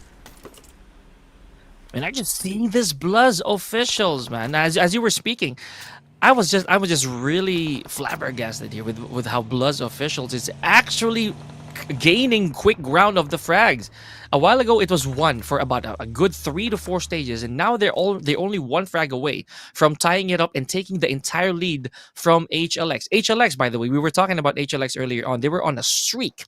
They were on a very, very good roll when this match started. So now they gotta watch their backs, right? Because BLUZZ, not only are they up by 1 man, but they're also so close to getting that 7th frag. And should they go beyond that, HLX is gonna have problems. I mean, everybody's gonna have problems at this point, because at this point in time, you're completely out into the open. You only have these ridges to cover yourself, so making even a smallest mistake at this point, it's going to be a very hard-hitting factor. But HLX, look at this. Leia is in the front lines. AKAZAYA has a AMR. This is a huge, and oh my goodness, imagine that AMR making the connection through the cars. Ooh, even if you have a hovercraft, even if you have a very big car for yourself, that AMR is still going to penetrate right through that car to you. And if it's a headshot, nonetheless, you're going down whether you're behind the car or not. That's what I was talking about earlier, man. The AMR a while ago, he did get a solid frag off of that AMR, so it really caught my attention. So I'm like, okay, that is really nice. That is really nice from Axie. Hopefully we get to see more of that. Unfortunately, though, he only has 3 rounds left in the chamber. So Axie, I'm gonna stay tuned for that. But for the time being, BLUZZ again putting in the work. There goes Jaya and Master Zerdy. But DRS, let's not forget. Okay, here we go. DRS, let's not look away here. They're complete with 4 players, only 1 frag, sure, but that numbers could make the entire difference here. Torix, I'm nervous. I am super nervous here. I agree. I am also super nervous here because right now it's the top 5, the 5 of the top 5. But wait a second, Ruled OG still alive? No way with this amount of HP. This guy is still alive, just breathing. He is on his last breath, but okay, there we go. He healed himself back to the 75. He goes, and DRS once again is going to cook that grenade. Now they're going to be like, okay, there's nobody here, but he spotted the head. He spotted the head. The shots comes over. It's over for Ruled OG right there and then, and Igneous, the last guy remaining for the T2K. It's not looking good. It's almost a demise of the T2K from this point onward, but they still managed to cement themselves into the top 5, so that's a really good, that's a really great job. Well done. But Igneous, come on. It's not going to make it. This was the wrong move. You're not going to be able to make that. It's on the top 5 that you go out. And with this, we are down to the top 4 officially. HLX, Team BLUZZ, ASL, and DRS. Man, GG's to Train to Kill for that one. Valiant effort, but again, the play zone just really very unforgiving when it comes to health. Okay, here we go. This is what we were waiting for. HLX versus BLUZZ. Okay, there we go, ladies and gentlemen. The immediate competition of BLUZZ officials. Gone right there. Okay, I hope I'm reading that right. BLUZZ or BLUZZ. But here we go. HLX, gone. Now, BLUZZ officials has 10 frags, bro. 10 frags, 2-digiters. Imagine if they can rack up another 7 with the winner chicken dinner, because that's the possibility here, right? It is the possibility for BLUZZ to hold their ground and take out these 2 teams, but not until DRS probably takes on ASL themselves. So, I don't know. Is the enemy of their enemy their friend? I mean, at this point, nobody is nobody's friend. Everybody's enemy at this point in time. The grenades are definitely going to go. You're going to make someone happy by eliminating their opponent, then you're going to be the one taking the fight against them. That how dare you take our eliminations at this point in time? We needed those eliminations, but there we go. Cyclone getting ASL's Jane. Joker is also down to the very last guy. That is Chadi, and Chadi gets eliminated. It's a 4 versus 4, ladies and gentlemen. That's about to occur. DRS is this going to be their first winner chicken dinner that we are going to see, or is this going to be the first winner chicken dinner for the BLUZZ official at this point in time? BLUZZ, they've struggled too much for the past 2-3 matches, coming so close to the winner chicken dinner, but going so far. I did saw that pan flying up there close to the proximity. I saw that too. I was like, was that a skillet? I was like, that flew off from the roof, didn't it? That was hilarious. Okay, here we go. Big blood on the side of Gyro, sir. Okay, now I know he has to heal. He knows he got to do it. He knows he has to do it. His position's compromised as well, but he doesn't know that there was rotation. Let's see. DRS. I did say this earlier, Torix, that DRS might be might be slept on. You know, they're probably the sleeper team right now. Here we go. There it is. Example. Making a good example out of Gyro, sir. Let's see how this is going to pan out. 10 versus 5 eliminations. No way that BLUZZ is gonna get denied again. Oh my god, it's over. Yo! No! Why? How? What is going on? This is the 3rd time that this has happened to you in one day. Coming so close, starting so headstrong into the final fight, but then struggling so hard on that execution that the other team just absolutely decimates you out of that equation. BLUZZ official. There's a lot of work that needed to be done, but DRS, ladies and gentlemen, that's their first chicken and a really decent spot into the overall ranking now. Gotta love it, you know, and that's also proving us wrong here on the commentator's desk, right? Because DRS, they've been falling short time and time again, at least for our first 4 games here on the playoffs. But there it is, you know. At the end of it all, the sun really did set with DRS with their heads up. I like it. But man, the tail of the tape here is BLUZZ officials complete and utter denial from start to finish. However, I will give them where credit is. I will give them credit where it's due, simply because they managed to land double-digit frags, and that's amazing. Yes. That is absolutely true. Going to the DRS had 9, but BLUZZ official, they had 10, 11 eliminations to their name, and that is a big number. Even though, I do love this fact, I do love this singular fact that even though BLUZZ official has not been getting that winner chicken dinner, they have been consistent with the hashtag number 2s. Sanhok was number 2, Miramar, the first Miramar was number 2, and at the same time, last Erangel, they were also... did they even play the last Erangel, or did they not? Correct me if I'm wrong. I don't think that they played. Did. I don't think they did. I don't think that they did. So it's a back-to-back 3 matches of hashtag number 2 that these guys have got for themselves. Yet still, every single time they were this close to winner chicken dinner, but just too far away. DRS, nonetheless, ladies and gentlemen, this is the first initial winner chicken dinner that's gonna have for Yonko's Lucky Cat. You can see the highlights where how they got into the fight, how they got eliminated. BLUZZ official, how they were also taking the players that down from the other side. And this last fight where BLUZZ official was completely surrounded at this ridge angle. There was no place to go. And instantly, 1, 2, 3, it was all over. BLUZZ official out. DRS, winner chicken dinner, back to the lobby. My goodness, man. The real soldiers with 9 eliminations just played it off with ultimate patience. Managed to reach the 2nd place all the way to the winner chicken dinner, right? Just letting the entirety of the match play itself without overextending. That's the thing that I like the most out of this. Look at that. They have fairly even distribution, 3-2, 2-2 in frags. So everybody did their jobs, right? Now, let's not forget. Yeah. Here we go. 2-1-4. You gotta love it. We had a lot of throwables. We had a lot of all of them nades flying all around the place, guys. So everybody happy. You know, me, Torix, you guys, I hope. I'm not. I'm not. He wanted Erangel more. He wants had more. 274. 274 grenade and all total throwables. This one, the Miramar, is 214. Fair.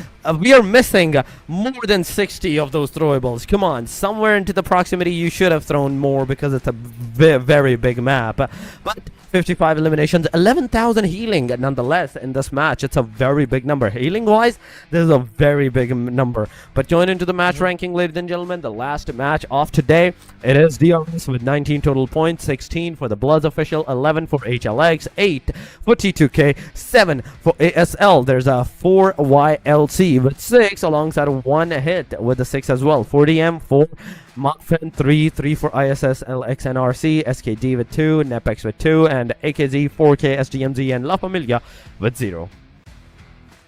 Yeah, that is a bit of a sight for sore eyes, honestly, with 4 teams leaving with nothing, at least for our last game, guys. So I know they're going to try to make haste moving forward. We've got 3 more days, and today the curtains are going to be closed very soon. But emerging on top, Tribe AEROMACY with 60 points in total, not far behind BLUZZ officials, care of the 2nd places.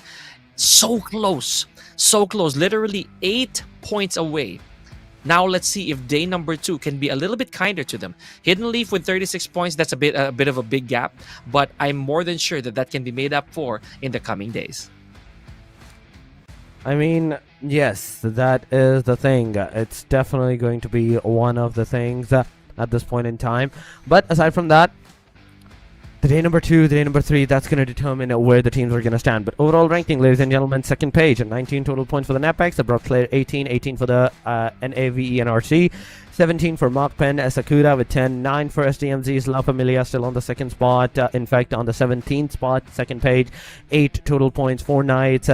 Slowly and steadily, those numbers are even more depleting. But match MVP, in fact MVP of the day, the whole day, this is the guy, the official. Not only they couldn't get the winner chicken dinner, okay, that's a sad part for them, but still, even with that, they still managed to secure the top fragger, top eliminator of the day. 15 eliminations, 22 minutes of average survival time, and 2191 is the total damage that they have dealt to their enemies. That's beautiful, man. Again, BLUZZ, they're still walking away, at least for today, with a bit of an accolade, you know, tied to their belts. I like that. I like that. Now, here we go. A little head-to-head, I'd say, cards here. Right, we got Woke and Rig. These two guys, not far off. I like the fact that we have this. We have a bit of comparison. So, yeah, they have some pride and glory to fight for, despite the fact that, yeah, this is just the playoffs, guys. A lot more to be done before we get to the bigger stage. I mean, that is the thing. But so far, it is the head-to-head. You can see it is BLUZZ versus a Rig that we saw.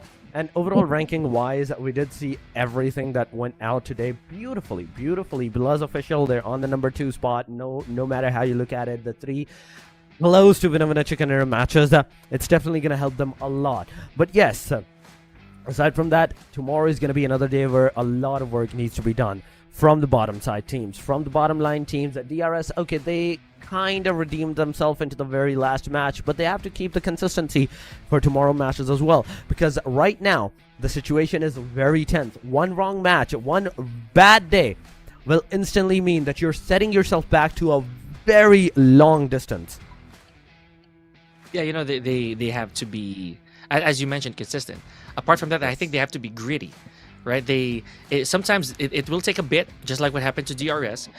So the other teams, I'm pretty sure they're gonna try to do the same thing. They're gonna try to find their footing, get the momentum down, and maybe make wiser choices. They do have 2 chances for 2 maps. They can do 2 Erangels and 2 Miramars, so there's plenty of adjustment room for these teams, right? And 1 Sanhok in between. You know, I mean, you and I, we like that break, we like that breather for Sanhok. I'm just super excited how that's gonna be like. Folks, it is such a wonderful feeling to be back on the desk once again. I'm just being biased towards me and being with Torix on the mic. More so, having you guys watch your favorite teams here on PMNC South Asia, the playoffs. This has been day number 1. Pika and Torix on the mic. We'll see you tomorrow, so please stay tuned. So long.